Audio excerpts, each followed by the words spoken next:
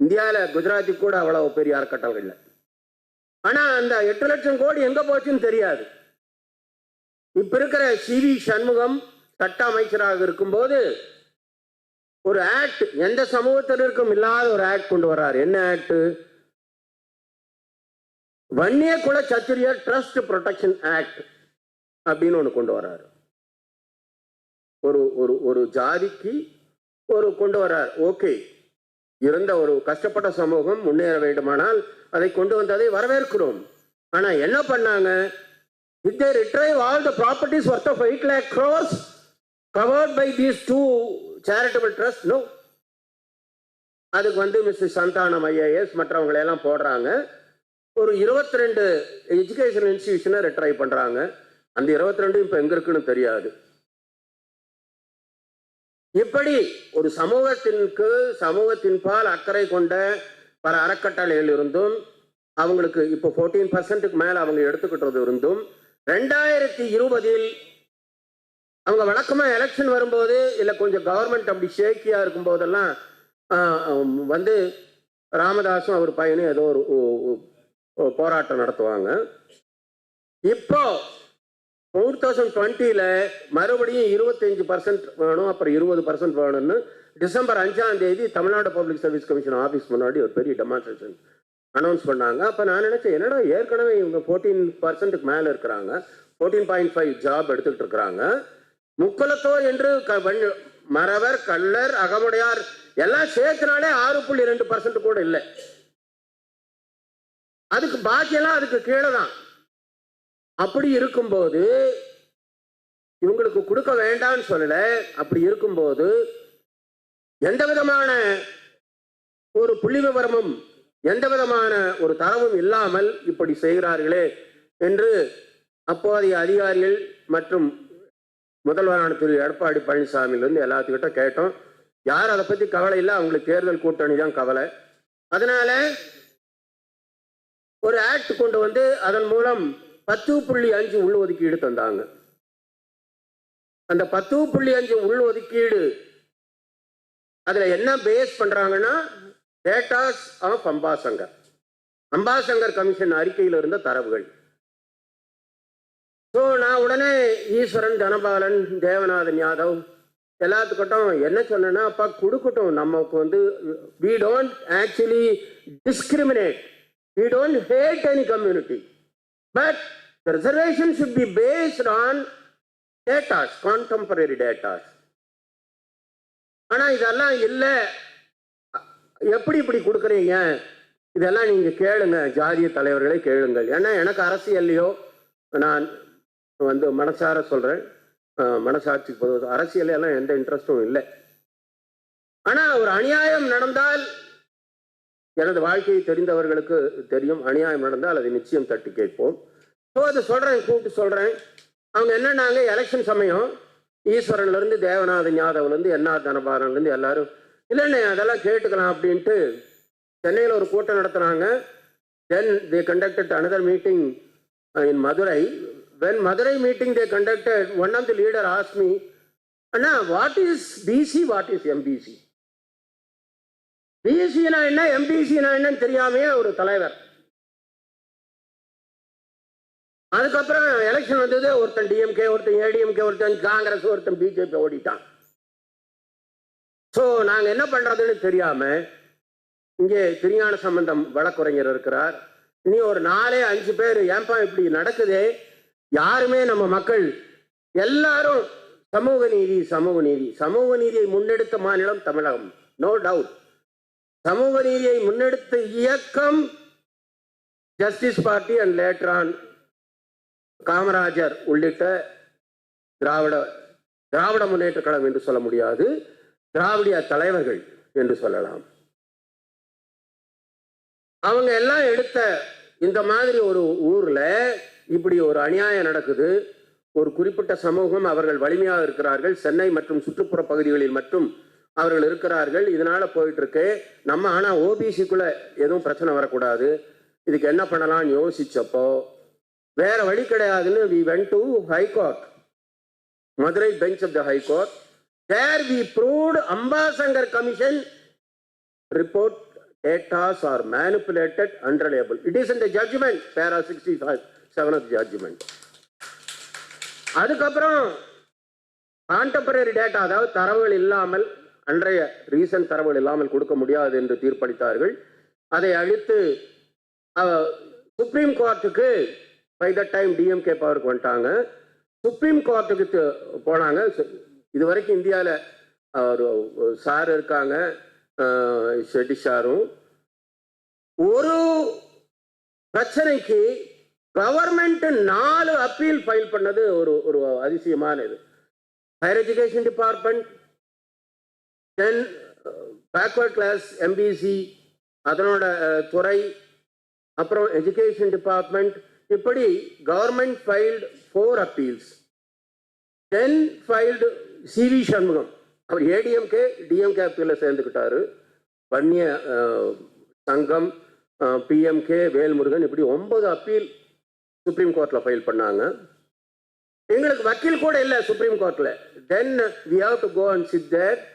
அதுக்கப்புறம் ராஜீவ் தவன், ஜெய்தீப் குப்தா போன்ற சீனியர் வழக்குரைஞர்களை வைத்து ஜஸ்டிஸ் நாகேஸ்வரராவ் ஜே பெஞ்சில் தீர்ப்பளித்தார்கள். என்ன தீர்ப்பளித்தார்கள் என்றால், தற்போது அன்புமணி அவர்களும் மற்றவர்களும் தவறாக சொல்லிக் கொண்டிருக்கிறார்கள். தீர்ப்பளித்தது என்னவென்றால், அதில் ஒரு பேரால சோஃபார் எத்தனை வன்னிய எம்எல்ஏஸ் இருந்திருக்காங்க, எம்பிஸ் இருந்திருக்காங்க, மினிஸ்டர்ஸ் இருந்திருக்காங்க எல்லாம் சொல்லிட்டு, there is no data since 1931 and no contemporary data is available. Without data, the giving of this 10.5 is struck down. கொடுங்க அப்படின்னு எங்கேயுமே சொல்ல. ஆனால் இப்போ இருக்கிற முதல்வர்லேருந்து எல்லாத்துக்கிட்டும் மிஸ்கைட் பண்ணுறாங்க. கொடுங்க அப்படின்னு எந்த இடத்துலையும் இல்லை.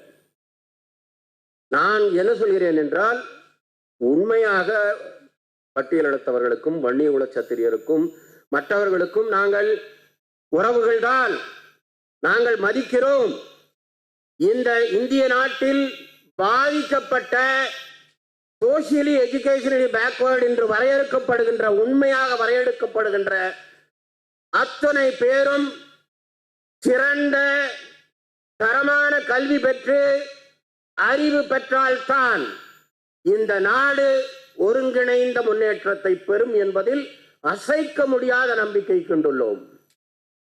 அதில் எந்த விதமான சந்தேகம் கிடையாது. ஆங்கிலத்தில் சொல்வதென்றால், the basic vision of reservation is to give quality education and knowledge so that the country gets an integrated development, and that development alone is eternal, and those who are efficient should get their share in government administration, and then only the government can deliver better.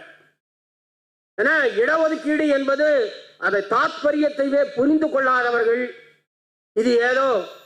ஏன்னா இப்போ அதுக்கு ஒரு case நான் supreme கோர்ட்டில் நடத்திட்டு இருக்கிறோம். இந்த அமைப்பு ஆன்டி டிஸ்கிரிமினேஷன் லா 2014, உங்களுக்கு எல்லாம் எத்தனை பேருக்கு தெரியும் தெரியல. Sir, I will take 5 minutes extra because நமக்கெல்லாம் ஓபிசிக்கு சென்ட்ரல் எலைட் இன்ஸ்டிடியூஷன்ல 2017 வரைக்கும் நினைக்கிறேன், அல்ல 2007, ஐ ஃபர்காட் இட், ரிசர்வேஷனே கிடையாது. கவர்மெண்ட் ஆஃப் இந்தியாவில் ரிசர்வேஷனே 1993. Then OIM Office Manual 1994. The first man comes in the OBC quota in UPSC only in 1994 end or 1995. That's why so many cabinet secretaries, additional secretaries and all are there. And with that, even now they are hammering OBCs by invoking this creamy layer and various other tools. They are not even allowing this candidates who come on merit. அப்படியே வந்து அவனை தூக்கி நீ PC கோட்டாவில் போனீங்கன்னா உனக்கு rank வரும்னு பிசிக்கு தள்ளுறது. இப்படியெல்லாம் நடந்துகிட்டு இருக்குது. கம்மிங் டு த பாயிண்ட், இந்த சென்ட்ரல் எலைட் இன்ஸ்டிடியூஷன்ல நம்மளுக்கு இன்னும் என்எஃப்எஸ்ன்னு ஒரு கண்டுபிடிச்சான். இங்க இருக்கிற, நான் ஒரு சமூகத்தின் பெயரை சொல்ல மாட்டேன், I will refer as higher communities or developed communities. I don't want to specify any community. என்ன பண்ணா, மார்க்கெல்லாம் பொறுத்து வந்தாலும் ஒரு இன்டர்வியூ வச்சு not found suitable. It has been reported இன் இந்து. அதுக்கு இப்படி நம்ம 27% இப்போ பிகாஸ் ஆஃப் தட் ஆக்ட் அந்த ஆக்ட்லையும் சொல்லியிருக்கான், they can exempt, central government can exempt certain institutions from reservation policies. So IIT, IIM, NIT, NIFT இப்படி எல்லாம் இருக்கிறதுல ஓபிசிஸ் அவங்களுக்கு 27% கோட்டா என்பது இன்னும் கனவாகவே இருக்கிறது. ஃபேக்கல்டி மெம்பர்ஸ்ல சிங்கிள் டிஜிட்ல தான். ஐஐஎம் திருச்சி கவுட் கிரண் குமார் டேட்டா வச்சிருக்காரு எல்லாத்துக்கும். he wanted to conduct an agitation in IIM Trichy. அங்க பாத்தீங்கன்னா சிங்கிள் டிஜிட்ல தான் ஃபேக்கல்டி மெம்பர்ஸ் இப்படி இருக்கிறாங்க. ஸோ இந்த மாதிரி இருக்கும்போது இந்த ஐஐடி, ஐஐஎம்ல ஓபிசி பையன் தடுமாறி போனான்னா அவனை கோட்டா பாய்ஸ்னு அவனை ஹியூமிலியேட் பண்றது. இதன் காரணமாக ஹைதராபாத் சென்ட்ரல் யூனிவர்சிட்டியில் ரோஹித் வெமுலா என்ற மாணவரும், மகாராஷ்டிரா மெடிக்கல் யூனிவர்சிட்டியில் சாத்தி பயல் என்ற மாணவரும் தற்கொலை செய்து கொண்டனர். ஏன்னா உங்களுக்கு அந்த பிரச்சனை இல்லையல்ல, உங்க பசங்க யாரும் ஐஐடி, ஐஎம் போறதில்லை. So no question of quota boys. தற்கொலை செய்து கொண்ட பின் அந்த குழந்தைகளை பெற்ற தாயார் இந்திய உச்ச நீதிமன்றத்தில் வழக்கு பதிவு செய்தார்கள். என்னவென்று, எங்களுக்கு இனிமேல் ஓபிசி பசங்க இப்படி சாகக்கூடாது, அதுக்கு ஒரு சட்டம் கொண்டு வர வேண்டும் என்று 2014 ஒரு சொத்த சட்டத்தை கொண்டு வந்தாங்க. மறுபடியும் அதற்காக போராடிய பின் 2026 ஜனவரியில் ஒரு சட்டம் வந்தது. ஆனா அந்த சட்டம் 10 நாள்ல ஸ்டே பண்ணிட்டான். நாங்க இப்போ அதை எதிர்த்து கேட்டு போட்டிருக்கோம். நாங்க என்ன கேட்கிறோம், எங்களை ஹியூமிலியேட் பண்ணக்கூடிய, எங்களை கேவலப்படுத்தக்கூடிய, எங்களை தற்கொலைக்கு தள்ளக்கூடியதை விசாரிக்க வேண்டும். தரங்கம்பாடியில மாதிரி 306 ஐபிசி கேஸ் போட சொல்ல ஒரு மெக்கானிசம் என்கொயரி பண்றதுக்கு வேணும்னு சொன்னா அதுவும் இல்லைங்கிறீங்க. இது தப்புன்னு இப்போ உச்ச நீதிமன்றத்தில் நாங்களும், கவர்மெண்ட் ஆஃப் இந்தியாவும் நாங்களும் ஒரு பார்ட்டியாக பார்ட்டி ஃபார் த ரைட்ஸ் இம்ப்ளீடா இருக்கிறோம். ஆக ஒவ்வொரு காலகட்டத்திலும், ஏன்னா நம்ம அரசியல்வாதி 99.9 அரசியல்வாதிகளுக்கு ஓபிசிகளின் இந்த வேதனைகள் தெரியாது. அவர்களுக்கு தெரிந்ததெல்லாம் வேற வேற.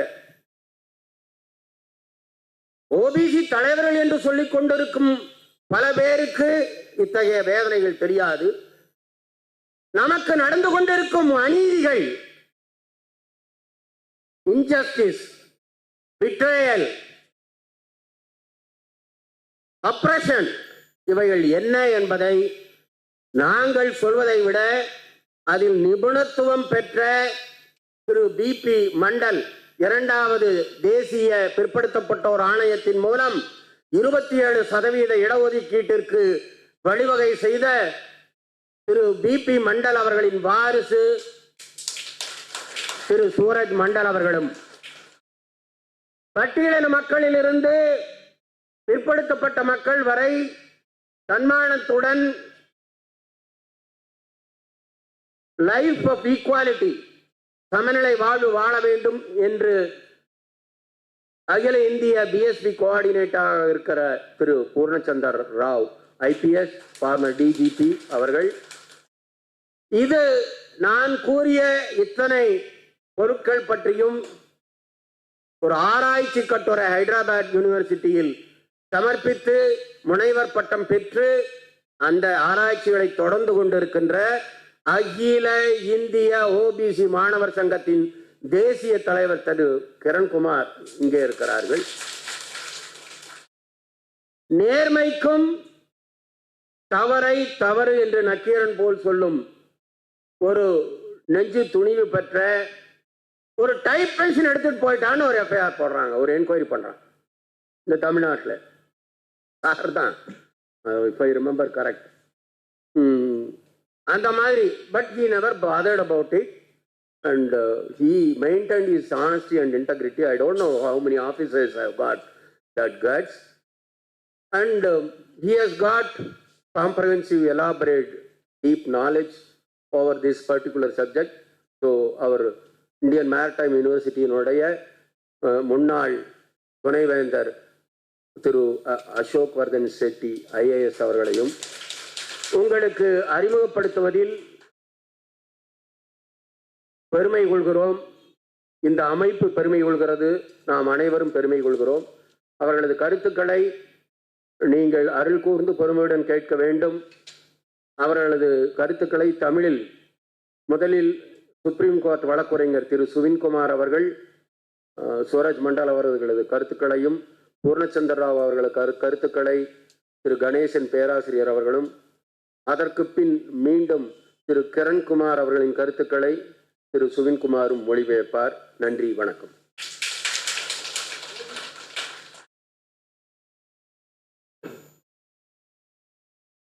OBC சமூகங்களுக்கான சாதிவாரி கணக்கெடுப்பின் முக்கியத்துவம் மற்றும் அதன் தாக்கங்கள் குறித்த தேசிய கருத்தரங்கிற்கு சிறப்பு விருந்தினர்களை அறிமுகப்படுத்தியும் தலைமையுரையும் ஆற்றி நிறைவு செய்துள்ள திரு ரத்ன சபாபதி அவர்களுக்கு நன்றி. அடுத்ததாக சிறப்பு விருந்தினர்களை கௌரவிக்கும் நிகழ்வு திரு சூரஜ் மண்டல் அவர்களுக்கு, பெருமை மிகு கல்வியாளர் சமூக நீதி போராளி அவர்களுக்கு திரு சுவின்குமார் அவர்கள் சென்னை உயர்நீதிமன்ற வழக்குரைஞர் பொன்னாடை போர்த்தி மரியாதை செய்வார்.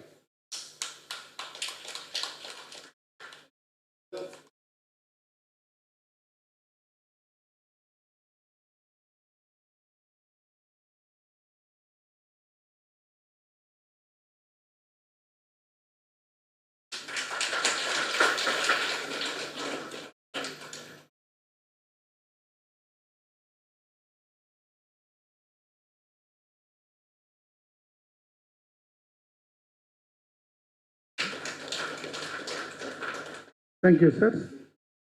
அடுத்து முனைவர் திரு பூர்ணச்சந்திர ராவ் IPS அவர்களுக்கு திரு குப்புசாமி அவர்கள், மேனாள் TNPSC உறுப்பினர் அவர்கள் பொன்னாடை போர்த்தி கௌரவம் செய்து நினைவு பரிசும் வழங்குவார்.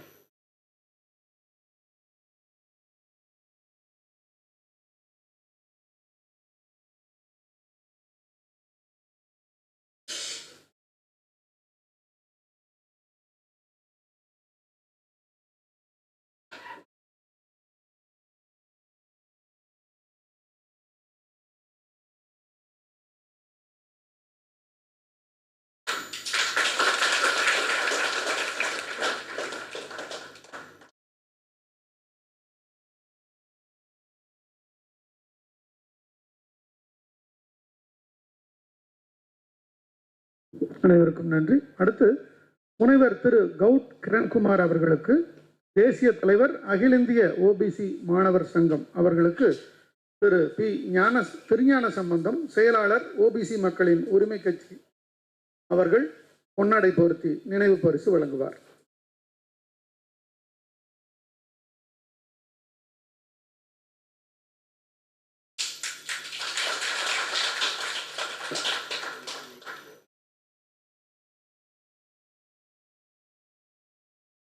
நன்றி. அடுத்த மேனாள் IAS அதிகாரி திரு அசோக் வரதன் ஷெட்டி அவர்களுக்கு முன்னாள் துணைவேந்தர் இந்திய கடல்சார் பல்கலைக்கழகத்தினுடைய முன்னாள் துணைவேந்தர் அவர்களுக்கு திரு கலையரசன் கோவம்சம் சமுதாய தலைவர் அவர்கள் பொன்னாடை போர்த்தி நினைவு பரிசு வழங்குவார்.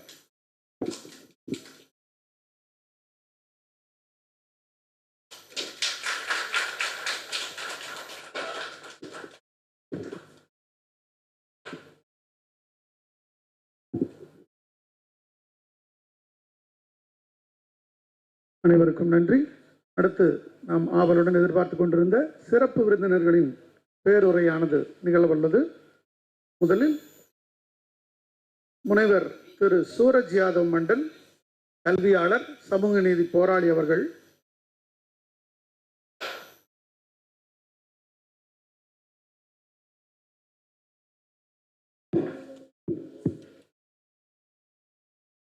இவரை பற்றிய சிறு அறிமுகம் மண்டல் தேசிய செய்தி தொடர்பாளர், இந்திய தேசிய காங்கிரஸ் கட்சி.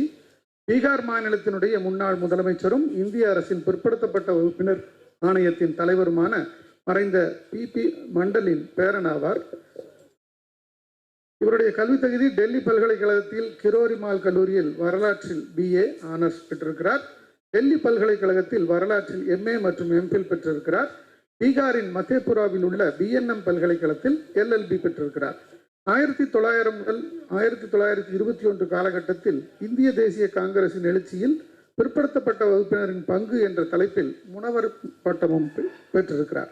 இவர் வகித்த பொறுப்புகள் சில: கிரோரிமால் கல்லூரியில் கல்லூரி விடுதி தலைவர், கல்லூரி மாணவர் சங்க செயலாளர், 1980களின் இறுதியில் டெல்லி பல்கலைக்கழக மாணவர் சங்கத்தினுடைய மத்திய குழு உறுப்பினர், 1993ஆம் ஆண்டு டெல்லி பல்கலைக்கழக ஆராய்ச்சியாளர் சங்கத்தின் துணைத் தலைவர், ராஷ்டிரவாதி யுவ காங்கிரசின் தேசிய செயல் தலைவர், தேசியவாத காங்கிரஸ் கட்சி NCPயினுடைய ஊடகப் பிரிவினுடைய தேசிய ஒருங்கிணைப்பாளராகவும் இருந்துள்ளார். SSN கல்லூரி ஆசிரியர் சங்கத்தின் தலைவராக பலமுறை பணியாற்றியுள்ளார். இவரது குடும்ப பின்னணியானது, இவரது முப்பாட்டன் அவர்கள் மறைந்த ராஸ் பிகாரி லால் மண்டல் விடுதலை போராட்ட வீரர். 1896ஆம் ஆண்டு இந்திய தேசிய காங்கிரசின் நிறுவன உறுப்பினர்களில் ஒருவராகவும் இருந்திருக்கிறார். 1911ஆம் ஆண்டு பீகாரில் அகில இந்திய கோப் யாதவ் மகாசபையை நிறுவியவர். இவரது தாத்தா மறைந்த பிந்தேஸ்வரி பிரசாத் மண்டல் பீகார் மாநிலத்தினுடைய முன்னாள் முதலமைச்சர் ஆவார். இந்திய அரசின் பிற்படுத்தப்பட்ட வகுப்பினின் ஆணையத்தின் தலைவராகவும் இருந்துள்ளார். பிற்படுத்தப்பட்ட மக்களை பற்றிய இவரது பல கட்டுரைகள் the illustrated weekly of India, India today, Sunday உள்ளிட்ட தேசிய இதழ்களில் வெளிவந்துள்ளன. மேலும் சமகால இந்திய அரசியல் தொடர்பான பல ஆய்வுகள் மற்றும் ஆராய்ச்சி திட்டங்களுக்கும் இவர் பங்களித்துள்ளார். இனி அரங்கம் திரு சூரஜ் மண்டல் யாதவ் உங்களுக்கானது. अनायवरुण वनक्कम. Welcome to all. सभी को नमस्ते. I begin my speech by invoking Sahuji Maharaj, Mahatma Phule, Periyar, Dr. Bhimrao Ambedkar, BP Mandal, Karpuri Thakur, all those who have done great service to backward classes and to the masses of this country. நான் தற்போது No, there's no script. You say that I've just invoked. Okay. நான் இப்போது பெரியார், சாவித்ரிபாய் பூலே, சாவுஜி மகாராஜ் ஆகியோரை கூறி இந்த உரையை தொடங்குகிறேன். I first want to congratulate Thiru V. Rathna Sabapathy ji. நான் முதலில் திரு ரத்ன சபாபதி அவர்களை கௌரவிக்க விரும்புகிறேன். He has the pain for the backward classes, and we have met several times in Delhi in different meetings, and now he has understood one thing which most backward classes should understand. There is no political party in India which is either fighting or even speaking for the rights of more than 65 to 70% backward classes of this country. திரு ரத்ன சபாபதி அவர்களை நான் டெல்லியில் சந்தித்திருக்கிறேன். அவர்கள் இதர பிற்படுத்த வகுப்பினருக்காக உழைக்கிறார். வேறு இதுபோல் ஒரு தலைவரை நான் பார்த்ததில்லை. 65% முதல் 75% பிற்படுத்தப்பட்டவர்கள் உரிமைகளுக்காக உழைத்துக் கொண்டிருக்கிறார். Just now, after long wait, 2027 census has begun, but this has begun by cheating the backward classes on the issue of caste census. தற்போது 2027க்கான மக்கள் தொகை கணக்கெடுப்பு தொடங்கியுள்ளது. ஆனால் இது இதர பிற்படுத்தப்பட்ட வகுப்பினர்கள் ஏமாற்றுவதற்காக தொடங்கியுள்ளது. Why I am saying cheating? Because 2027 census will not bring caste data which is required by the Supreme Court of India to give reservations to backward classes in center and different states. ஏன் ஏமாற்று வேலை என்று சொல்கிறேன் என்றால் 2022க்கான மக்கள் தொகை கணக்கெடுப்பு இதர பிற்படுத்தப்பட்ட வகுப்பினருக்கான தரவுகளை வெளியே கொண்டு வராது. உச்சநீதிமன்றம் கூறியுள்ளதைப் போல அந்த தரவுகளை வெளியிடப்படாது. Why I am saying this? Number one, household survey has begun. Question number 12 in household survey says SC, ST and others, OBC is missing. That means you will not be enumerated. No OBC data will come in the household sector. தற்போது கணக்கெடுப்பு தொடங்கியுள்ளது. இதில் தாழ்த்தப்பட்டோர் மலைவாழ் மக்களுக்கான அவர்களுக்கான கட்டம் அதில் இருக்கிறது. ஆனால் இதர பிற்படுத்தப்பட்டவர்கள் வகுப்பினருக்கான தரவுகள் சம்பந்தப்பட்டமானது அதில் இல்லை. You will understand when it comes to religion. BJP doesn't say that you say which Hindu. There can be so many types of Hindu. There are Shaiv, there are Vaishnav, there are people who worship Shakti. There are some Hindus who do not worship any of these gods. But all are categorized under one head, Hinduism. Because they have to show that the data of Hinduism is more, or they have to exploit that data. BJP இந்துக்களுக்காக பேசுகிறது. ஆனால் எந்த இந்துக்கள் என்று சொல்வதில்லை. இந்துக்கள் என்றால் அதில் வைசியர்கள் என்று பல பிரிவுகள் உள்ளது. ஆனால் அதில் யாருக்காக அவர்கள் உழைக்கிறார்கள் என்று சொல்வதில்லை. But for caste, you are left free. In Bihar, caste survey, coding was done. Broadly, every caste number was given. So you could have any subcaste. You could be of the caste of Sabapathy ji, but of different subcaste. But category would be one. That would give more meaningful data. But now they ask you to enumerate anything. So instead of 4,000 castes in OBCs, you will have 4 lakh castes. Good for nothing. That data cannot be used. பீகாரில் survey எடுத்த போது அதில் OBC கீழ் அதற்கான ஒவ்வொரு சாதி பெயர்களும் அதில் இருந்தது. ஆனால் தற்போது எடுக்க போகும் கணக்கெடுப்பில் அதற்கான இடம் அதில் இல்லை. இதென்றால் இது வெறும் கண் துடைப்பு. I'll just give a summary later. Yeah. I'll complete my speech in a more, the time would be less. Our honorable guests, Mr. Purnachandra Rao ji, Mr. Ashok Varadhan Shetty ji, Kiran Kumar and Shri Velu Swami ji, all these are waiting. So what I want to say, I'll complete it in short. He can make a summary of that later, our friend. The need for census was held when first backward classes commission was made in 1953, called Kaka Kalelkar Commission. Kaka Kalelkar was a Brahmin. He was heading the backward class commission. He gave a report. At the end of the report, in the introduction page marked to President of India, he said, "I don't agree with this report." So the whole thing went in dustbin.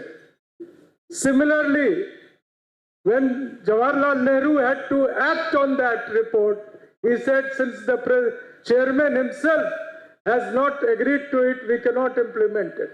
It took 20 years when the first non-Congress government under Janata Party came to power in 1977.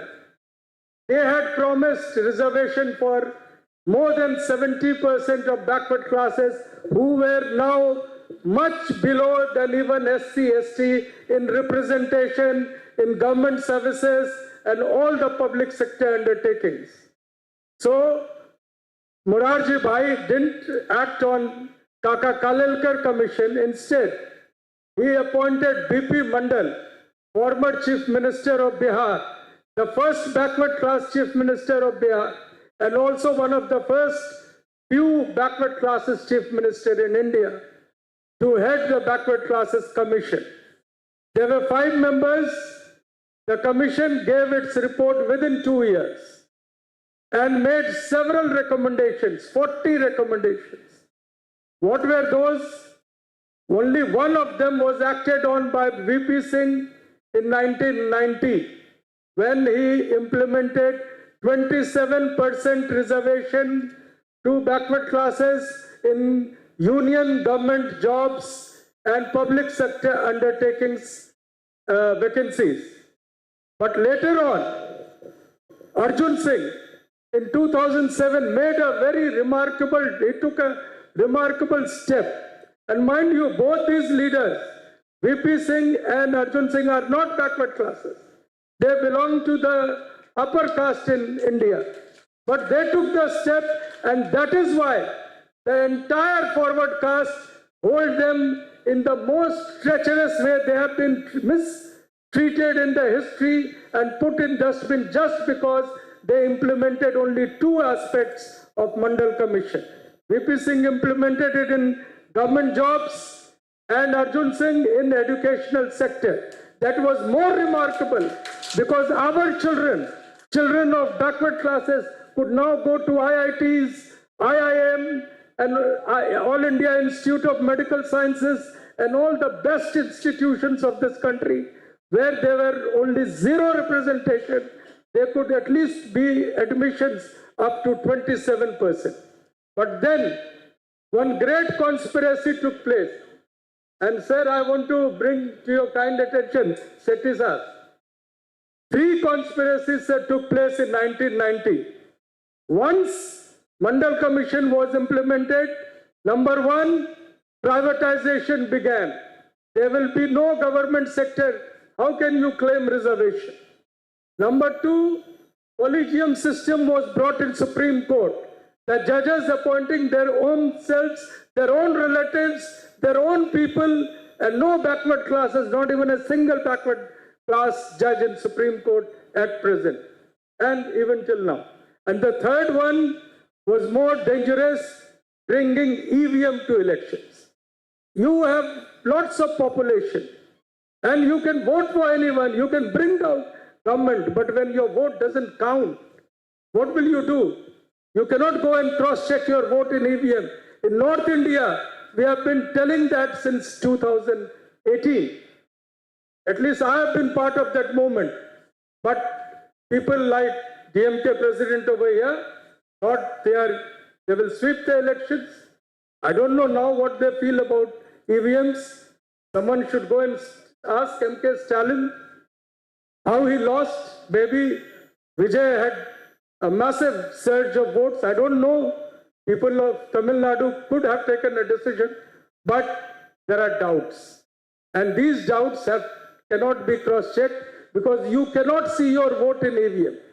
So these were meant to put down backward classes.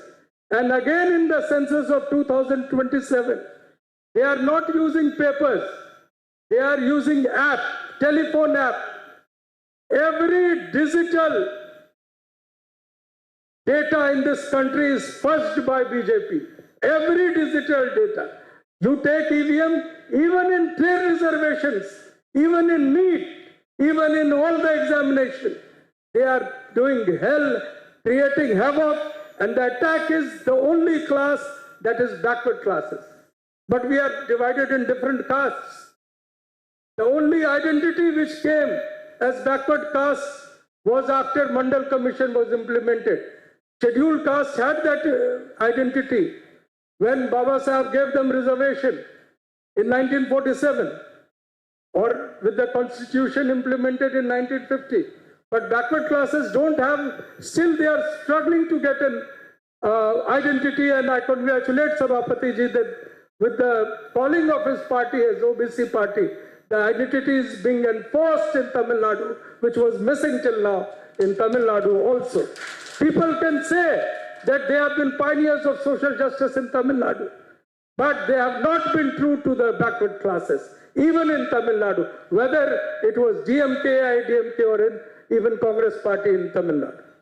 So I think a struggle will begin, and today will mark a very remarkable day, because Sabapathy ji is not alone in India.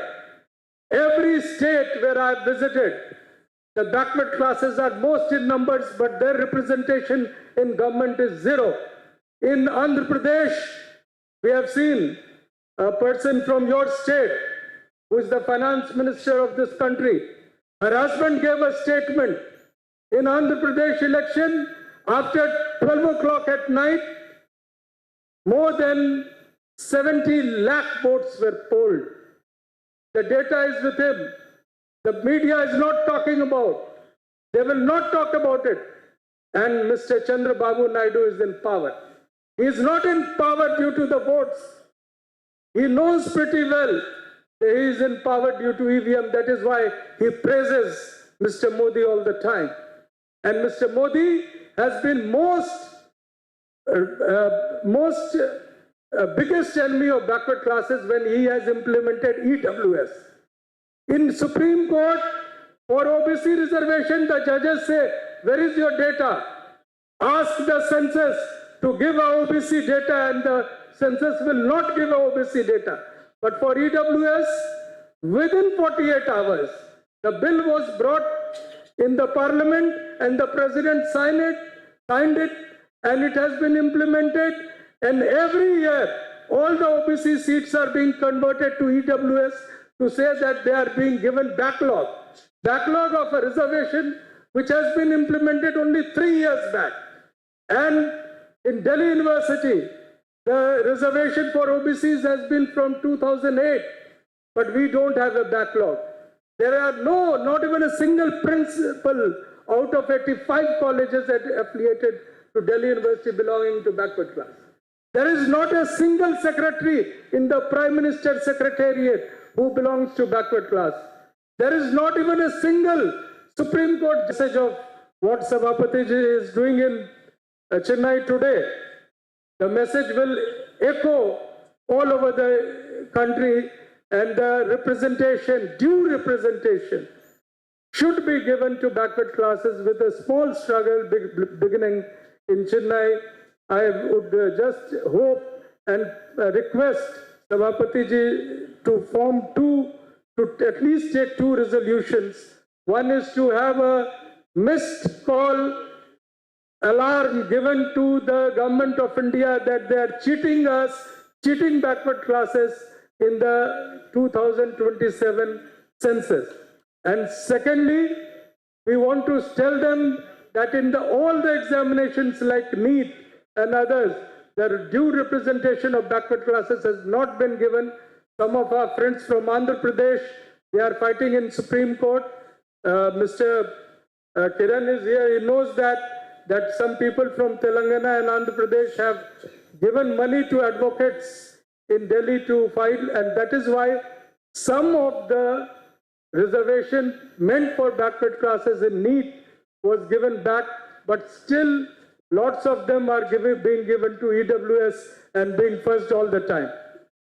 We have lots of important guests today. I would have wanted to speak more on this, but there are 2 constraints. One is of time and one is of language. It's a very interesting. I teach history, but I'll tell you one thing: how backward classes are divided and how we are so much obsessed with our caste. You know, in Hindu Varna system, you have 4 Varnas. Brahmin, only one. All Brahmins will become Brahmin. Kshatriya, only one. Vaishya, only one. But Shudra, all backward classes, whether they have been in ruling, whether they have the power of the sword, but the Brahmins will call them Shudras. But Shudras are not one caste. All of them are divided into so many castes. They are the backward classes of the country. So our main enemy is being identified as different castes and then come back to demand our share as backward classes. So our identity as backward classes should always be enforced, both at political level and social level also. We are first backward class. We may be of different caste. You may marry in your own caste. Doesn't matter. But the enforcement for your rights will only depend when you put your identity forward as backward classes of this country. Thank you, sir. And I may have taken time, but I have come all the way to extend my good wishes to people of Tamil Nadu. I just hope the IT cell of Shri Sabapathyji's party and organization broadcasts our message in Tamil also, so that people of Tamil Nadu will at least know what we wanted to convey. And my best wishes, Jai Samvidhan.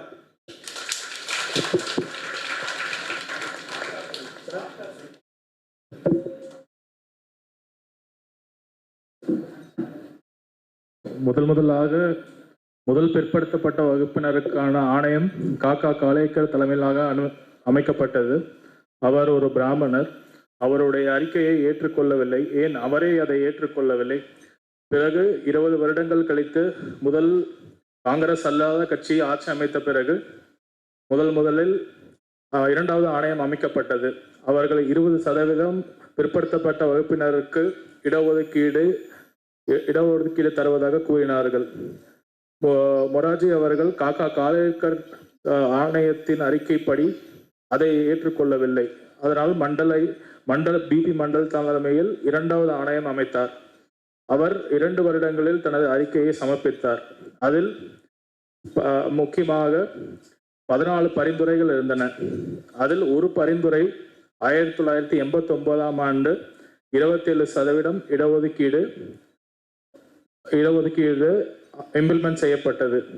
இரண்டாவதாக அர்ஜுன் சிங் 2007 உயர்கல்வியில் 27% இடஒதுக்கீட்டை அமல்படுத்தினார். இந்த VP Singh அவர்களும் அர்ஜுன் சிங் அவர்களும் இந்த OBC இடஒதுக்கீடு வருவதற்கான காரணமாக இந்த இருவரும் ஓபிசிக்கள் அல்ல, அவர்கள் முற்பட்ட வகுப்பினர். அவர்களை இன்று நான் பெருமதிப்போடு நினைத்து பார்க்கிறேன். அதில் அந்த முக்கியமாக 2 இடஒதுக்கீடு இம்ப்ளிமெண்ட் செய்யப்பட்டதில் முதலாக 1989ஆம் ஆண்டு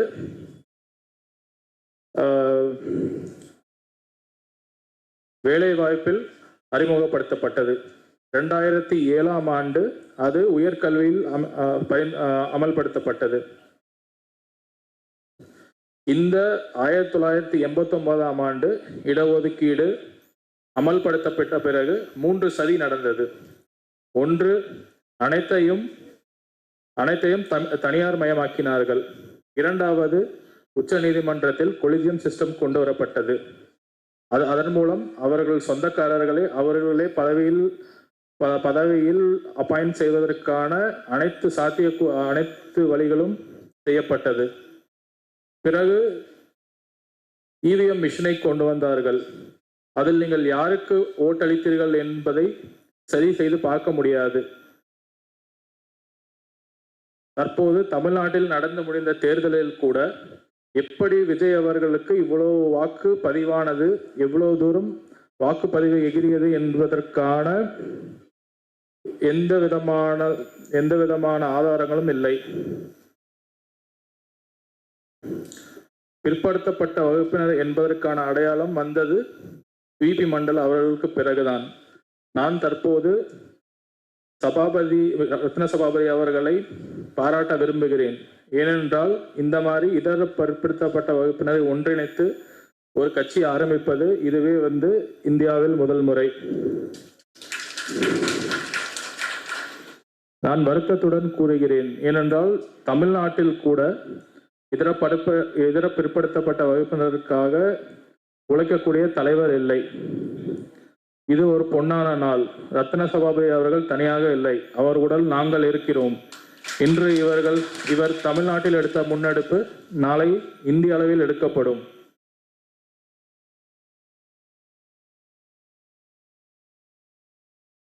உச்ச நீதிமன்றம் இதர பிற்படுத்த வகுப்பினர் இடஒதுக்கீடு என்று வரும்போது எங்கே தரவுகள் என்று கேட்கிறது. ஆனால் தரவுகள் வருவதற்கான எந்த விதமான வழிவகையும் மத்திய அரசு செய்யவில்லை.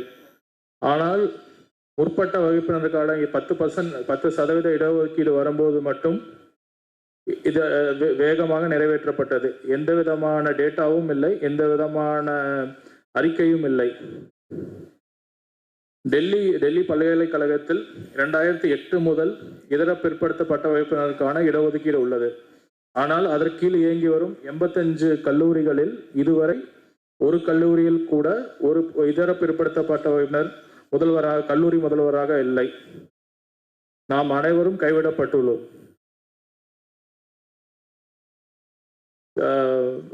இதர பிற்படுத்தப்பட்ட வகுப்பினருக்காக உழைக்கின்ற ஒரு கட்சியும் தற்போது இங்கே இல்லை. தற்போது எடுக்கப்படும் மக்கள் தொகை கணக்கெடுப்பு கூட அத்தனையும் வெறும் கண்துடைப்பு நாடகம்தான். யாருக்கும் எந்த நல்லதும் நடக்கப் போவதில்லை. தற்போது நான் ரத்ன சபாபதி அவர்களை 2 தீர்மானம் முன்மொழிய கேட்கிறேன். ஒன்று, 2027 ஆண்டு மக்கள் தொகை கணக்கெடுப்பில் ஓபிசி என்ற கட்டத்தில் அதற்கு கீழ் வரும் சப் கேட்டகரியை அதில் கொண்டு வர வேண்டும் என்று தீர்மானம் ஒன்று முன்மொழிய வேண்டும்.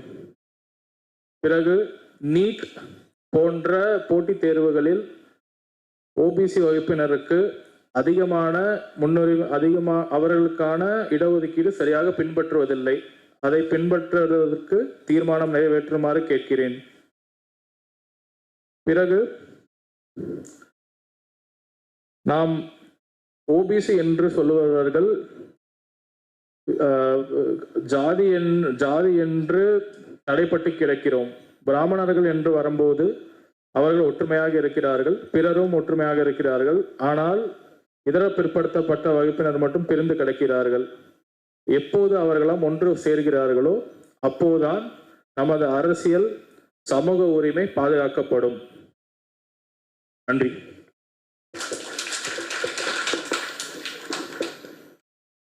சிறப்பு விருந்தினர்கள் பேருரையில் முதலாவதாக முனைவர் திரு சூரஜ் யாதவ் மண்டல், கல்வியாளர், சமூக நீதி போராளி அவர்கள் சிறப்பானதொரு கருத்துரை வழங்கினார்கள்.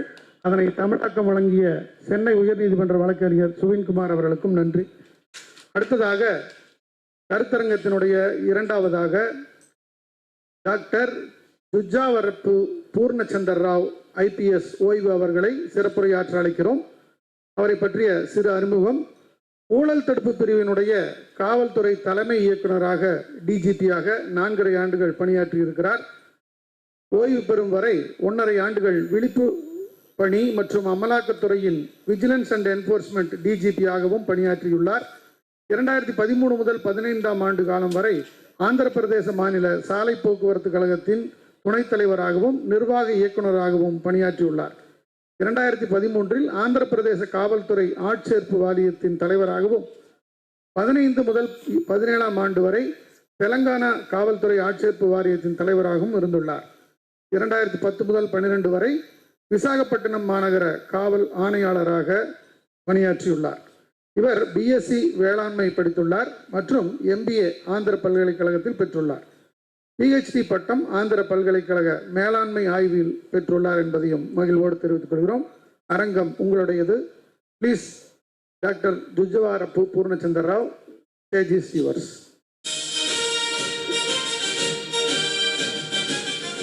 பகுஜன் உரிமைகளுக்காக நாம் அனைவரும் ஒன்றிணைந்து முன்னேறுவோம். நண்பர்களே வணக்கம். சமூகத்தில் உள்ள அனைவருக்கும் சம உரிமைகள், சம வாய்ப்புகள் மற்றும் சம மரியாதை கிடைக்க வேண்டும் என்ற பெயராவதுடன் அகில இந்திய பகுஜன் சமாஜ் கட்சி தெலுங்கு மாநிலங்களில் பெரிய அளவில் மக்கள் விழிப்புணர்வு நிகழ்ச்சிகளை நடத்தி வருகிறது.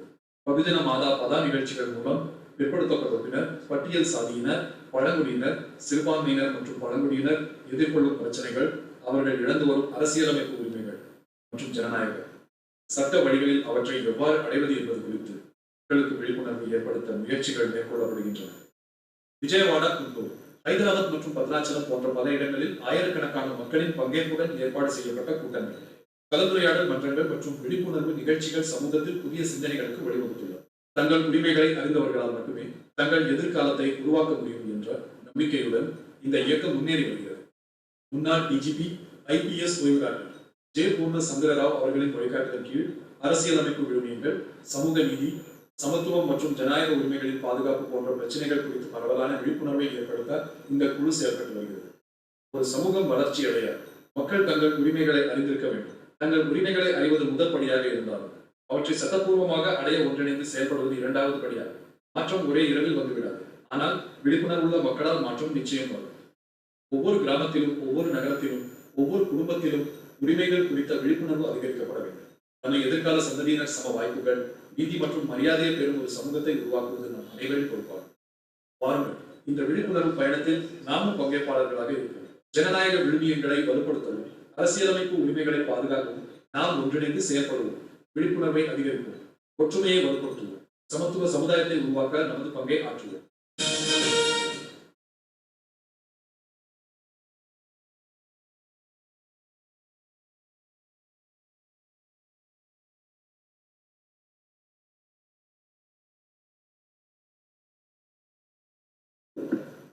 எல்லாருக்கும் வணக்கம்.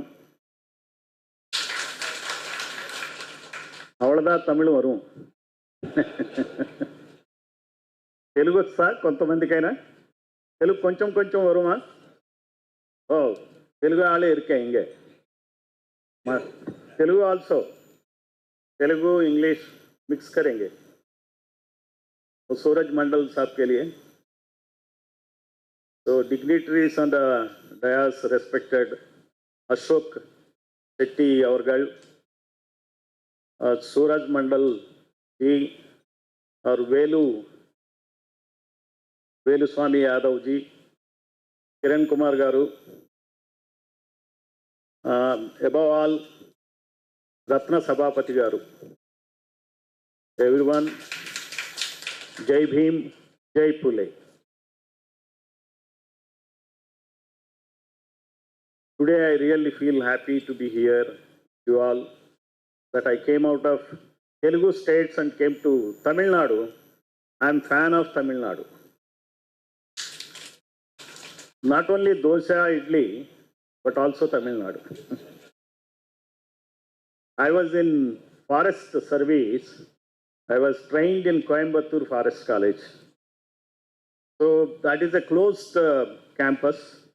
So didn't get opportunity to learn Tamil fully, but in the mess, no mess, you know all that language. Thair sadam kudappa, sambar kudappa, paneer kudappa.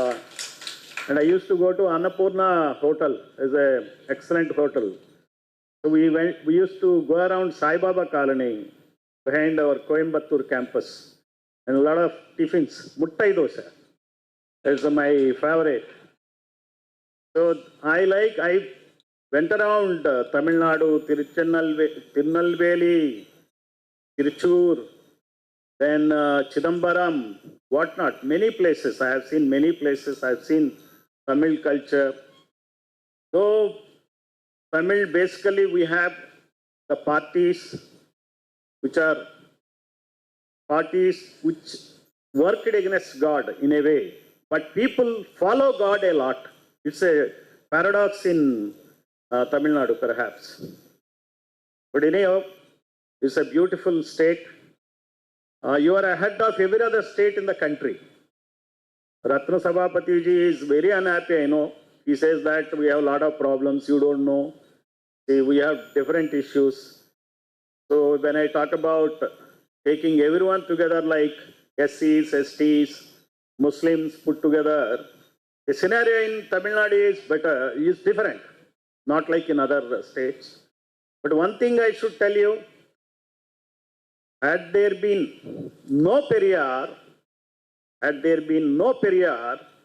things would not have been like this in the country, in Tamil Nadu. So we have to follow Periyar. Periyarism still holds good. It has to be implemented fully. That's what I personally feel. And still we have issues like what you have in OBC issues in Tamil Nadu and also in other states in the entire country. And we have to follow Periyar model of protest. That's what I am also trying to emulate him. Periyar, in order to protest, show his protest, he started Black Shirts movement. So now we have to show our protest to the country, to the BJP government, to every other government in the states and say that we are against your policies, you are harming our interests. So we have to take things like that. We have to agitate within the framework of the Constitution, but express our protest against the government of the day. So now coming back to how to do it, how difficult it is to organize OBC parties or any Bahujan parties, how difficult it is, we know. Today, if this meeting has to be organized here in Chennai, if so many people have to come here, you know, the funding is a big problem. I don't know how Rathna Sabapathy is doing all this, but really I thank him. I thank him for the hospitality he has shown towards me. As far as I am concerned, this is the first time I took help of Rathna Sabapathy for my stay and transport. Otherwise, in Telugu states, I don't take help from anyone. I do it on my own. I pay for my transport, my accommodation, my food, everything. I don't want to become a burden to the organizers there. So this time I don't know whether I was a burden or not. I will not give this kind of burden to you. In future, I will come on my own. And unless and until we take this kind of vow, this decision, to be very, not to depend upon others for our facilities, for our accommodation, unless and until we start moving, mixing up with the people, we cannot achieve anything. See, we all come here today, listen to some of us, and again go back home and forget about things. This is what is happening as far as these movements are concerned. But on the other hand, you see the parties, established parties, which have lot of money in the shape of electoral funds, not only black money, but also electoral funds. Today, BJP has 8,000 crores of electoral funds. They can do anything in the country. It's like a company. It's like an industry. It's a political industry. And various other parties, even Congress, has 1,400 crores of rupees as electoral funds. I don't know about DMK and ADMK, how many crores they have as electoral funds. They must be having some money, some 100 crores or 1,000 crores. Right? So with that money, they can organize any function. They would like to perpetuate power to their communities, to their families. So Kutumba Palana, what you call it, or caste Palana. That means a particular caste will rule the country or a particular family will rule the state. So this is the bane of Indian society. We have to hit at the roots of this issue, this kind of Manuvadam, what they call it, this Manuvadic trends, we have to actually hit. Unless and until we hit these Manuvadic trends, we are not going to solve the problems of the society. Today, let us say the caste census is the very one thing, one aspect. People do not know that in India, BCs do not know that there is no code is being given during the census. Am I right or wrong? Prajalaki telsa manaki BC caste code istunarani telsa? Teliyuma wo BC caste code ye census mein irka? Teriyadu. They don't know. People don't know this. Census is going on. 12,000 crores of rupees are being spent in the country. For each one of us, it costs 84 rupees to conduct census. But when they spend 84 rupees for each person, why don't they register the name of the caste under each category properly? Why don't they give unique code? They don't want to give. So Congress also cheated us. BJP is also cheating us. That's what Mr. Suraj Mandal was telling. So this aspect we have to take to the people. How will we take to the people? How can we take this to the people? Prajalaki etla cheppala ee vishayanni. Etla cheppala cheppandi. This is a symposium, we can interact. How to make people know that the caste code is not there. That is the basic thing. If we are able to spread this message, that is enough. BJP will fall. The feeling that the BJP is going to fall itself will make them give unique code for each BC caste. Yeah, Suvin Kumar, will you help me in communicating what I said? Yeah, please. This point only, I want this to be communicated. Nothing else, I don't want to speak more than this. So I have a prepared speech, so that's okay, I don't want to go about it. திரு பூர்ணச்சந்திர அவர்களது உரையை பேராசிரியர் திரு கணேசன் அவர்கள் சுருக்கமாக தமிழில் கூறுவார்கள். So you asked them, did they follow?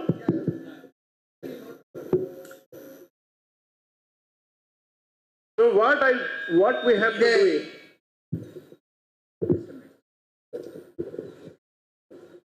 இந்தியாவிலே தற்பொழுது சாதிவாரி கணக்கெடுப்பு நடத்தப்பட உள்ளது.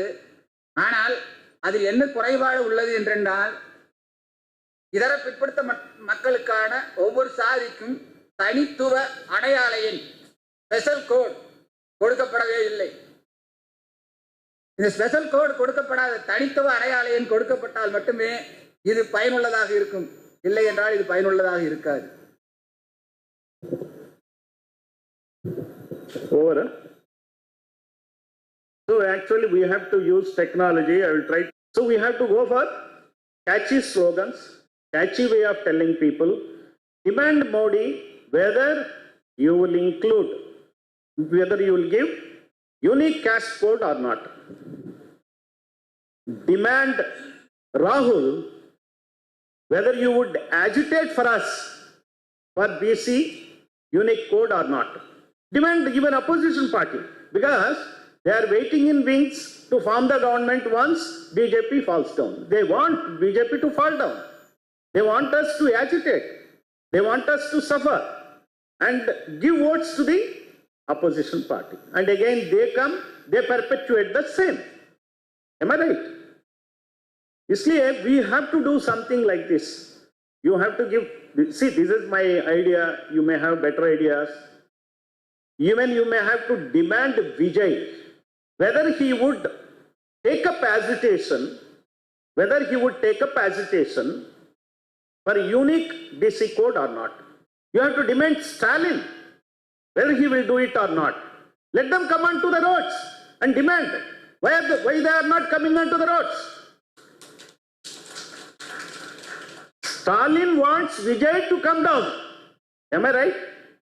He wants Vijay to fall, but he doesn't want to help us, Stalin. If he is a real leader of the masses, he should come out and demand, Modi, you give unique code, why are you not giving? So we are not demanding these people who have been in power and who are in power. We have to demand both.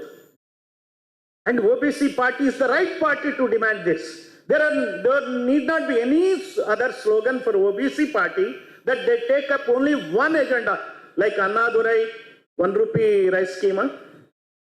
What is it called? 1 rupee rice scheme. So this is only the agenda we should take up. We in Andhra Pradesh and Telangana, we are trying to do this only. The other day we had a media conference in Hyderabad with Mr. Chiranjeevulu, IAS retired. He is a BC Intellectual Forum chairman. He has taken up a lot of activities to educate people. So we were demanding this. So what I mean to say, that we have to demand people, let us educate, let us tell our cadre, let us use this social media, this IT, then make it a ringtone. Let these MLAs know that whenever people come and meet them, BCs, when this ringtone is playing, no, automatically MLA also will get shit scared. So we have to take up novel way of handling things. We are trying the same as I have shown you, we are associating with many BC leaders. We have Tinmar Mallana in Telangana, who is leading BC movement there, who wanted power to the BCs. So he is leading it. I am associated with him. There is Mr. Varadhan Maharaj, who is a Bahujan leader. We are also associating with him. We are trying to meet all caste sangams, all parties, other than the ruling parties and opposition parties. Both ruling and opposition parties are ruling parties only for us. We are only opposition parties. We are always in opposition. Ruling party or opposition. Today, opposition party is Stalin's party may be an opposition party, or AIOBCSA may be an opposition party.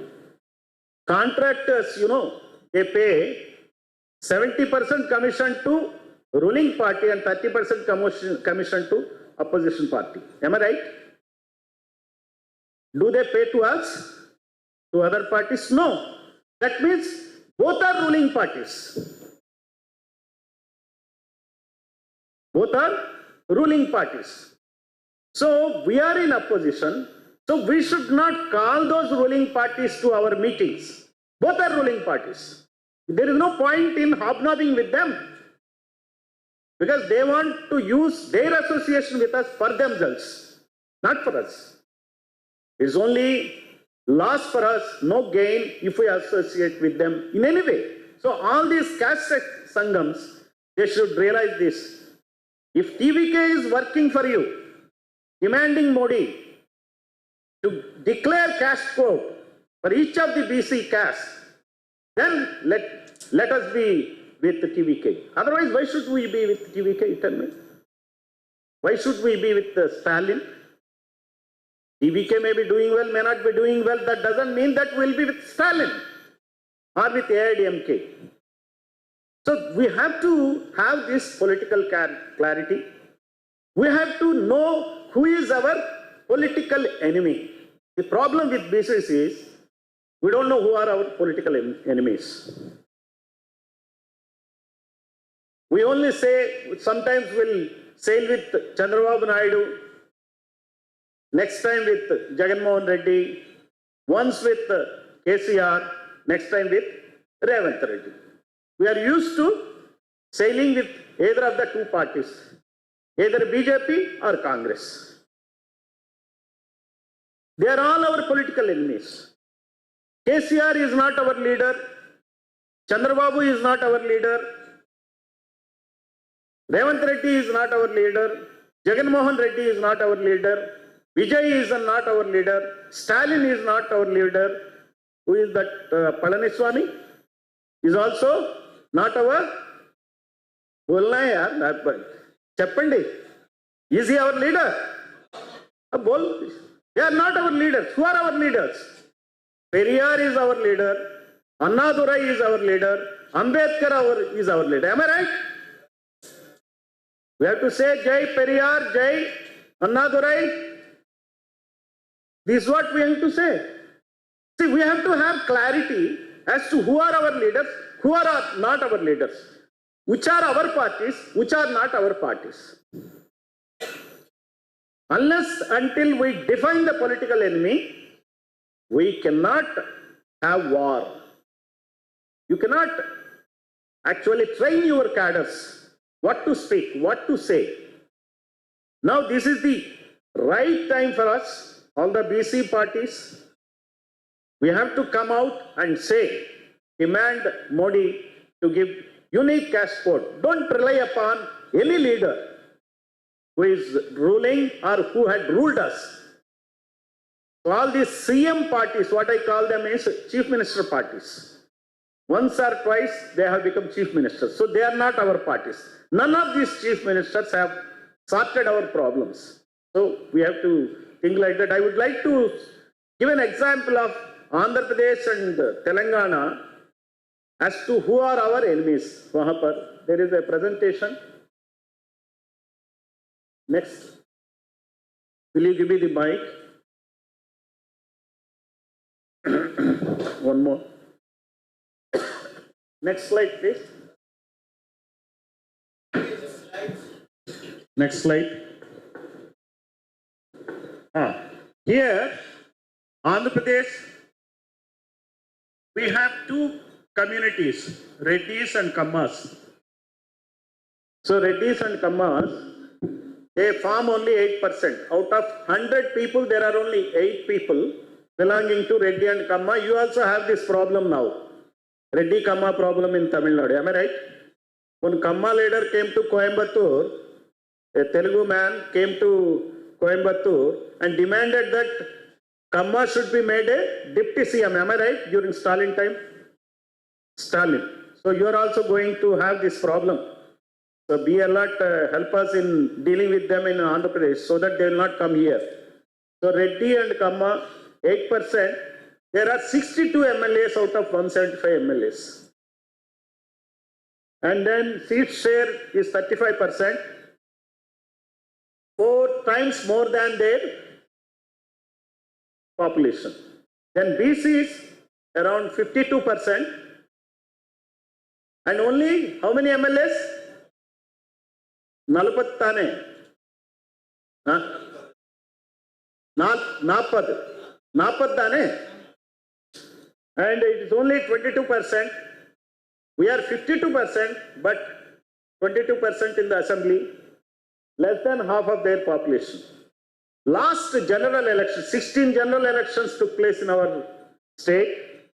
Reddy and Kamma, 1207 MLAs so far, out of 2,903. That comes to 41%. So, then BCs are only 498 MLAs, just 17%. This is what is happening. When the power is with Reddy and Kamma, will they demand Modi to include unique code for BCs, you tell me? చెప్తారా మోడీని demand చేస్తారా? చేయరు కదా. చేస్తే మనం ఎమ్మెల్యేలు అవుతాం. మనం ఎమ్మెల్యేలు అయితే వాళ్ళు ఏడపోవాలి. Next. Yeah. He didn't do in Andhra Pradesh. Next. This data is based on Jagan Mohan Reddy government survey. And this is the number. This is 56. And then SCs, this is Andhra Pradesh, 40 MLAs. SCs are 19%. Those blue letters, it indicates that the number of MLAs is in proportion to their population. So SCs, Kapus and STs, their number is okay in proportion to their population. Kapu is like Periyar Balija. Periyar is Balija, no? Periyar is Balija Naidu, the Kapu. So that community there, they are there based on their, in proportion to their population. Then Reddis and Kammas, they are in red. So they exceed the population. Next. Same thing. Next slide.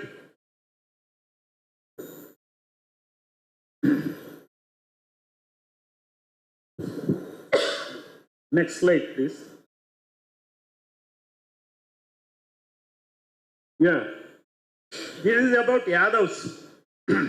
Yadavs, 6% population. The largest population among BCs are Yadavs. There are only 7 MLAs. Yadavs. Reddis, less than Yadavs. How many MLAs are there? 32. Somebody was telling me yesterday, Yadavs are doing well in Andhra Pradesh. Not correct. There should be more than Reddis. Gowds and Shetty Balijas. You have Gowdara, Gowd ante. So, their population is more than Kamma population, but MLAs are only 6. Kammas are how many MLAs? 35. They are less than Gowders, but still they are more, 35. Then you have many other communities like Boya you have here. Machakara fishermen, anybody here? Fishermen community? So fishermen community, 2%, only 4 MLAs. Padmashali, Kuruba, Kalinga, Gavara, these are all the communities. About 124 BC communities have not entered assembly so far. About 124 BC communities, nobody has become MLA. But could you could understand what I say? Next. Next one. Next one, please. Then Telangana, I will give you the picture. Same is the case in Telangana. Telangana, Velama plus Reddy plus Kamma, all three put together only 5%. Only 5%. But how many MLAs? 60 out of 119. Worse than Andhra Pradesh. Chennai is worse than Andhra Pradesh. BC is 56%. Only how many MLAs? 19 MLAs. This survey was done by Revanth Reddy government.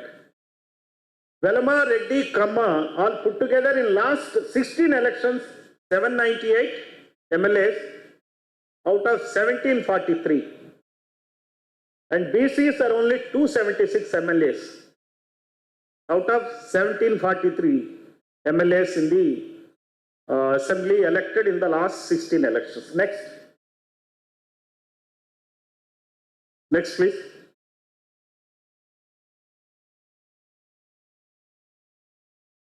I request that this kind of data I require for Tamil Nadu.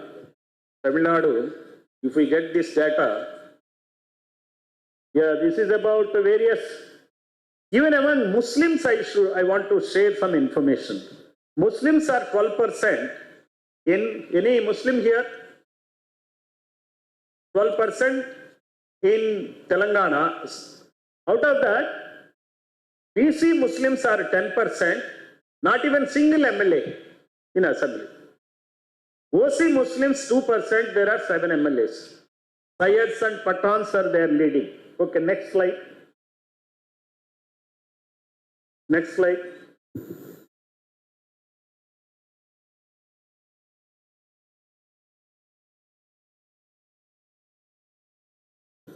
Next. So now I will give you the All India scenario. It's an overall picture. It may be mostly true. See, what I say that the democracy what we have is half democracy. It is ruled by half of the caste who do not comprise of not even 10% of the population. So these women as such, 48% of the women in legislatures, their presence is only 14%. When women are not there in proportion to their strength, how can we say that this democracy works for everyone, you tell me? Then next one, OBCs, they comprise of 60%. Their legislature presence is only maximum 25%. Hundreds of OBC communities have not become MPs. And as Mandal sir just now told, no judge, no secretary in Government of India from OBCs. Then Muslims 10%, even among Muslims, 2% of the population, they have not seen the assembly or parliament. Even among scheduled castes, out of 16%, 2% of the population have not seen the assembly or parliament. Even among scheduled tribes also, 2% have not seen the assembly or parliament. That means as many as castes which have 50% of the population, have not entered parliament or assembly. Is it a full democracy? ఏమంటారు మీరు? ఇది మన democracy అందరికీ ఉందా? ఇది కొందరికైనా democracy? కొంచెం democracy, కొంచెం democracy,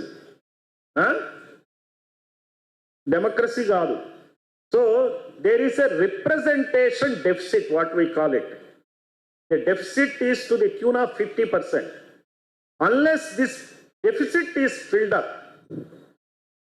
unless this gap is filled up, India can never be said that it is a developed country. Only some people have developed in this country. Many people have not developed in this country. If many people have not developed in the country, how can you say the country has developed? How can you say that our economy is a big economy and surpassed Japan? Whom are you cheating? We have to tell this. Modi is cheating people every day. We find CMs were cheating every day in the states. Like Manmohan Singh, he would never cheat. He will just keep quiet. Whatever he wanted to do, he did it. Party must have cheated. PM never cheated us. But this PM is different. If he comes to Tamil Nadu, he will wear what? Lungi, dhoti. And if he goes to some place, he will wear that pagidi. Right. Wherever you go, you wear that dress and claim that you are that. And you don't do anything for us. And he is a OBC Prime Minister. And OBC Prime Minister is not bothered about OBCs. What is this? We have to tell, no? Are you really OBC Prime Minister? You ask him. Are you really OBC Prime Minister? Any time? I am taking more time? No. Okay. So next one, I think it's over. The presentation is over. So as far as we are concerned, in Andhra Pradesh and Telangana, we are trying to reach people, give this message, and then we have one more model I would like to suggest to the BC leaders. You have to reach people. What we are doing is we are training YouTubers. The other day, Adivasi youth, 7 youth were trained in Hyderabad as to how to run a YouTube channel, how to cover the programs of their leaders. Actually, if any one of us go anywhere, like Rathna Sabapathy ji, if he is going anywhere, who is going to cover his speech, you tell me? Koi hai? Any TV channel will they cover? They don't cover. Because they cover the news of Stalin or Vijay or somebody. They don't cover our news. So we have to cover our own news. We have to train our people. So have YouTubers, have social media wings. So the moment Mr. Rathna Sabapathy gets down from the car, you have to shoot that video. And then, like you are doing live of this program, it has to be done by us only. Let us not depend upon these channels. Media is not ours. Media is not ours. We have to have clarity. And let us not be in two minds. Why should I antagonize? Purnachandra is going around. He should not antagonize. His programs will not be covered. Why? You can't please them. Can you please them? You have to pay them to please them. How can you pay them? When organizing a meeting like this is a very difficult thing. Is it not? Very difficult thing. See, each one of you will have to spend at least 1,000 rupees to come here. One day work is over. And you have to have a nice place like this, and it costs some money. So we don't have money, so we can't pay to media, and we should not pay to media. That also we have to be clear. We have to work like RSS people. We have to have our think tank. Your Pravida Kalagam, the way they formed, it is only they wanted to educate the people. We have to educate our people. You are certainly better than our states. I am telling you, Tamil Nadu is far, far better because you don't know your greatness. We see your greatness from outside better. So you should be a role model. You cover your programs. And then we have to let our people to become social media stars. All influencers. We have to do something. All the people, senior surgeons are here, well-read people are there. You will have to think and find out people who can actually become a star. We have to identify youngsters to become stars. Our job is over now. After 60, we have to do our job of creating, developing assets, developing leaders for the future. And I find Tinmar Malana in Telangana. He was a TV showman. Political satires, he used to deal with it. And from political satires, he started attacking politicians. And he became an MLC, graduate constituency MLC. And he formed a party called Telangana Rajadhikar Party. He is vigorously organizing. In one of the meetings, you have seen the crowds, no? You have seen the crowds in the video? It is his meeting. He invited me. I went there and spoke. What I mean to say, these stars should come from the people. We have to encourage such people who can speak well, take this message, and we have to do this on a continuous basis, relentlessly. And we have to develop such kind of stars. If one is popular on social media, he becomes a celebrity, am I right? And celebrity, when he goes around, a lot of people will meet him. That's how Vijay became, chief minister. Vijay, because of his public presence, media, did he do any great service? Okay, he must have had some NGO or something, that's okay. Did he do any great service? He didn't do any great service. But he appeared as an alternative to the people. They are vexed with DMK and ADMK. They want to throw them out. They wanted some other alternative. They found that in Vijay and they voted for him. Am I right or wrong? So people are looking for alternatives. So Vijay could be of alternative. He has to prove himself now that he will certainly do well, which is very difficult because he has no army. He has no army. Not that all his MLAs are his real followers. Not that they believe in what he believes in. So it is difficult. So, but we have to build up the organization like Dravida Kalagam or RSS. We have to keep on working on these lines and develop some superstars on social media and let those people become our leaders. And there are umpteen number of examples in the world where TV stars became even presidents of a country. You know that? Ukraine, Zelensky, he was running TV shows, he became popular, he contested and he became. So they wanted somebody who is a known face. That's how MGR came to politics, no? MGR won like that only. NT Ramarao won like that only. So also there is one chief minister in the country who also came from this kind of celebrity status from media. Who is that? Punjab, Bhagwan Singh Man. So he came like that. So we have to find out some ways and means of doing things in this movement. We have to organize people. So as far as I am concerned, I am trying to work on these lines. Not that I am going to become chief minister, not that I am going to become MLA, not that I am going to become MP. I want this to be done as Periyar had done, brought in Dravida Kalagam. The same way we want to work. And I thank you for giving me this opportunity. So nice of you for hearing me for a long time. Thank you very much. Jai Bhim, Jai Pule. OBC சமூகங்களுக்கான சாதிவாரி கணக்கெடுப்பின் முக்கியத்துவம் மற்றும் அதன் தாக்கங்கள் குறித்து தேசிய கருத்தரங்கில் இரண்டாவதாக உரையாற்றிய முனைவர் திரு பூர்ணச்சந்திர ராவ், மேனாள் காவல்துறை இயக்குனர், தேசிய ஒருங்கிணைப்பாளர், ஆல் இந்தியா பிஎஸ்பி, காணொளி காட்சி மூலமும் பிபிடி பிரசன்டேஷன் மூலமும் ஓபிசி சமூகங்களின் இன்றைய அவல நிலையை விளக்கினார். அவருக்கு நன்றி. அவரது உரையை தமிழாக்கம் செய்த பேராசிரியர் கணேசன் அவர்களுக்கும் நன்றி. அனைவருக்குமான தேநீர் ஏற்பாடு செய்யப்பட்டுள்ளது. இது தேநீர் அருந்தும் நேரம்.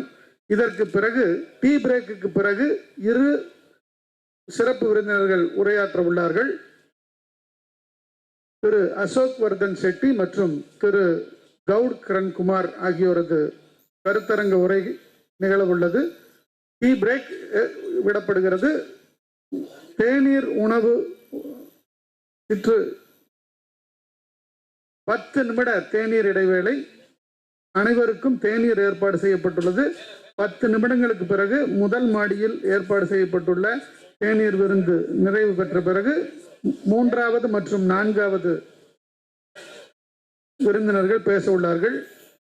3வது மாடியில் தேநீர் விருந்து ஏற்பாடு செய்யப்பட்டுள்ளது. அனைவரும் தேநீர் அருந்திய பிறகு 3வது மற்றும் 4வது சிறப்பு விருந்தினர்கள் உரை நிகழவுள்ளது. நன்றி.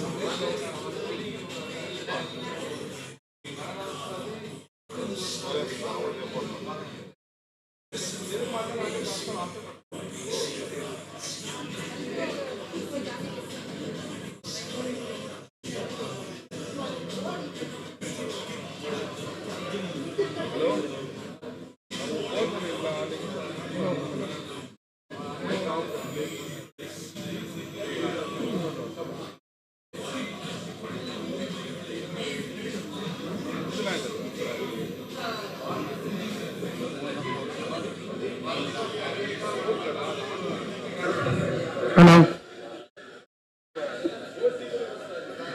ஹலோ இது ஆஃப் பண்ணிக்கலாம்.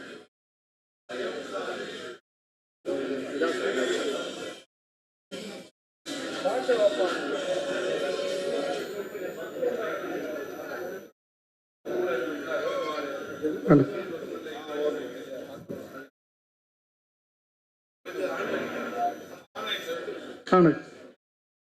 ஓபிசி சமூகங்களுக்கான சாதிவாரி கணக்கெடுப்பின் முக்கியத்துவம் மற்றும் அதன் தாக்கங்கள் குறித்த தேசிய கருத்தரங்கத்தின் அடுத்த பகுதியாக திரு அசோக் வர்தன் ஷெட்டி, மேனாள் துணைவேந்தர், இந்திய கடல்சார் பல்கலைக்கழகம் அவர்கள் சிறப்பு விருந்தினர் உரையாற்ற இருக்கிறார்.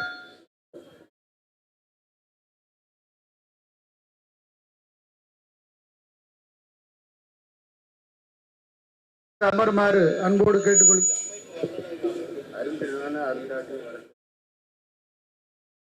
தேநீர் விருந்திற்கு சென்றிருந்த நண்பர்கள் அனைவரும் தங்களது இருக்கைகளை வந்து அமருமாறு அன்போடு கேட்டுக்கொள்கிறோம்.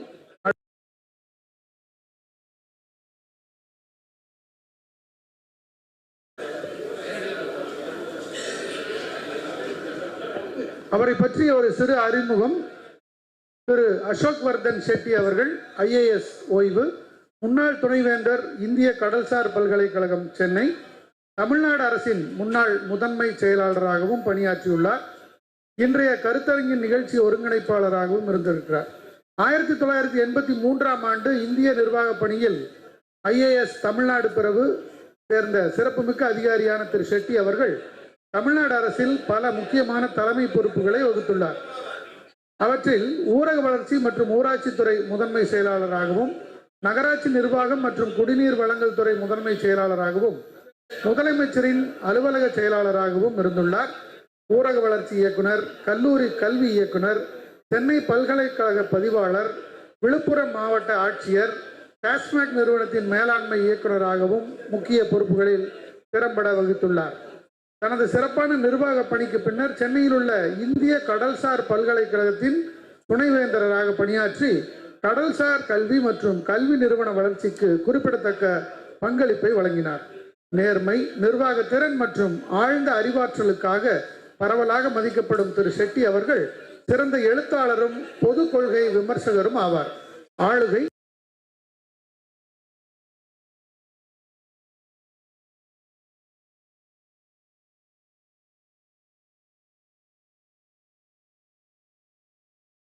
அரசியலமைப்பு சட்ட கொள்கைகள் மற்றும் அனைவரையும் உள்ளடக்கிய நல்லாட்சியில் உறுதியான அர்ப்பணிப்புடன் சிறந்த பேச்சாளராக விளங்கும் திரு அசோக் வர்தன் ஷெட்டி அவர்கள் தனது சிறந்த அனுபவம், ஞானம் மற்றும் கண்ணியத்தின் மூலம் இன்றைய நிகழ்வுக்கு பெருமை சேர்க்கிறார்.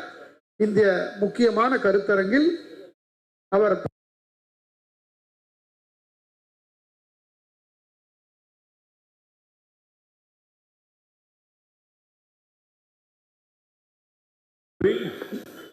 அனைவருக்கும் வணக்கம்.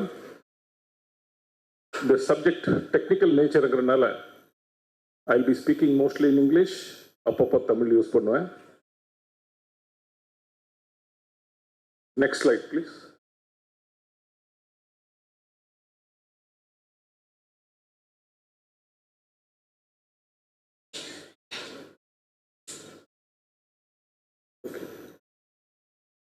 What I'm going to say today can be summed up in these three quotations. First is from Nelson Mandela, who said, "We are not anti-white, we are against white supremacy. நீங்கள் யூஸ்வலாக பார்த்தீங்கன்னா the moment you start talking about OBC rights, SC rights, ST rights, people will immediately brand you as anti-Brahmin or anti-upper caste, things like that. Same thing used to happen to Nelson Mandela or black rights activists in the US. So Mandela said, we are not anti-white, we are only against white supremacy.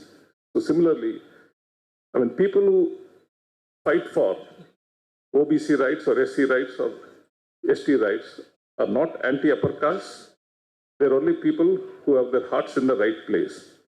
To tell you the truth, I myself belong to one of the so-called upper caste. I have not been a beneficiary of a reservation because I'm not an OBC or SC or ST. But you do not have to belong to a particular community in order to realize that an injustice has been done to that community. The people who fought for the abolition of black slavery in the United States were mostly whites.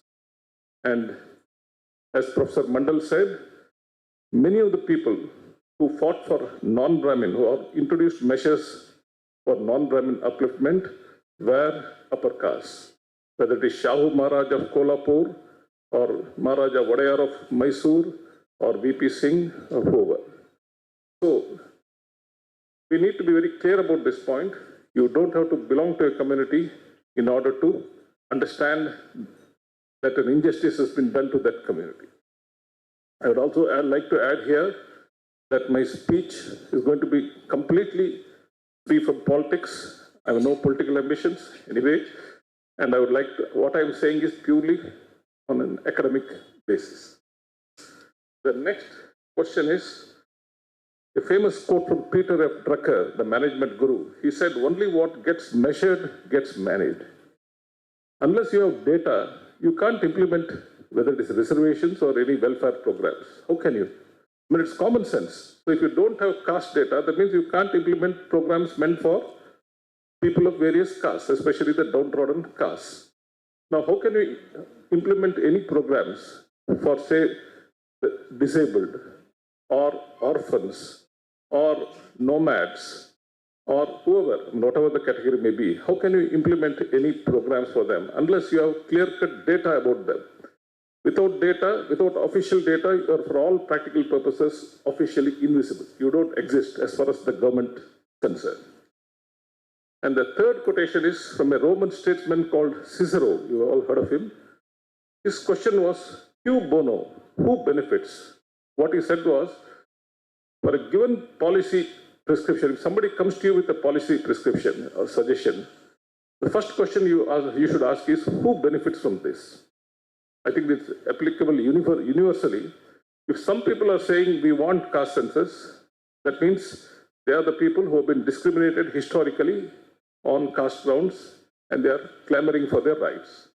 If some people are saying that caste census should not be there, then you can be reasonably certain these are the people who have enjoyed the benefits of caste anonymity, who have been cornering a disproportionate share of the nation's wealth, assets, income, credit, and other resources under the cloak of caste anonymity. So these are three things you must remember. Next, yeah, this one. Now there's an important concept called tribalism. We usually talk about casteism. We say this fellow is casteist. We say that fellow is a religious fanatic. We say that this fellow is a language fanatic. But all these are manifestations of a particular human trait called tribalism. What is meant by tribalism? It's a way of thinking and behaving in which people passionately favor members of their in-group and discriminate against members of out-groups. Now, this has both genetic and cultural roots. As you know, modern human beings, Homo sapiens, originated in Africa about 3 lakh years ago. For nearly 2 lakh years, they remained in Africa. For the last 1 lakh years, they have spread across the world. For nearly 2,90,000 years, they remained as hunter-gatherers in small bands. Only in the last 10,000 years, they have settled down in villages and towns. So, for 2,90,000 years of our existence, humanity lived as hunter-gatherers in small groups, 100, 150, 200. So this feeling of in-group member and out-group, nammava, ivan nammava kadayadu. This feeling is deeply ingrained in our human psyche by genetics. It's also deeply ingrained in our human psyche by culture. People say, that fellow belongs to a different tribe, be careful about him, he may have come to steal, he may have come to rape, he may have come to pillage. So this feeling, this loyalty for members of one's own group and suspicion and sometimes hostile discrimination against members of other groups is a given. You have to assume that this is a given, that this is deeply rooted in human nature. An omnibus term, tribalism is an omnibus term encompassing casteism, racism, communalism, linguistic fanaticism, regionalism, nationalism, and your fervent support for your political party or sports team. Tribalism is the default state of human societies. Both evolution and culture have ingrained it deep in human psyche. As I said, when you make any policy, you have to proceed on the assumption that left to themselves, people will support members of their own caste. People will support members of their own religion. People will support members of their own language.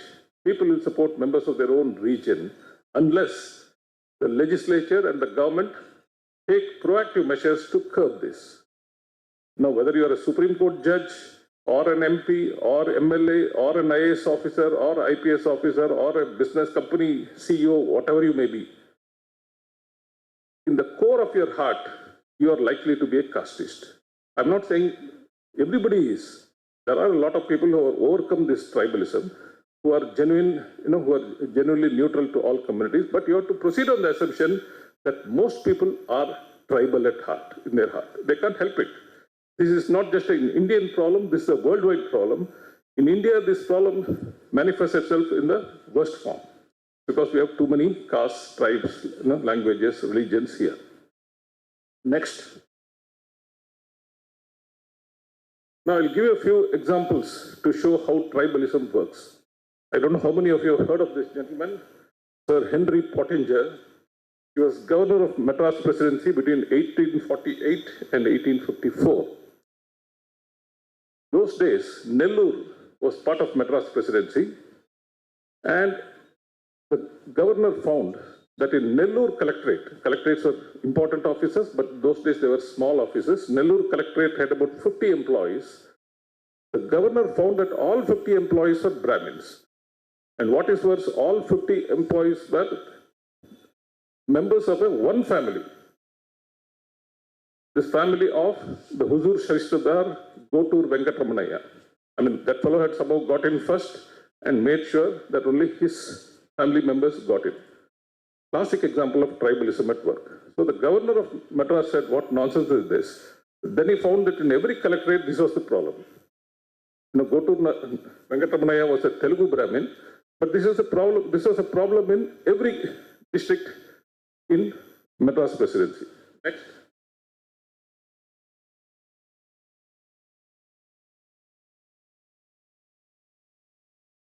Next slide.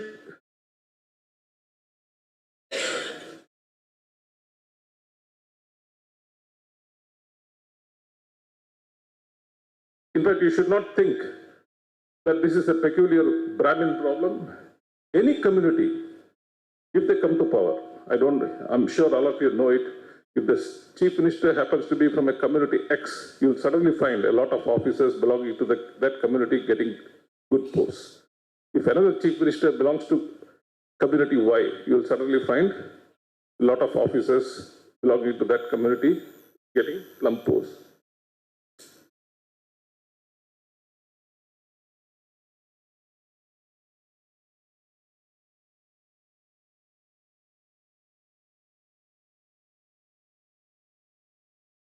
என்ன முடியலையா?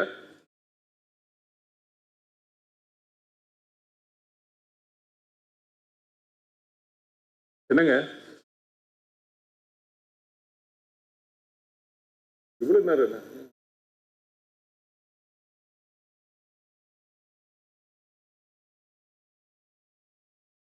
As I said, so the same They found, for example, during the British presidency in the 19th century, the governor of the collector of Tirunelveli reported to the governor saying, Namma district full domination by Pillaimars.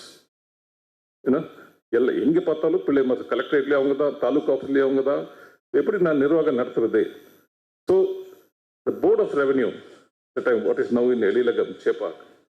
So the Board of Revenue in 1861 passed what is possibly the first order of reservations.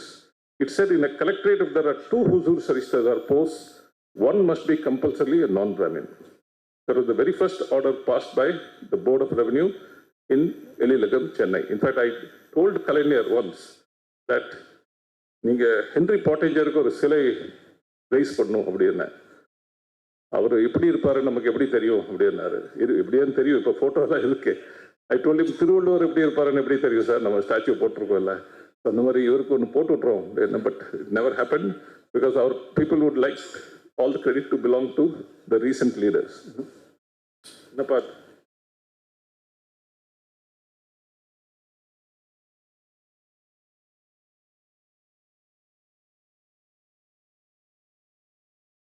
either you tell me it can't be done so that I can go on speaking, or you please do it fast.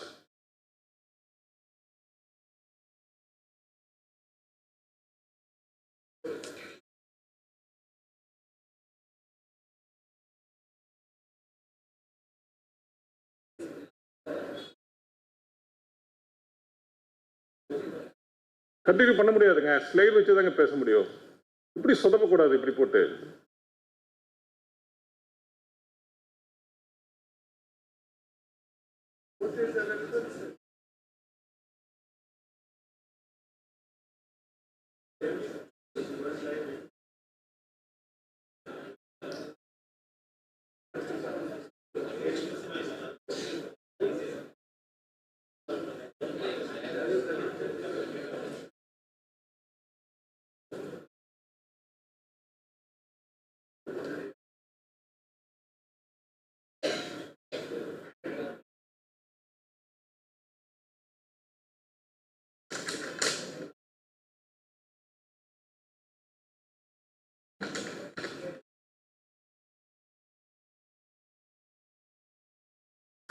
If you can't do it, please say so.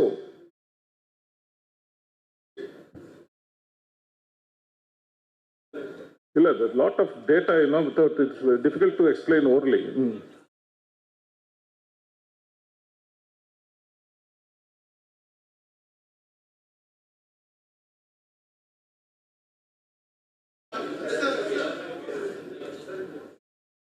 Okay. This is what I said about this one. In Nellore, if the problem was the entire collectorate was full of Telugu Brahmins, in Tirunelveli district the problem was the entire collectorate was full of Pillaimars. So it is irrespective of the community. Whichever community gets power, they will make sure that they will favor their own community men. As I said, this is tribalism at work. 3 lakh years of human evolution and culture have made all of us tribal at heart. It requires some effort to overcome this problem. Next.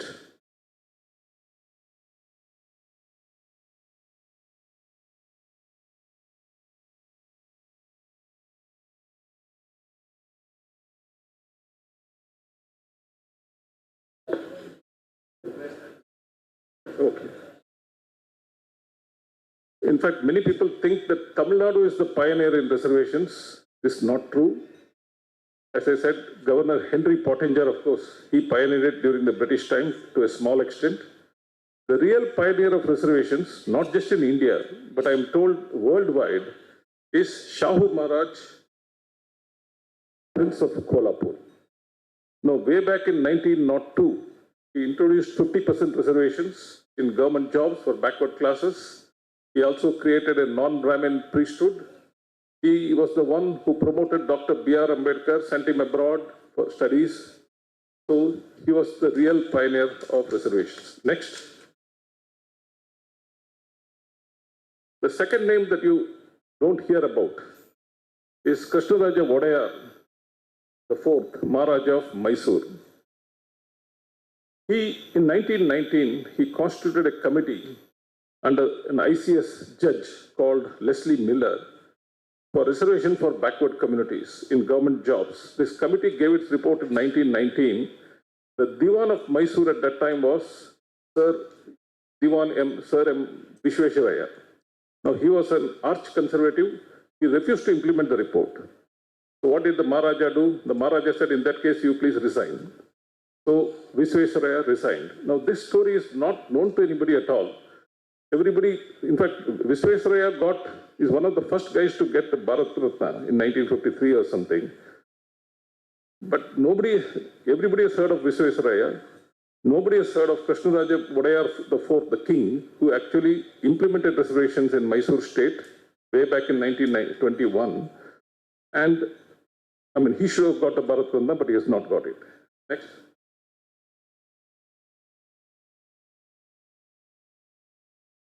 Oh, no, but it shouldn't happen. I don't know why.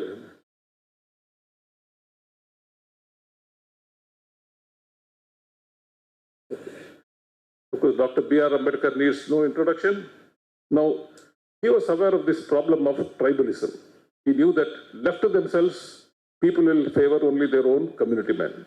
So this is a famous quote of Dr. Ambedkar. He says, officers who are drawn from a particular caste and in whose mind consciousness of caste sits closer than conscientious regard to public duty may easily prostitute their officers to the aggrandizement of their community and to the detriment of the general public. Avanga community or interest ivan paathukuvan thavara podu nalana paathuka maata. For them, caste interest trumps public interest.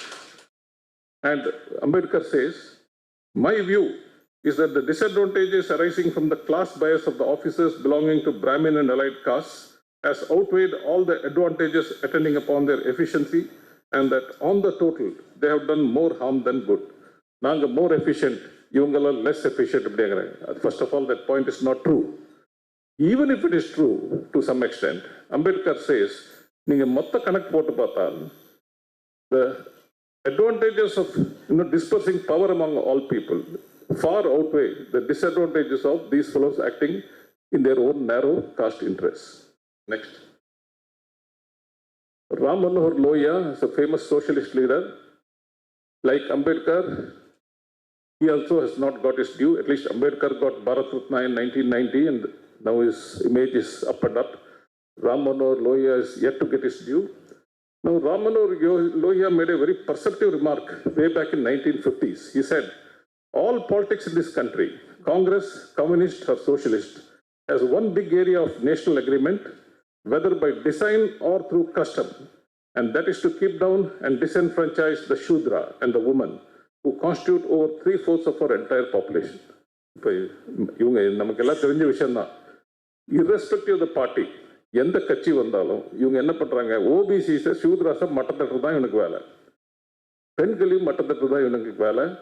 A small clique, an elite clique of upper caste and dominant OBCs rules the country. In fact, Abraham Lincoln famously said, democracy is the government of the people, by the people, and for the people. That's an ideal form of democracy. In practice, it is not so.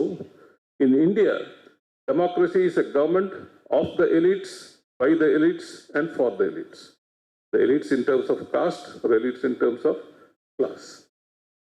Now, Ram Manohar Lohia also said, when more than 4/5 of a nation's vital leadership is traditionally selected among the 1/5 of its population, a state of atrophy is bound to ensue. At least half or 60% of the nation's top leadership must be selected by design from among the lower caste. He said, 20% of the population hold 80% of the posts. It is sariyilla. The lower caste linde in 50 to 60% irukkum. Now, Mr. Purnachandra showed us the slide showing how in Andhra Pradesh, I mean, two castes, the Kammas and the Reddys, are dominating everywhere. Now, many people think this is not true of Tamil Nadu, but I'm not very sure. Because even in Tamil Nadu, for example, I'm told there are 106 MBC castes, most backward communities. Adula only about 4 communities are cornering all the benefits. 102 communities not getting anything. Because communities which have neither numerical strength nor political strength, they fall between two stools. That is, if you look at Brahmins, they don't have numerical strength, but they are economically, socially, politically strong. If you look at Vanyers, they have numerical strength. But there are a lot of small communities which have neither this nor that. In those communities, you may not find a single MLA, single MP, single IAS officer, single IPS officer, single college professor, எதுவுமே இல்லை. இது எப்படி கண்டுபிடிக்கிறது அந்த communities எதுன்னு? Only if you have caste-wise data, you can find out. நம்ம ஆளுங்க cost census பண்ணக்கூடாதுங்கிற அர்த்தமே என்னன்னா, they don't want all this unpleasant data to come out. You know? Next. No, go back.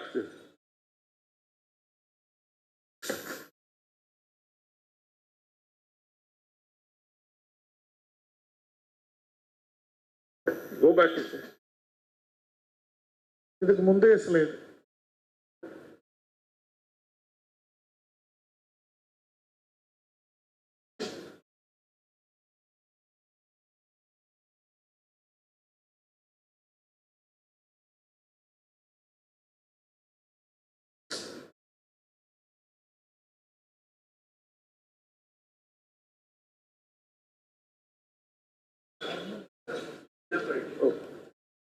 ஏன் நடுவில் ஒரு பேண்ட் மாதிரி ஏன் வருது? ஓகே, என்னங்க இது ஒரு simple slide power point presentation பண்றதுல என்ன இவ்வளவு கஷ்டப்பட்டீங்கன்னு எனக்கு I don't understand. Social privilege and access to resources shape what we call merit. Now, Chinnappa Reddy was a very good judge. He was a Supreme Court judge who had his heart in the right place. He said, an inefficient but fair system is preferable to an efficient but deeply unjust one. Ambedkar சொன்னதான் சொல்றாரு. Okay, எல்லா கம்யூனிட்டிஸும் இருந்தால் system கொஞ்சம் இன்எஃபிஷியண்டாக இருக்கலாம், பரவாயில்ல. That is better than a single community dominated or few community dominated system which is deeply unjust. Then he also says, caste, not poverty, should be the primary criterion of backwardness because wealth does not remove the stigma of caste discrimination. There are a lot of people who say, economic criterion ஒன்று போதும். இது சில பேர் தெரிஞ்சே சொல்றது, சில பேர் தெரியாம சொல்றது. But anyway, caste is he says, caste is a better criterion of backwardness than economic criterion of poverty. And 50% ceiling on total reservations is an unfair and arbitrary limit. We'll not go into that. Next.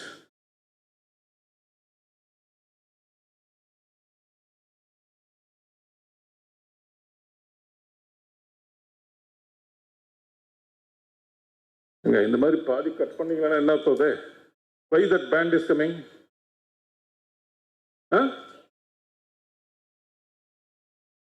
எதுங்க?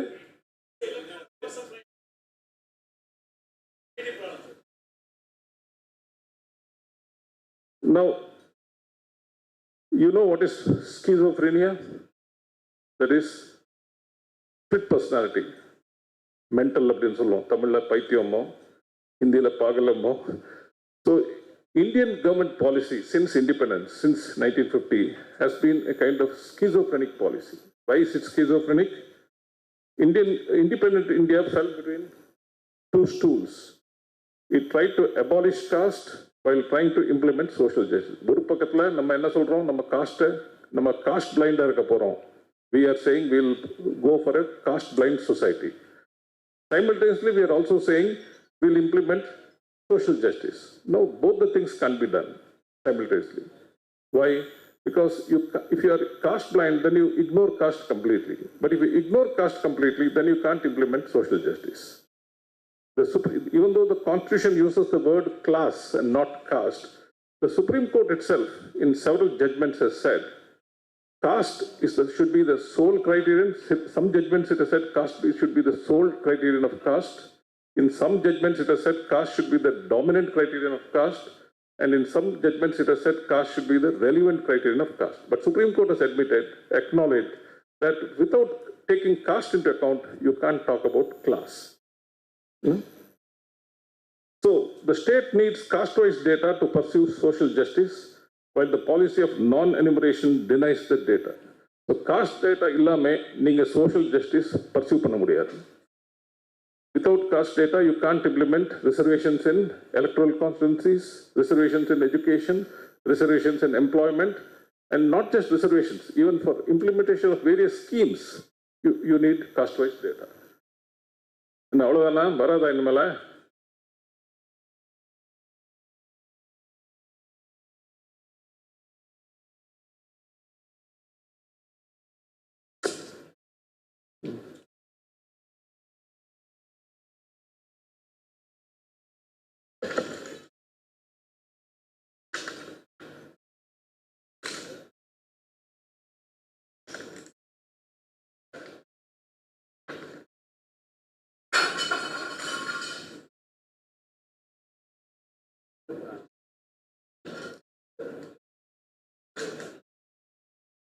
Okay, leave it. I'll speak without it.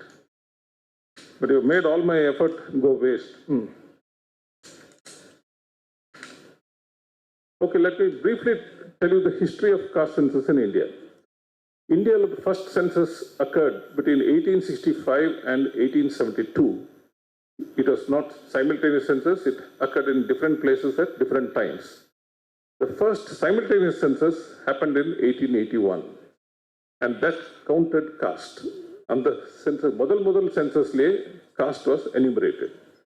Thereafter, the census took place once in 10 years in 1891, 1901, 1911, 1921, 1931.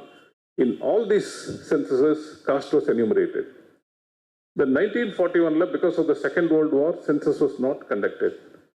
After independence, the first census was in 1951.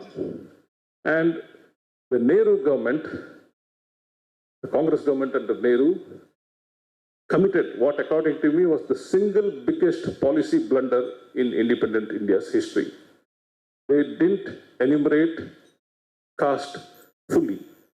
They enumerated only the SC and ST. They didn't enumerate OBCs and other upper castes.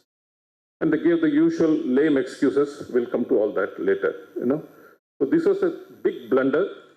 And Dr. B.R. Ambedkar himself, in 1955, he wrote an essay called Thoughts on Linguistic States.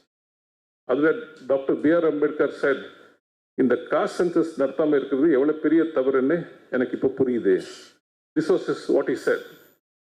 I cannot illustrate these points by reference to facts and figures. The census, which is the only source of information on these points, fails to help me. The last census omits altogether the caste tables which had been the feature of Indian census since its birth. The Home Minister, who is responsible for this omission, was of the opinion that if a word does not exist in a dictionary, it can be proved that the fact for which the word stands does not exist. One can only pity the petty intelligence of the author. He says, Home Minister, I think it was Govind Ballabh Pant or somebody, in the he uses the word petty intelligence. Just because you don't enumerate caste, he thinks that caste will vanish. That's what Ambedkar says, which I think is very correct. No, unfortunately, I'm not able to show this. In India, caste and class are correlated. What do you mean by correlated? The lower your caste, the lower your class, and the lower your income also. For example, this is data to show that if you take the overall Indian income, that's the average Indian income, Brahmins get about 47% more income than the national average. Brahmin average is 47% more. Non-Brahmin upper caste average is 45% more. You may think I'm talking of non-Brahmin upper caste, and most of it includes Baniyas who are all very rich. So Brahmins and non-Brahmin upper caste are 47% and 45% above the national average. OBCs are minus 8% below the national average. 8% below the national average. SCs are 23% below the national average. STs are 34% below the national average. Is it clear? That is the lower your caste, the lower your class, the lower your economic status also. The next point, unfortunately, this slide is not there. This was a survey which I did myself in 2010. We implemented a scheme called Kalaignar Veedu Valagum Thattam. Kalaigner's housing scheme. Now, many of you have seen these mud-walled thatched roof houses. That is Mansavar, Mantara, thatched roof. Kudisal veedu பார்த்திருப்பீங்க. அந்த குடிசல் வீட்டில் இருக்கிற பணக்காரடாக இருக்க முடியுமா? சான்ஸே கிடையாது. You can be damn sure that the people who are living in mud-walled, mud-floor, thatched roof houses are among the poorest in the state or the country. Now, even in Tamil Nadu, which is a developed state, in 2009-10, we found there were 22 lakh people, 22 lakh families rather, 22 lakh families living in mud-walled, thatched roof houses.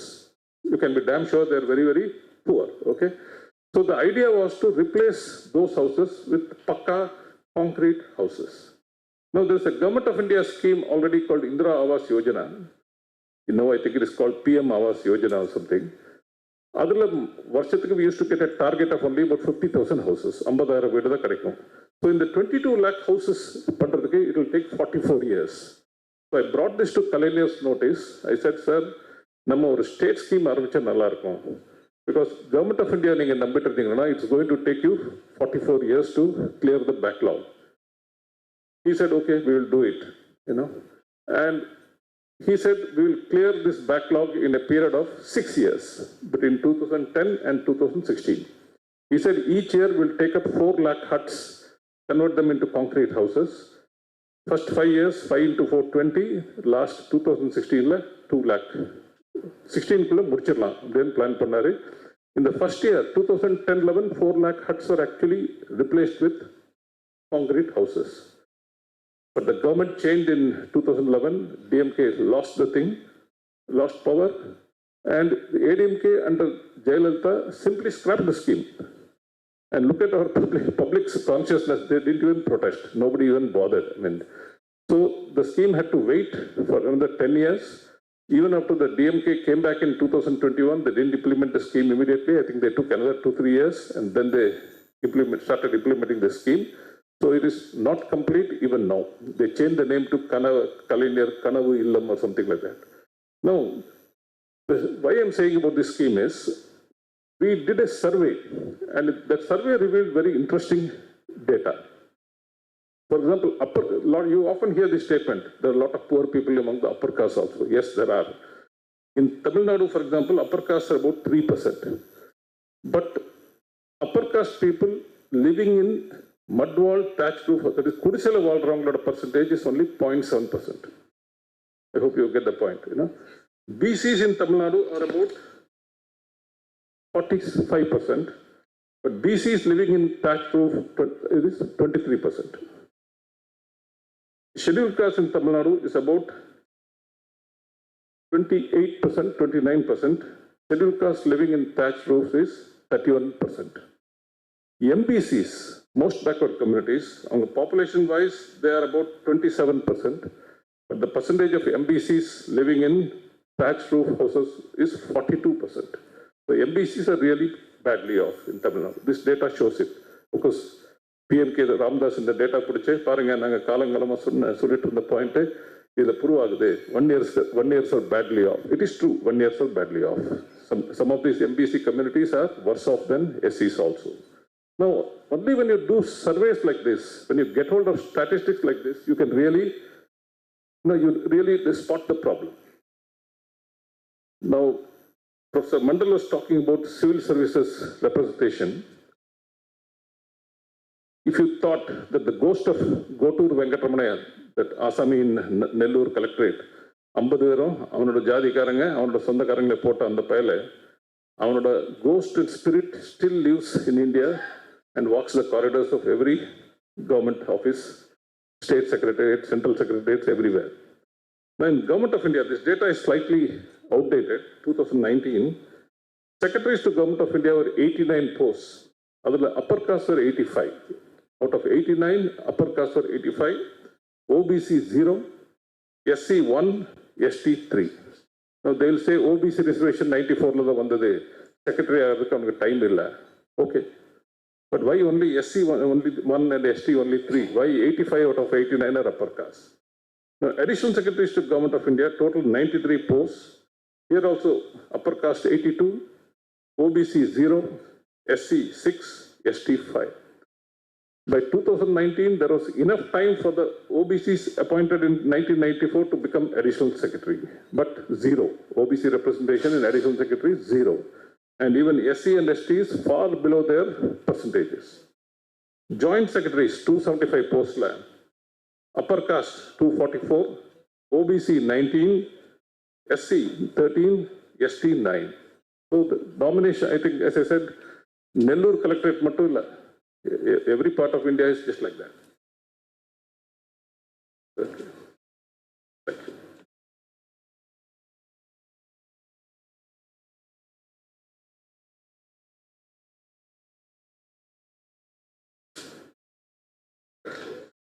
No, the problem is not only between upper caste and other castes.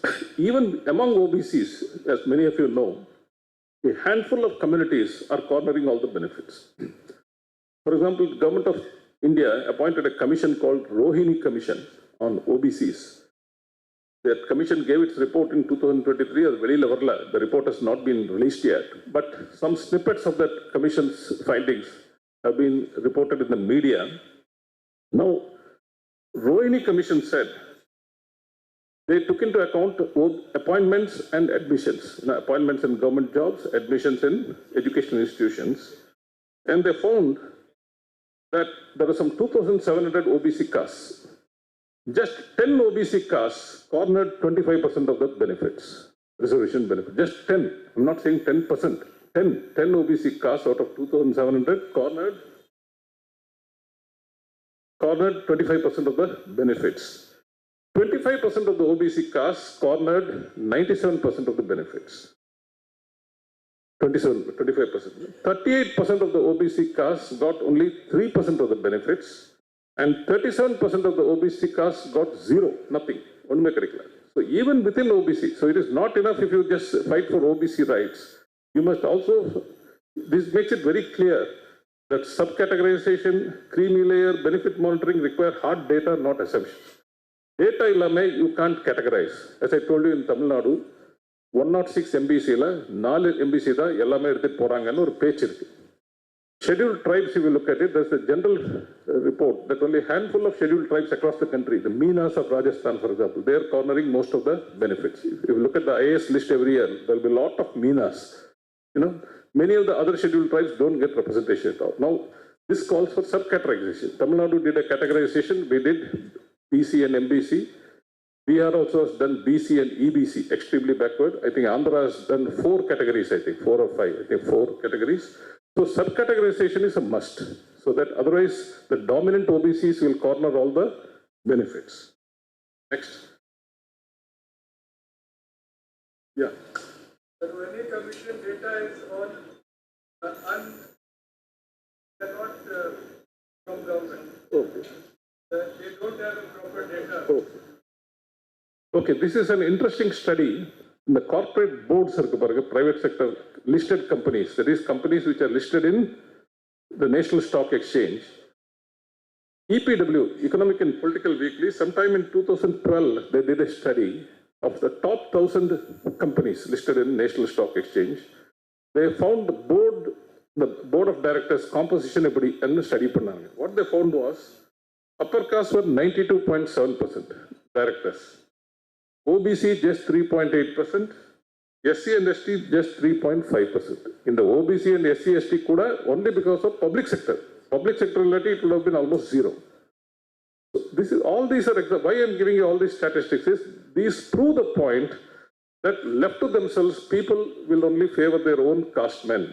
People will favor only their own community men. People will favor only their own linguistic group people. Tribalism is what? Next.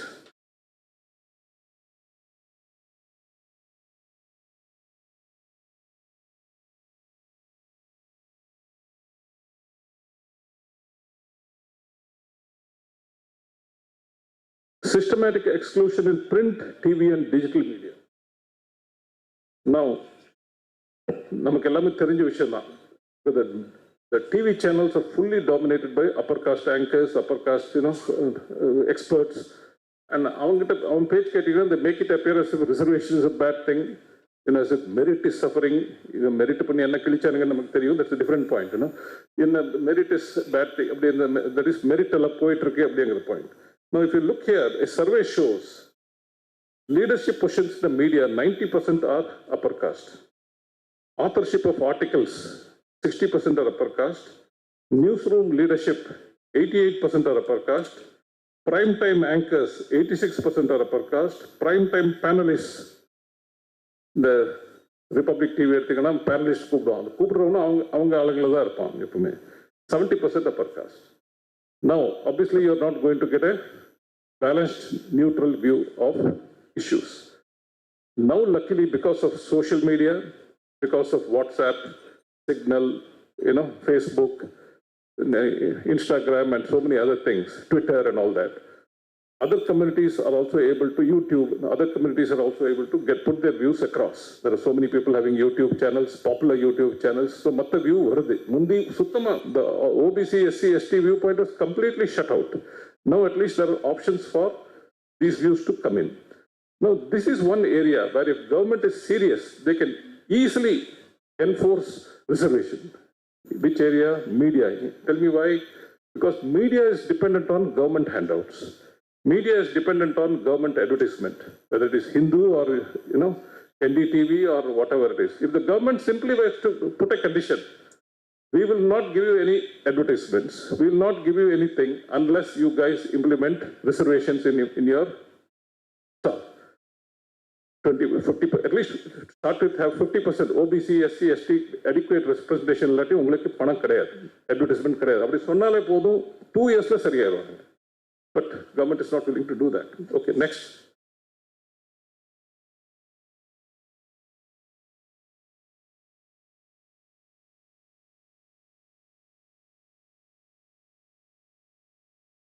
Okay, no diversity in academia. Strictly speaking, in academia, there should be reservation. There should be reservation, but you will find that in the 45 central universities, state universities, oralukku paravala, 45 central universities, professors are 87%, upper caste professors are 87%, OBC professors are 7%, SC 2%, ST 5%.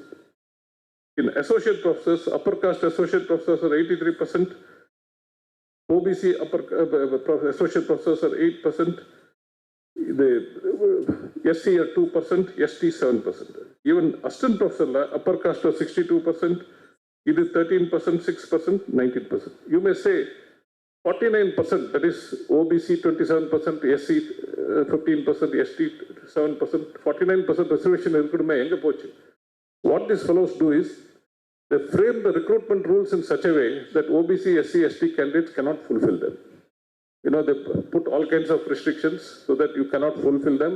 They keep the post vacant for years together. Then they say, please allow us to fill up with general categories. This is a standard trick that is being played. Next.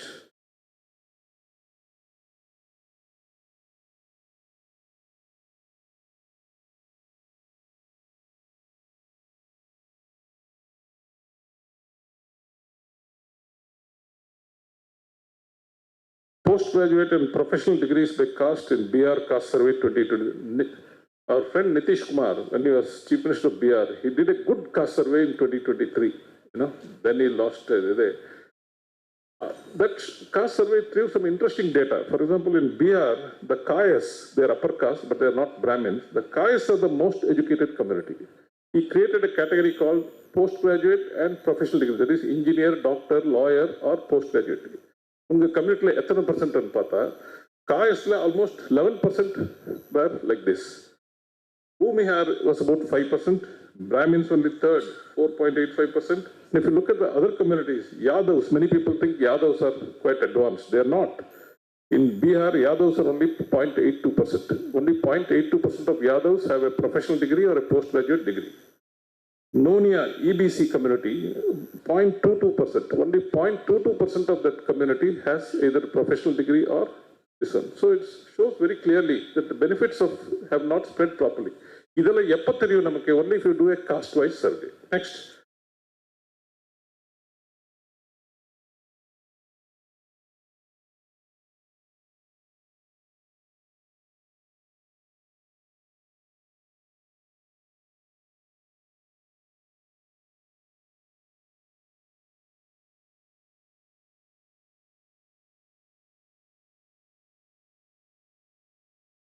Discrimination in private sector, as you know, private sector is full of upper caste. You know, sometime back in 2007, Sukhdev Thorat and Paul Atavel, they did a study. They sent identical resumes, no change in the resumes, to firms in major Indian cities, varying only the applicant's name, that is caste name, surname, community name. The resumes are identical. But some were sent in the name of Brahmin candidates, some were sent in the name of SC candidates, some in the name of Muslim candidates, some in the name of BC or OBC candidates. Though the resumes were identical, they found that upper caste candidates, 67% got interview calls. SC only 33% got interview calls. Muslims only 29% got interview calls. What does it show? Clear caste discrimination at work. Next.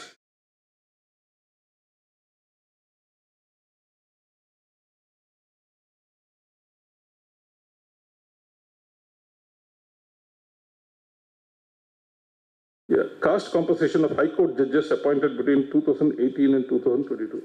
Now, whatever I am telling you is based on limited data that is available. One has to really search.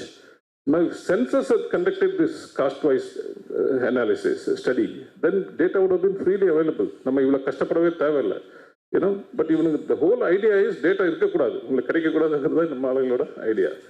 So between 2018 and 2022, you find upper caste judges were 79%, OBC only 12%, SC 2.8%, ST 1.3%, minorities 2.6%. It is not as if these guys are coming through a competitive examination. No, they are coming only through a collegium system which favors people of upper caste and nepotism. In fact, there was an article in Indian Express some time back saying most of the judges are nephews or uncles or sons or the son of existing judges. So not only casteism is a problem in judiciary, nepotism is also a problem. Next.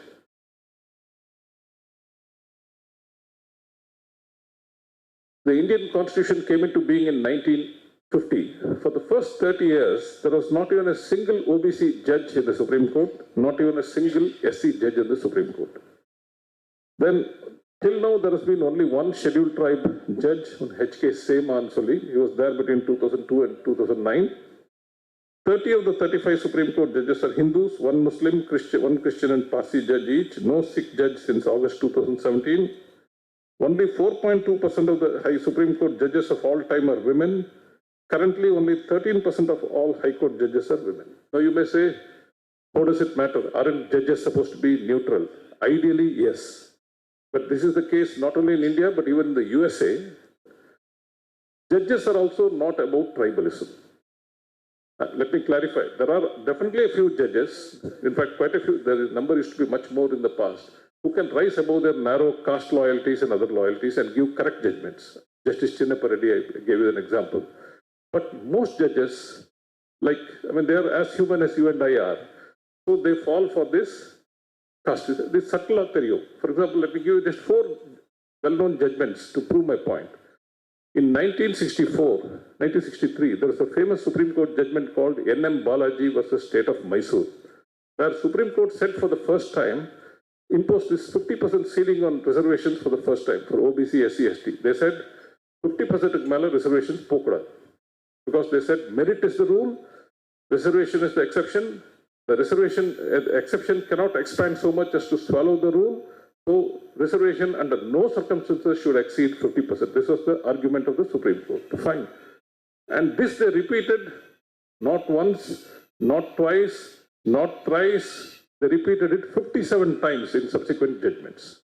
And they even said, in 2006, M. Nagarajan or case like Supreme Court said, "Neenga Constitution amendment kondu vandalum naanga strike down pannuvom." Even if you bring a Constitution amendment exceeding reservations beyond 50%, we'll strike it down. Finally, when the 10% EWS reservation for the upper caste and upper classes came in 2019, that increased the total reservation from 49.5% to 59.5%. What should the Supreme Court have done? They should have cancelled it. They should have annulled it. They should have said it crosses the 50% boundary. But did they do that? No. They quietly, in fact, 4 of the 5 Supreme Court judges who heard that case were upper caste. So there should have been a mix of judges hearing that the case. This is the first case. Second, in many cases, including as recent, many cases, Supreme Court has said, without empirical data, we will not allow reservation. ஒரு பக்கத்துல நீ cost census பண்ண மாட்டேங்கிறேன், இன்னொரு பக்கத்துல cost wise data வேணும்னு கேட்கிறேன். So Supreme Court kept saying, without empirical data, we will not allow reservations. In 2006, there was some AP, some Jharkhand case law. Supreme Court said it very clearly that we want proper empirical data to allow reservations. Recently, in the 1-year case also, on the same ground, Marathas case also the same ground. Without proper caste-wise data, we can't allow reservations. But when it came to the EWS reservation, 10% EWS reservation, there was neither data about what percentage of the people are upper caste. There was no data about what percentage of the upper caste are economically weaker. But still, Supreme Court upheld it. Okay, this is the second case I'm talking about. The third thing, which is even more serious, many of you may not be aware of it. In 1984, Supreme Court passed an order in a case called Pradeep Jain versus Union of India, with a wrong order. That order said state governments, medical colleges should surrender part of their seats to a central pool. UG courses, MBBS, 15%, PG, 50%, super specialties, 100%. Now, if Tamil Nadu has to surrender 100% of its super specialty seats to the central pool, then why the hell should Tamil Nadu start a super specialty department at all? It acts as a disincentive. Even if it has to surrender 50% of the seats to the central pool, it acts as a disincentive. In medicine, knowledge of local language, local customs, local disease burdens matters. நீ வெளியூர்லேருந்து ஒருத்தன் வந்து படிச்சுட்டு நீ central இதுக்கு கொடுத்துட்டு போனீங்கன்னா அவன் இங்கே வந்து படிச்சுட்டு போயிட்டு அவங்க ஊருக்கு திரும்பி போவான்.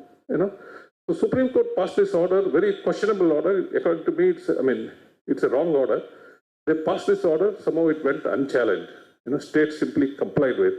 Now the danger with this order is like this. As long as you know, central government did not implement reservations for OBC in educational institutions till 2006. 2007, Arjun Singh introduced it. So the state level, OBCs would have got the seats. If the thing had been in the states, OBCs would have got the seats, SCS would have got the seats. But because it went to the central pool, there was no reservation. So at least in 2007, after OBC reservation was implemented, they should have implemented reservation in these medical seats surrendered to the central pool. They didn't. Till 2021, it was not implemented. Then somebody had to go to court, fight, and several years had been wasted. Even for SC/ST, they didn't implement the reservation in the central pool. The SC/STs have always had reservations. They didn't implement reservations in the central pool till 2009. Now, these are all judiciary has winked at all these violations. This is a very serious matter. And the last point is, whenever it suits it, Supreme Court or High Court will say, this is a policy matter, whenever it suits them, they will lay down policy themselves. In 2010, the High Court judge in Madras, he said caste census should be conducted. It went to Supreme Court in 2014. Supreme Court struck it down, saying conducting caste census is a policy matter. High Court, they struck it down. It is not true, because conducting caste census is not a policy matter. It is actually a legal imperative. Okay, next, please change. Please. Next. Here I am trying to say that even in subordinate judiciary, SC and ST don't have enough representation. Next. Next.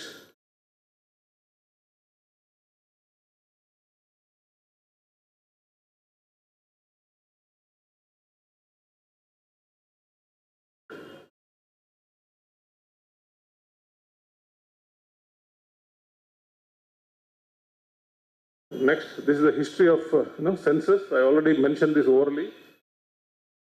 Actually the number of castes in India is 6,325 castes. That is the correct number as per Anthropological Survey of India. But in 2011, the UPA 2 government conducted what's called a socio-economic caste census. அதை சொதப்பணும்னு சொல்லி பண்ண மாதிரி தெரியுது. The actual number of castes, as I said, is 6,325. Guess what figure they got? They got 46 lakh castes, you know.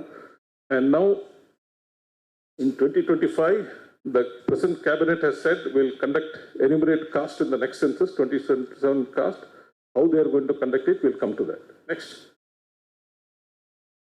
Now, as I said, why caste should be enumerated is a social imperative, legal imperative, administrative imperative, and a moral imperative. Next. Why is it a social imperative? The usual argument is divisive.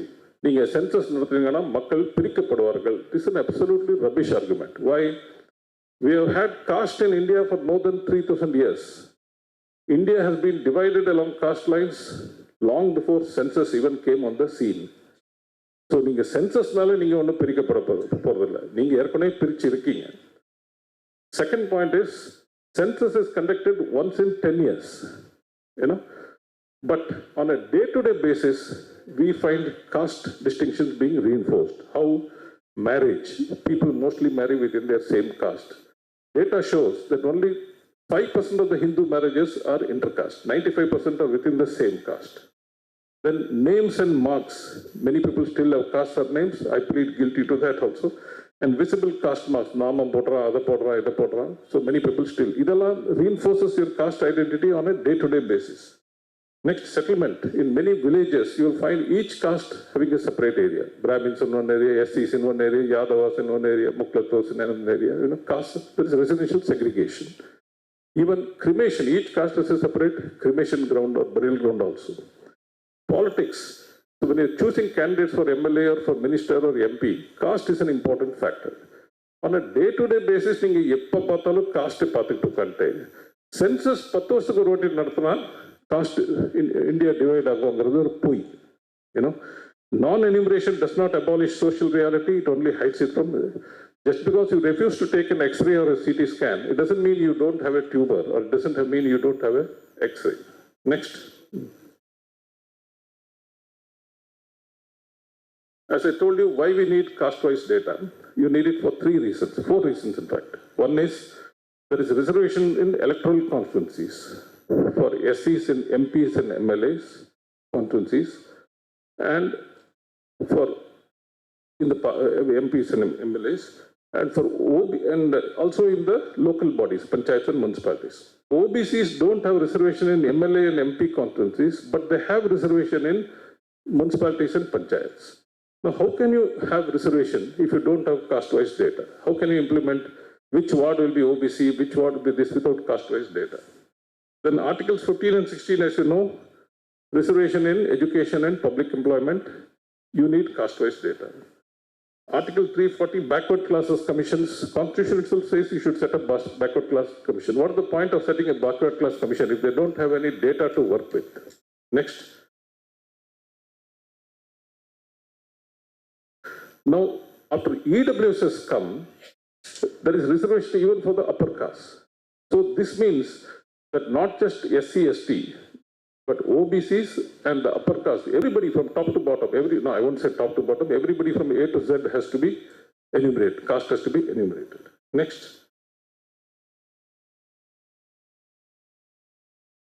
Many people say caste is not, caste illati enna agudhu sonna. One is arbitrary claims. Now, there's a joke that MGR, different communities were giving data to MGR. Tamil Nadu's population at the time was about 6 crores. Tevars gave one figure, Vanyas gave one figure, Gowdas gave one figure. Kuti pata, it came to 22 crores. MGR said, boost so, without data, you enable people to make arbitrary claims. Then judicial deadlocks. Now, as I told you, though Constitution provides for OBC reservation in local bodies, you'll believe it, it's more than 33 years since that has happened. Only in 2 states, Madhya Pradesh and Maharashtra, Supreme Court has allowed reservation for OBC. In other states, it's not allowed. Elite capture, we know that in every caste, the elites capture corner all the benefits. Invisible deprivation, subaltern caste. As I said, many castes don't get representation at all. Next. Now, the usual arguments against caste census, one, it will divide society. I already said, Indian caste exists for last 3,000 years. SC, ST, you are counting from 1951. In a period division is over. SC, ST, there are about 2,000 castes. 1,234 SCs and 700 STs. 2,000 caste உன்னால count பண்ண முடியுது. மீதி 4,325 கன்னி பண்றதுல என்ன கஷ்டம்? When you are able to count SC, ST right from 1951, what is your difficulty in counting the remaining 4,325 castes? So it's a bogus argument. Again, as I said, non-counting does not end caste surnames, segregation or atrocities. Next, white, black, adala. Race, as you know, is more difficult to enumerate. Why? Because mixed races are like race enumerate patranga. Whereas caste is not difficult to enumerate. Every Indian knows his caste. Every Indian knows what is. Is there any Indian who doesn't know his caste? There's nobody. And every Indian also knows to which category his caste belongs. Whether it is OC, BC, MBC, SC, ST, he knows. So enumeration of caste is not a problem at all. Next. I already covered this briefly. It will fuel demand for more reservation. Caste data vanda ellarum pulli vivaram kepanga. தப்பு. Cost data இருந்தால் புள்ளி விவரம் கேட்கறது குறையும்.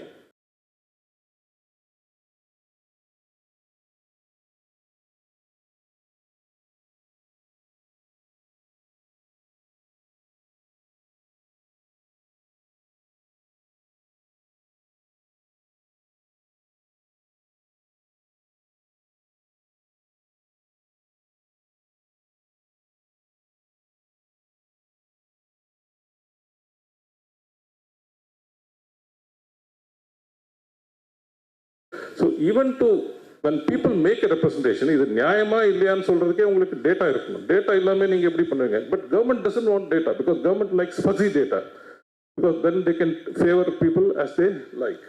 Next. Now Mr. Purnachandra was again and again saying unique digital code கொடுக்கணும். அவர் ஏன் சொன்னாருன்னு let me explain.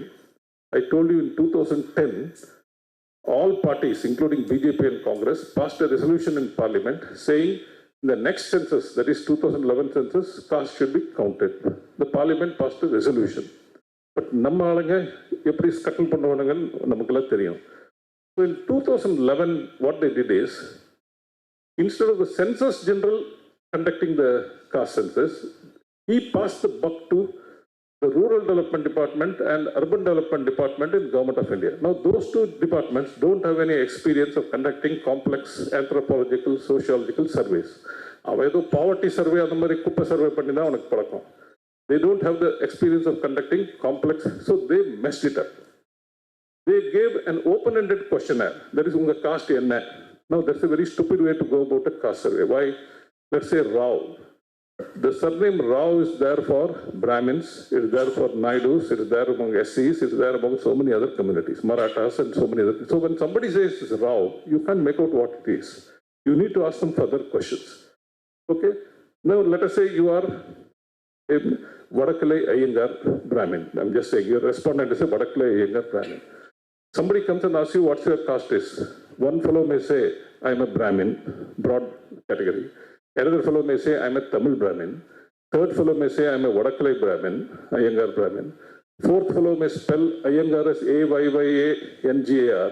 Fifth fellow may spell it as I-Y-E-N-G-A-R. So, computerized pandrapo, each of these will be treated as a separate category. Some fellow may say, I'm a Seshadri. You know, in the Mari, in the Mutta Pasang enna pannanga 2011, they gave an open-ended questionnaire. They merely asked people, what is your caste? So people, there was no standardization. There was no, they should have given them a standard list. You actually have to ask 4 questions, What is your broad caste group? What is your caste group? What is your subcaste? And what is your surname, if any? Broad caste group may be Brahmin. Caste group may be Tamil Brahmin. Subcaste may be, caste group may be Iyengar. Subcaste may be, what is that? Vadakala Iyengar, and surname, if any, may be Seshadri. I'm just saying, Udaharanam solren. You have to capture all the 4 datas, and no point in saying if you are just a Rao. There are many communities which have the same surnames. Nayak is another surname which is common to many people. Bandari is a surname which is common to many people. Handlan's razor means, it says, never ascribe to malice what can be adequately explained by stupidity. That is, சதி பண்ணாங்கன்னு நீங்க jump பண்ணாதீங்க, முட்டாள்தனத்தினால கூட இது பண்ணிருக்கலாம் அப்படின்னு சொல்லி ஒரு சேயிங் இருக்கு இங்கிலீஷ்ல. So I don't know whether it is due to stupidity or due to plain incompetence, but anyway they messed it up. Next. Now BR, as I told you, Nitish Kumar surprisingly did a damn good job of the caste survey. What he did was, he found out first of all what are the castes in BR. There are 214 castes in BR. Other list பண்ணிட்டாரு. And other castes, மற்ற ஸ்டேட்லேருந்து வந்தவன் அவனுக்கு +1 miscellaneous போட்டார். So the enumerators were given a defined list, a drop down. நீங்கள் handheld deviceல போனீங்கன்னா, and district wise, all castes, as you know, don't exist in all districts. Many of the castes are concentrated only in some districts. So you just have to, the drop down box, that is, and the 214 ஒன்று choose பண்ணணும் நீங்க, அவ்வளவுதான். You don't have to choose. So he did a pakka job and he came up with a useful thing. Next. Now, in 2025, the cabinet said, okay, we will do caste census. But most people are not very sure if they will do a proper job of it. Many people think that 2011 சதி பண்ண மாதிரி மறுபடியும் சதி பண்ண போறானுங்க, சொதப்ப போறானுங்க, வேணும்ட்டு பண்றாங்களா தெரிஞ்சு பண்றாங்களா தெரியாது. That's a different issue. பண்ண போறாங்கங்கிற ஒரு ஃபீலிங் இருக்கு. So I am giving a blueprint. I mean, this is based on an article I wrote in the Hindu last year. What should be done? First, legal mandate. Now, there is a Census Act 1948. It says how census should be conducted. My suggestion is amend the Census Act and say caste should be an essential parameter. அப்படின்னு சொல்லி ஆக்ட்ல amendment கொண்டு வாங்க. நீங்க ஆக்ட்ல amendment கொண்டு வராட்டி இவன் ஏமாத்திட்டே இருப்பான். இந்த கவர்மெண்ட் ஒத்துக்கும், அடுத்த கவர்மெண்ட் ஒத்துக்காது, இப்படியே போயிட்டே இருக்கும். And the parliament in 2010, instead of the unanimous resolution put it as a waste of time, what they should have done was they should have amended the Census Act to make caste an essential parameter for one of the essential parameters of census. 2, right institution. Last time, they gave the work to, caste census work to the ministries of rural development and urban development, which are completely unfit to conduct that survey. They botched up the survey and came up with a figure of 46 lakh castes. This time I'm saying it should be done only by the Census General. That fellow jolly well do it. 3, state lists. As you know, Brahmins and SCs are perhaps the only 2 communities which spread across the country. OBCs are usually state specific. Even Brahmins list state specific, SCs state specific. But OBCs are invariably only state specific, and many of the OBC communities are only district specific. And the குறிப்பிட்ட districtல தான் இருப்பாங்க. Now, it is not very difficult. Each state knows what are the OBC castes and other castes in their state. Tamil Nadu knows. நீங்க state government கேளுங்க. You ask from the state government, what are the OBC castes in your state? What are the other castes in your state? They will give you a list. Okay. You also ask sociological and anthropological experts. List கொடுங்க. Compare the 2 and prepare a pakka list. Okay. Then public scrutiny. Put out in the papers. தமிழ்நாட்டில் இதுதான் cost எங்கள் கணிப்பு census. இதெல்லாம் இவங்க பண்ணல, எதுவுமே இவங்க பண்ணல. இது பண்ணாட்டி இவங்க சொதப்பதான் போராடுங்க. They are not doing it. So you put out in the papers, these are the castes according to us in Tamil Nadu. These are the castes according to us in Bihar. These are the castes according to us in Odisha.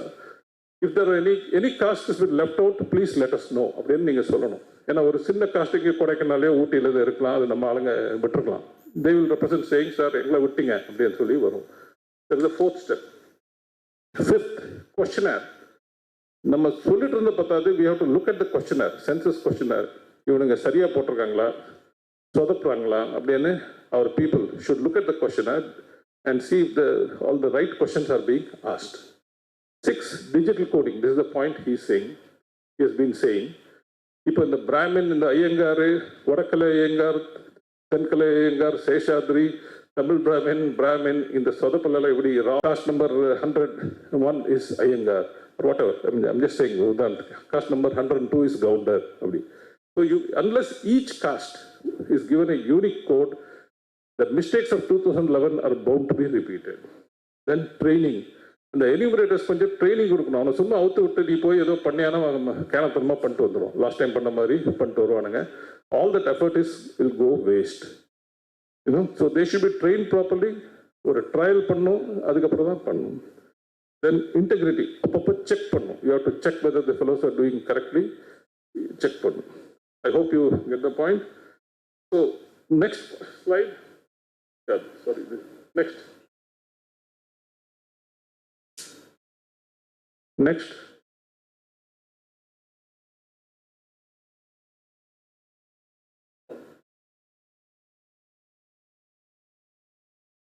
Yeah. Now, what I'm saying is, this enumerating all castes should not stop with only census. It should also be carried forward to surveys. Now, Government of India is doing a lot of surveys, once a year, once in 3 months, once in 3 years, whatever. States also do survey. Right now, they enumerate only SC and ST. Now, the time has come where we have to go beyond this. We have to enumerate everybody. SC, ST, OBC, upper caste, எல்லாரும் enumerate பண்ணணும். யாரு எத்தனை எடுத்துட்டு போறானுங்கன்னு தெரியணும். Okay. Next. So this is my concluding slide. I am saying the decision not to enumerate caste was one of independent India's gravest policy mistakes. The next census is the opportunity to correct it with law, design, technology and transparency. The independent India la panna migaperiya mistake. Jawaharlal Nehru may have done so many other things correctly, but idhula avaru bayangarama sodapitaru. Yen pannarana I really don't know. And if you notice, nobody criticizes Jawaharlal Nehru is criticized for so many other things, but nobody is criticizing him for not conducting this. His strongest enemies don't criticize him for not conducting the caste census. And UPA 2 government is criticized for so many things. But in the SEC socio-economic caste census of 2011, have you heard the criticism? You have not heard the criticism. Which means, as the speakers who spoke before me, that seems to be a multi-party consensus. Ram Manohar Lohia said the same thing. Irrespective of the party, there seems to be a conspiracy in India against OBC interests and against women's interests.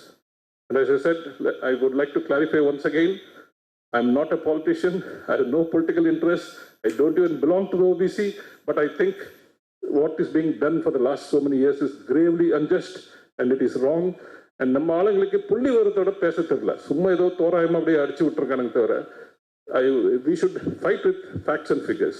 In fact, that PowerPoint presentation is any of you can use it. I mean, it's no copyright. You can just quote the source, but please take whoever wants the copy of the PowerPoint presentation, please give it to them. I would like you to use these facts and figures when you're interacting with the people. Thank you.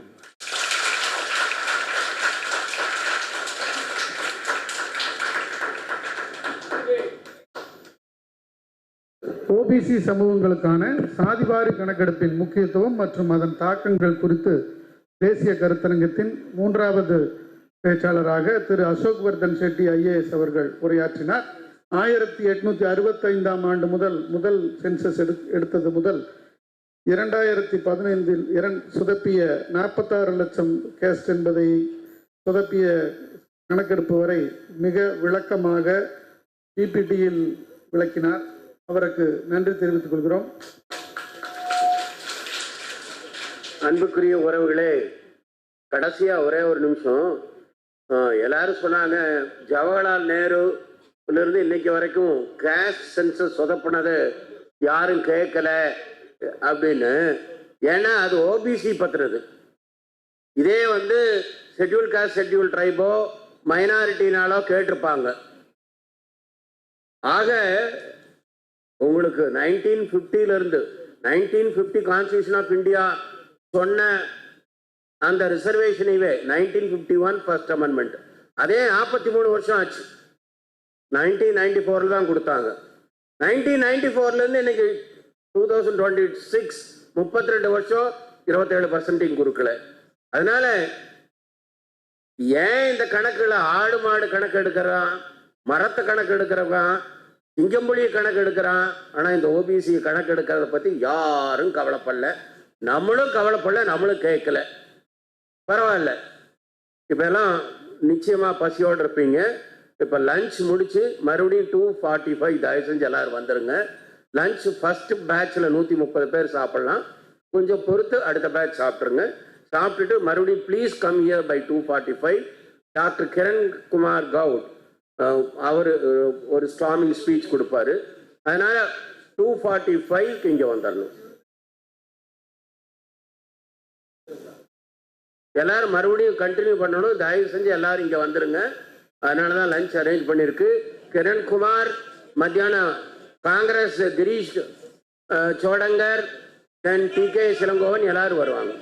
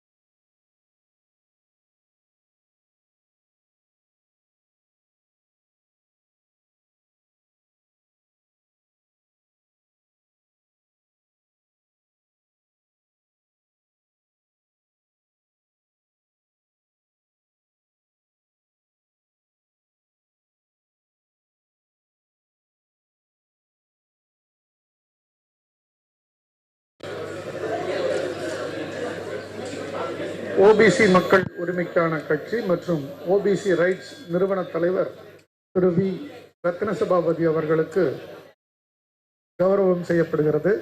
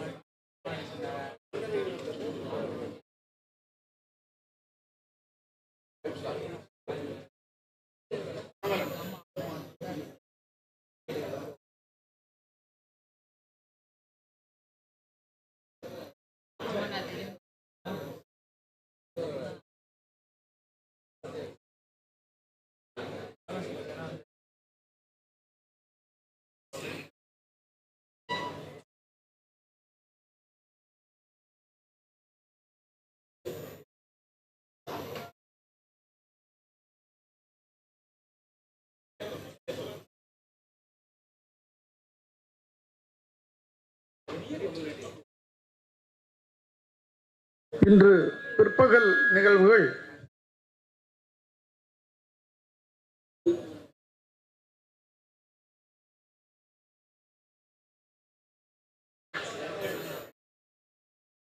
முனைவர் திரு cout Kiran Kumar அவர்கள் அகில இந்திய OBC மாணவர் சங்கத்தின் தேசிய தலைவர் கருத்தரங்கின் அடுத்த சிறப்பு விருந்தினர் பேருரை நிகழ்த்த உள்ளார்கள். அதனைத் தொடர்ந்து இன்று பிற்பகல் நிகழ்வுகளாக இந்த நிகழ்வுகளை தலைமையேற்று நடத்துபவர் முனைவர் திரு எஸ் நாகரத்னம் அவர்கள், மாநில தலைவர், வீரசைவர் பேரவை. பிற்பகல் நிகழ்வுகளுக்கு வரவேற்புரை திரு எம் சரவணதேவா, ஓபிசி மக்கள் உரிமை கட்சியினுடைய மத்திய மண்டல பொறுப்பாளர். சிறப்பு விருந்தினர்களாக திரு கிரீஷ் சோடங்கர், அகில இந்திய காங்கிரஸ்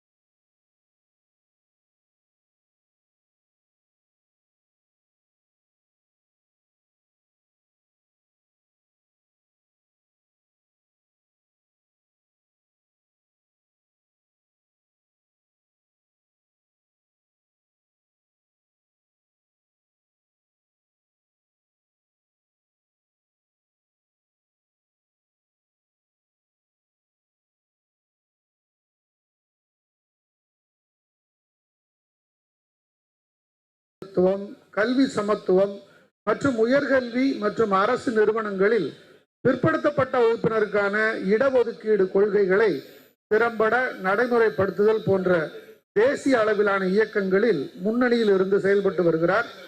டாக்டர் கிரண்குமார் அவர்கள் ஹைதராபாத் பல்கலைக்கழகத்தில் அரசியல் அறிவியலில் பொலிட்டிக்கல் சயின்ஸில் முனைவர் பட்டம் PhD பெற்றுள்ளார். அவரது ஆய்வு பொது கொள்கை, ஆளுகை மற்றும் உள்ளடக்கிய வளர்ச்சி ஆகியவற்றை மையமாக கொண்டது. பல சர்வதேச மாநாடுகளில் தனது ஆய்வுகளை வழங்கியுள்ளார். மேலும் பிரான்சில் உள்ள சர்வதேச பொது கொள்கை சங்கத்தின் கீழ் செயல்படுகின்ற global south policy process research network அமைப்பின் வழிகாட்டும் குழுவில் ஸ்டீரிங் கமிட்டி உறுப்பினராக பணியாற்றுகிறார். அவரது ஆய்வுகள் இந்தியாவில் பொது கொள்கை, வலையமைப்பு, ஆளுகை, உணவு பாதுகாப்பு மற்றும் நலத்திட்டங்களின் செயல்பாடு ஆகியவற்றை ஆராய்கின்றன. AIOBCSAவின் தேசிய தலைவராக சமூக நீதிக்காக பல நாடு தழுவிய முயற்சிகளை அவர் முன்னெடுத்துள்ளார். அவற்றில் சாதிவாரி மக்கள் தொகை கணக்கெடுப்பு, OBC மாணவர்களுக்கான கல்வி உதவித்தொகை மற்றும் ஆராய்ச்சி உதவித்தொகைகளை அதிகரித்தல், இடஒதுக்கீட்டு சீர்திருத்தங்கள் மற்றும் உயர்கல்வியில் ஒடுக்கப்பட்ட சமூகங்களுக்கு அதிக பிரதிநிதித்துவம் வழங்குதல் ஆகியவை அடங்கும். அவரது தலைமையின் கீழ் AIOBCSA கல்வி வாய்ப்புகள், அரசியலமைப்பு சட்ட உரிமைகள் மற்றும் அனைவரையும் உள்ளடக்கிய பொது கொள்கைக்காக செயல்படும் முக்கிய தேசிய மாணவர் இயக்கமாக வளர்ந்துள்ளது.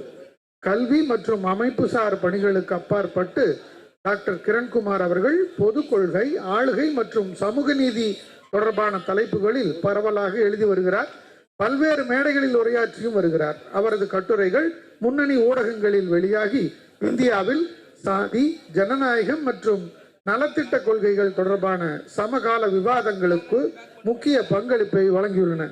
இனி doctor Goud Kirankumar.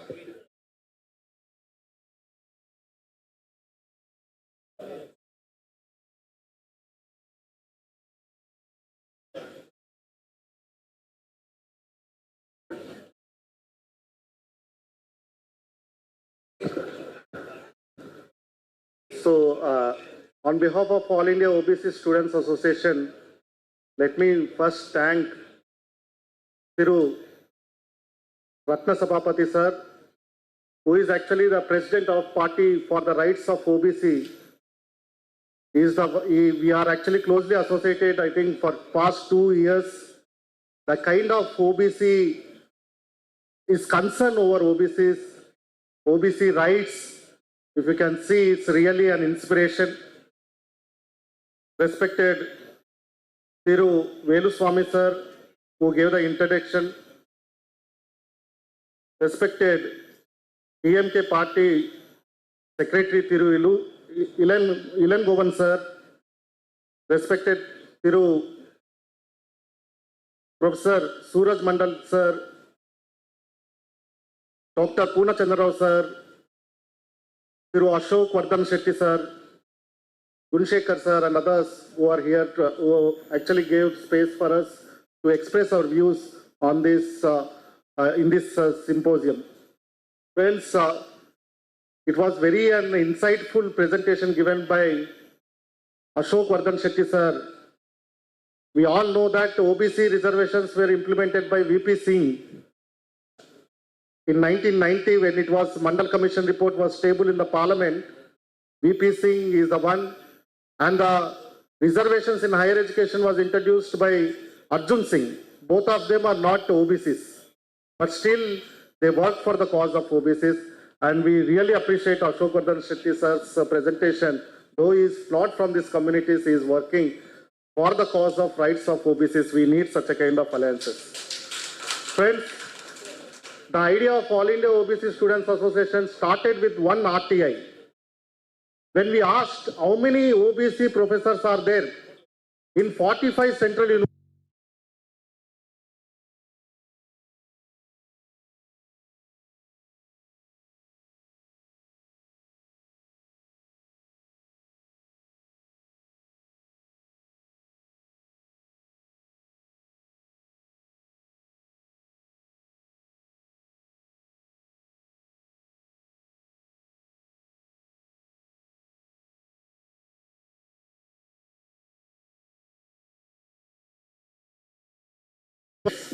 Most of the IITs, IIMs, 80% seats are filled by one community, upper caste community.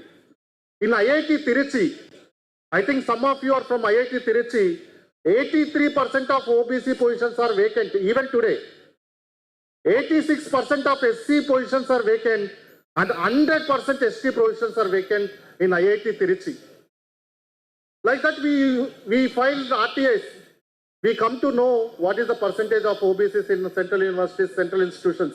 Because we all go, our students, our children will go to and appear in IIMs, but to do MBBS, to do a master's program or to do BTech programs in IIT Science. But we hardly find students, OBC professors, associate professors and assistant professors. Friends, and that's the reason there are highest suicide rates due to caste discrimination. No other country is having this kind of trend. Only in India, based on caste discrimination, suicides are going on in across these universities and IITs, premier institutions. And recently I came to know, even in the state universities, there are no recruitment for the past few years. And this is a trend for the pan-India. All state universities are in the edge of collapse. In all central universities and institutions, recruitment are going because of our education. At least now we have around 900 to 1,000 professors across in central universities, IITs, because of our efforts. But RSS, BJP, APVP students are coming and sitting there. They don't have any concern over the social justice issues. Friends, when we experimented and doing education, in University of Hyderabad, no other institution is having OBC gold medal. We had SC, ST gold medal and general gold medal.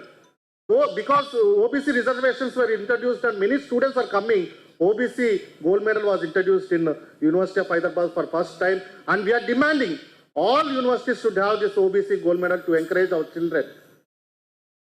Friends, when there is a NEET issue, and Tamil Nadu fought on the NEET issue, but across the country, only few universities, for a few political parties fought. On EWS is a fraud. We fought against EWS in Supreme Court. It's a fraud on Constitution. Because of 10% reservation, it is impacting OBCs. Because we used to get to ranks in general quota in the 10%, but now we are not getting 10% blanket. And it's good that in Tamil Nadu, EWS reservation was not implemented at the state level. But in state like Telangana, if you can see some of the data I will explain, we don't have not even 1.5 to 2% of EWS population, but 10% reservations are given. In all states, in progressive states like Kerala also given 10% reservation, whereas OBCs are not given proportionate reservations. That's the reason we have started doing satyagrahas, protests, seminars, conferences, webinars, like in any other, in different forms, to demand caste census across the country. Caste census is very much required. As sir mentioned, all judgments, if you can see, if you can understand, read, if now AI tools are come, upload all judgments. The same thing, what they ask, quantifiable data is there or not on social and educational backwardness of OBCs. For EWS, they don't ask. They don't ask for seminar reports. They don't ask for committee reports. They don't ask for data. They don't ask for anything. Blatantly 10%, up to 10% they said, but 10% was implemented. Whereas OBCs, in spite of having some data and having two backward classes commissions clearly stating that we are socially educationally backward classes, still we are not getting proportionate reservations. So proportionate reservation is not part of constitution. When 15% SCs are given 15%, when 7.5 given 7.5 SCs, when not even 10%, they have given 10% reservation. Why can't OBCs get this 52% reservations or proportionate to their social educational backwardness? That is the demand. And we started across the country agitating for caste census pan-India. Then initially government of India said we will not do it. They filed affidavit against caste census in Supreme Court. In social and educational backward class, in social educational caste census in 2011, when it was supposed to conduct by census commissioner, But that was transferred to the Ministry of Rural Development and Panchayati Raj. Okay, that was conducted, but as Sir said, 46 lakhs caste names were appeared because the column was given, open column. For SC, ST, there are codes, code number 1, some caste 2, 3, 4 like that, but OBC and upper caste, there is no code. And recently, we all completed household level operations, that is HLO, that is first stage of census. No OBC data or upper caste data collected. But in second stage, they said in population enumeration, we will collect the data. They completed in 16 states pilot project. Then in that column also, they have kept what they made in the affidavit in the Supreme Court, what they said, that 46 lakhs errors are there in the social educational caste census 2011. Same mistake they are doing it now. They are keeping the column, open column as already mentioned. So friends, if you are given the open column, each caste, if you take the Yadav caste will have different subsects like Yadav, Golla, in some places they call Kurma, in some places in subcaste they are calling. But what if someone says Yadav, in someone says Golla, is that like consolidated as one group? No.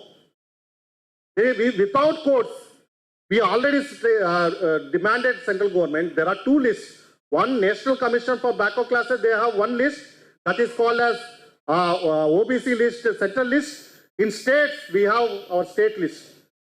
If the central government is unable to find any of the caste lists, we are ready to provide 24 hours all caste lists of OBCs across the country. If you don't have mechanism, you have Anthropological Survey of India, you have Ministry of Social Justice, NCBC, all these things are there, but still you are not enumerating OBCs. Friends, like this, and this caste enumeration is very much important. 1931, 95 years back, we have the data. Same thing caste, same thing followed by the first Backward Classes Commission and the Mandal Commission, second Backward Classes Commission. And many of the states also following the same 95 years old data. We need data. We need data how much the social educational backwardness and also census. Census, you know, each and every individual will be enumerated. Whereas in survey, in state services like I will be giving Telangana and Bihar, it is up to the individual whether to participate in the survey or not. But census, everyone should be participated. That is what central government is now missing. And we are demanding the central government to include all castes, including upper caste. Let the upper caste data also come to the public. OBC data come to the public. What is the social educational backwardness, we will come to know. Friends, and you say, and this time it's a digital form, and we will get easily, the codification is very easy. If you can enter the schedule, it will come and appear in this digital tabs. So, let me, already IPS SARs and IAS SARs are given. They already gave extensive presentation. I will not take, I have only 5 presentations. It is just like after Lati charge, because we have IPS SARs here, 2 IPS SARs. My meeting will be with small stick only. It's not a long presentation. So I will not take much. So next slide. So this, why we need caste census pan-India? Because we already have 2 experiments. One in Bihar and another one is Telangana. Even Karnataka did caste census survey, but the government has not kept this data, entire data in the public domain. Maharashtra attempted. Andhra Pradesh also did it, but they have not kept data in public domain. We have 2 set of data in public domain. It's a survey. So if you can see, the entire population enumeration, in Bihar they conducted, the numbers are already there. Bihar, when they conducted the population survey, and there is an increase in the percentage of OBCs. 10% there is a increase. Whereas upper caste percentages have come down. Maybe this is because OBCs, because of having more kids, and there is a education will actually lead to, because there is a high level of education, and that's the reason upper caste will have 1 or 2 kids, whereas we used to have, our parents, if you can see 4 to 5 children, there is a slight increase. So, in OB, if you can see, in Bihar population, SCs, there is an increase also, SCs, 19.65%. Tribes are very less in Bihar, it's 1.68, whereas compared to Telangana, it's over 10.45. So, other backward classes, if you combine both, as Sir mentioned, in Bihar, it's OBCs and EBCs. OBCs and EBCs means extremely backward classes, like most backward classes here.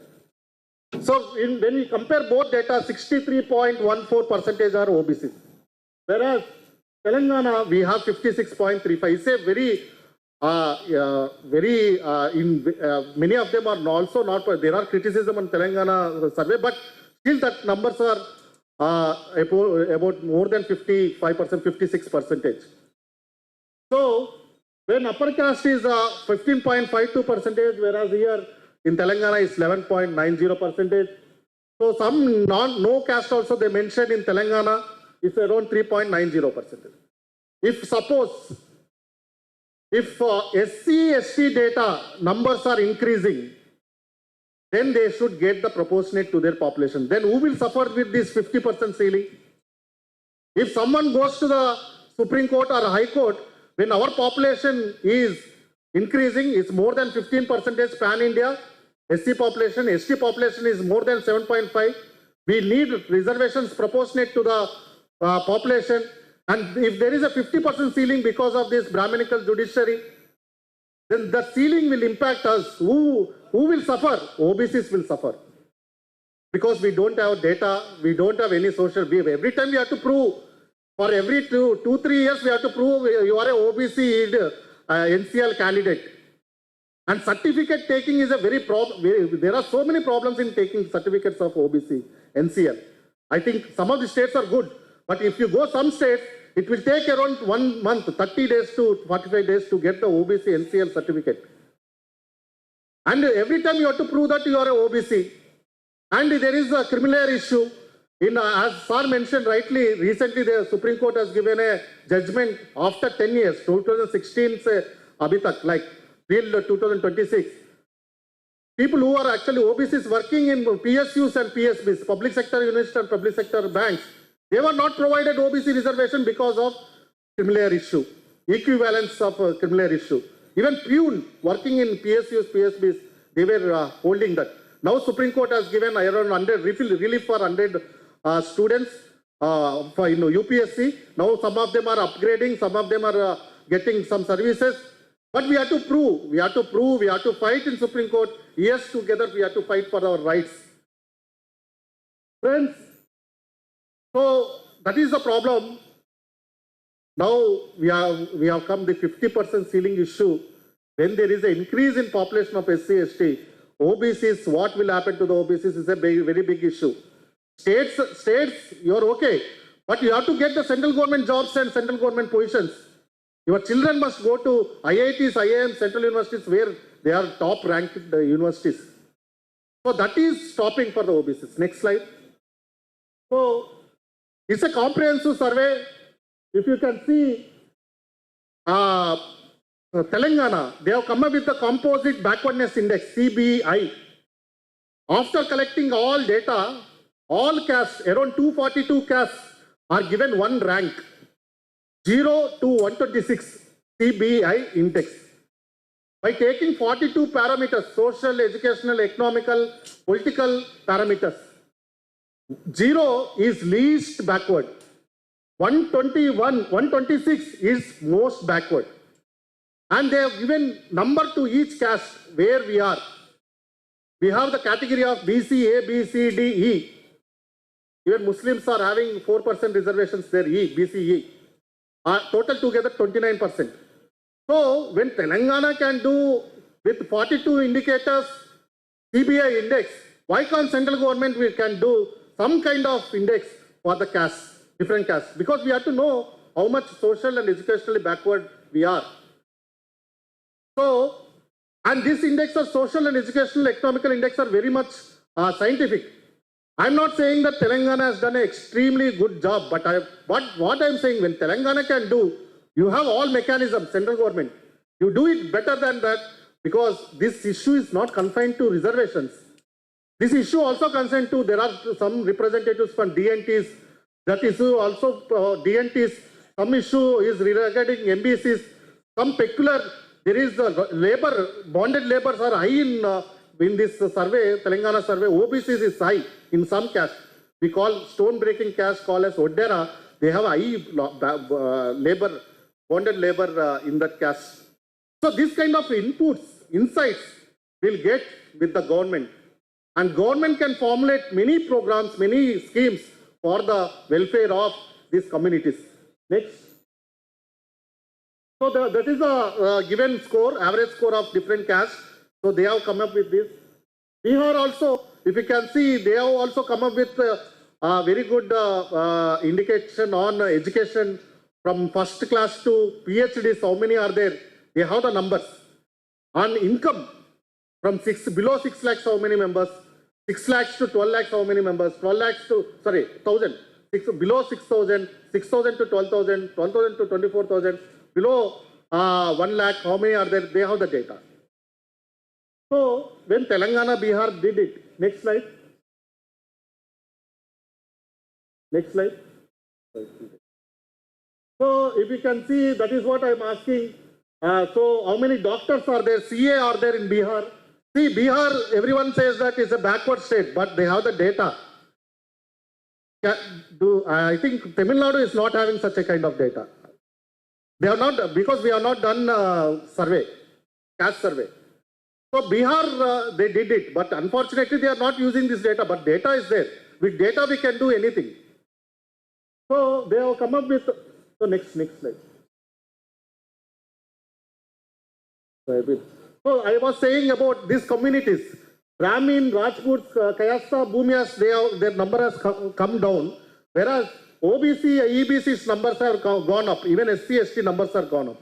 You can see the numbers. Brahmins numbers are coming down. But opportunities, when taking the cake of employment and education, professors, you see the IIT Madras professors, how many Brahmins are there sitting there? Why they are not allowing SC, ST, OBCs? We have the data of IIT Madras also. A Brahmin sitting there at 3 levels. At the notification level only they are stopping SC, ST, OBC. They are saying you must have this much publications. Even having publications, if you reach the second stage of interview, they are making cracking jokes and they are keeping simply NFS, non-found suitable. In third level, if you go, even if you clear some scrutiny level and going to interview, after interview also they are not keeping because he is not matching to our level. IIT is very supreme, whereas this SC, ST, OBC person who have done PhD in IIT itself or from the international institutions or universities, they are rejecting our candidature of having PhD from IIT, having PhD from the Western universities, they are rejecting them also because of casteism. What I am asking IIT and IIMs or central institutions, please keep your rosters in public domain. Numbers, how many SC are there, ST are there, BCs are there, how many general are there, how many Brahmins are there? You keep these numbers in public domain. Some of the universities have kept it because JNU has kept it, in University of Hyderabad has kept it, but these institutions are not keeping the numbers in the public domain. Why? They are fearing. If you get the numbers, if you get the census, see how much is the difference that we have and the upper caste is having. And what is their numbers and what is our numbers. So these numbers are very important. So, as Sir also mentioned, I could just conclude. Next slide. So this is a comprehensive picture of Bihar and Telangana. I am not going very in-depth into this number, but you can see, I will also give the slides. As Sir mentioned, 95 years, 4,147 castes are there in 1931 data. In 1951, 6,325 castes are there. In 2011, we have 46 lakhs castes. We don't know from where we got it. Same thing this year, we may reach to the level of 60 lakhs or 70 lakhs castes because of mistakes that are done by this government. So, political parties, in spite of getting this note published in The Hindu, Times of India, in national newspaper, all political parties are silent on open column of caste census. I don't know, even social justice parties who are for social justice parties, they are supporting EWS, they are opposing social equity regulations in universities. They are not raising this issue of caste census, open column. And really, we appreciate only in this country, in the pan-India, we call only Sabapathy sir. In pan-India level, he has raised this issue for the first time. Here the national symposium is going on. He called North Indian intellectuals and South Indian intellectuals, and he kept this seminar. This is not a simple seminar. This seminar is going to be path-breaking seminar in the country. Tomorrow, 20th, the parliament session will go on. Many people will bring many issues into the picture. But whoever raise this caste census issue in the parliament, whoever political party will agitate, we have to support that. So Rathna Sabapathy sir is the extraordinary personality he is for the OBC communities. He is doing a very big service, not only for this Tamil Nadu OBCs, he is doing service for entire country OBCs, that is around 70-80 crores members. If a Nobel Prize is there, that should be given to the OBC communities. Thank you, sir.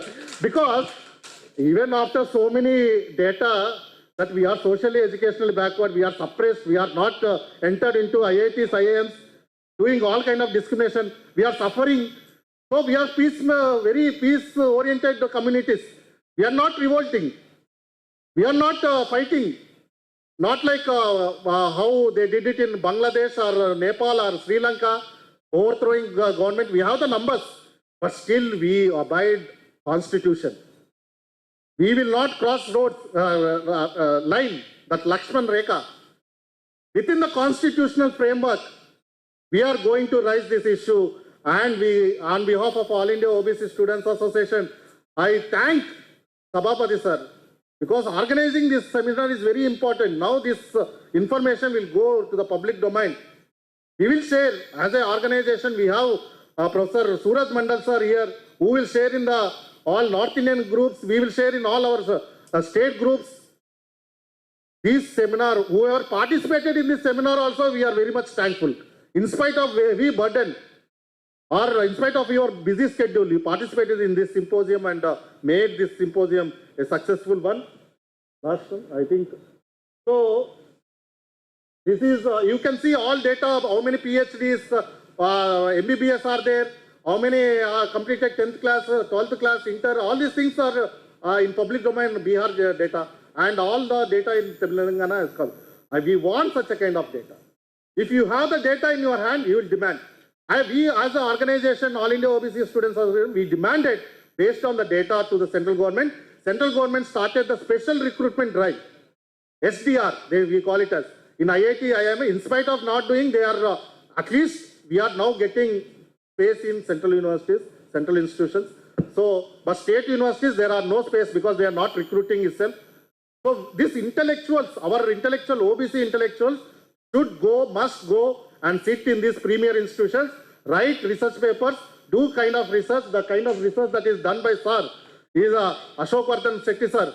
We all should do such a kind of research. The kind of pain he has taken from historical background to till now. What are the issues with the caste census? He has clearly mentioned. So we are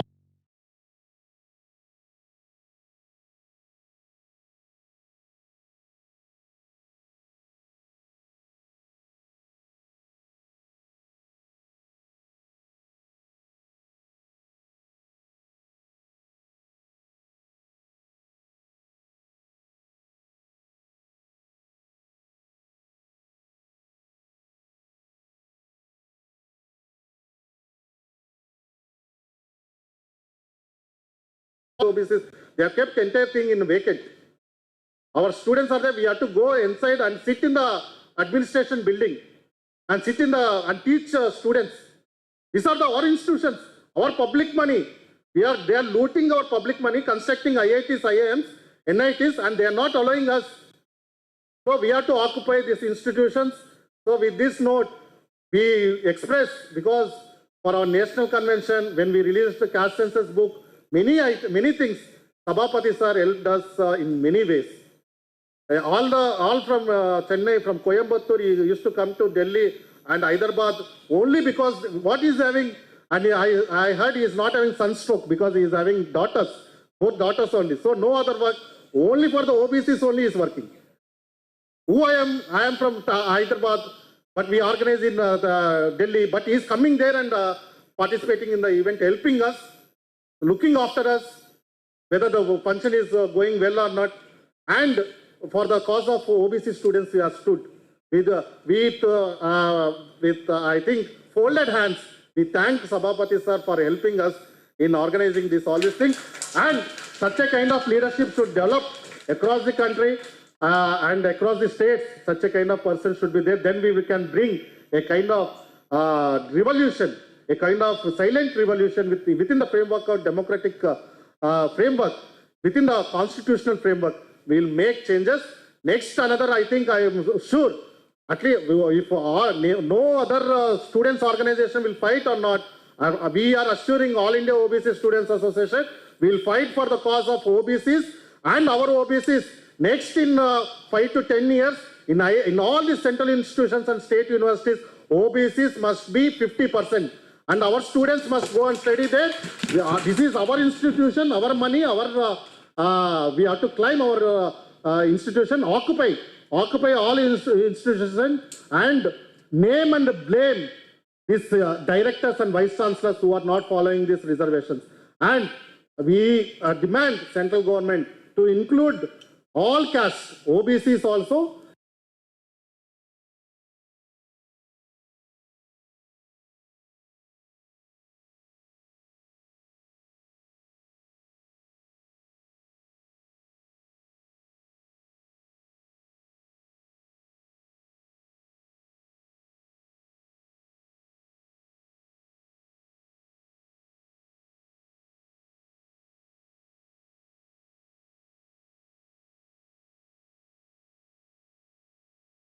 More than this ruling party, they are doing gross injustice because opposition's responsibility is there. Or if you don't have any work to fight, we are already doing fights. We will fight along in the leadership of Sabapathy sir. With this note, thank you so much for giving this opportunity. Thank you, sir. அகில இந்திய OBC மாணவர் சங்கத்தினுடைய தேசிய தலைவர் doctor cout Kiran Kumar அவர்கள் கருத்தரங்கின் தனது சிறப்புரையை ஆற்றியுள்ளார்கள். இன்று காலையிலிருந்து நடைபெற்ற திரு சூரஜ் மண்டல், பூர்ணச்சந்திர ராவ், திரு கவுட் கிரண் குமார், அசோக் வர்தன் ஷெட்டி ஆகியோர் வழங்கிய கருத்துரைகளினுடைய தொகுப்பை இப்பொழுது தலைவர் வி ரத்ன சபாபதி ஐயா அவர்கள் வழங்குவார்கள்.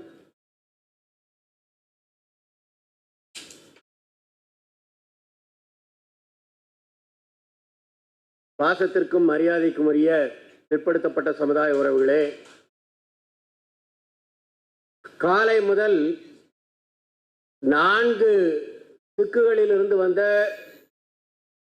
4 நிபுணர்கள் ஓபிசி சம்பந்தமான அனைத்து தரவுகளையும் கைநுனியில் வைத்திருக்கும் நிபுணர்கள் அவர்கள் கருத்துக்களை கூறினார்கள். அடுத்து பொலிட்டிக்கல் செஷன் லண்டனில் இருந்தாலும் எங்களது வேண்டுகோளை ஏற்று இங்கே ஃபார்மர் எம்பி திரு இளங்கோ அவர்களையும் அனுப்பி வைத்திருக்கிறார் திராவிட முன்னேற்ற கழக தலைவர். அதேபோல் நான் வேண்டுகோள் விடுத்தவுடன் அன்பு சகோதரர் ஈஸ்வரன் இங்கு வந்திருக்கிறார். கொங்குநாடு மக்கள் தேசிய கட்சியின் ஜெனரல் செக்ரட்டரி, பொது செயலாளர்.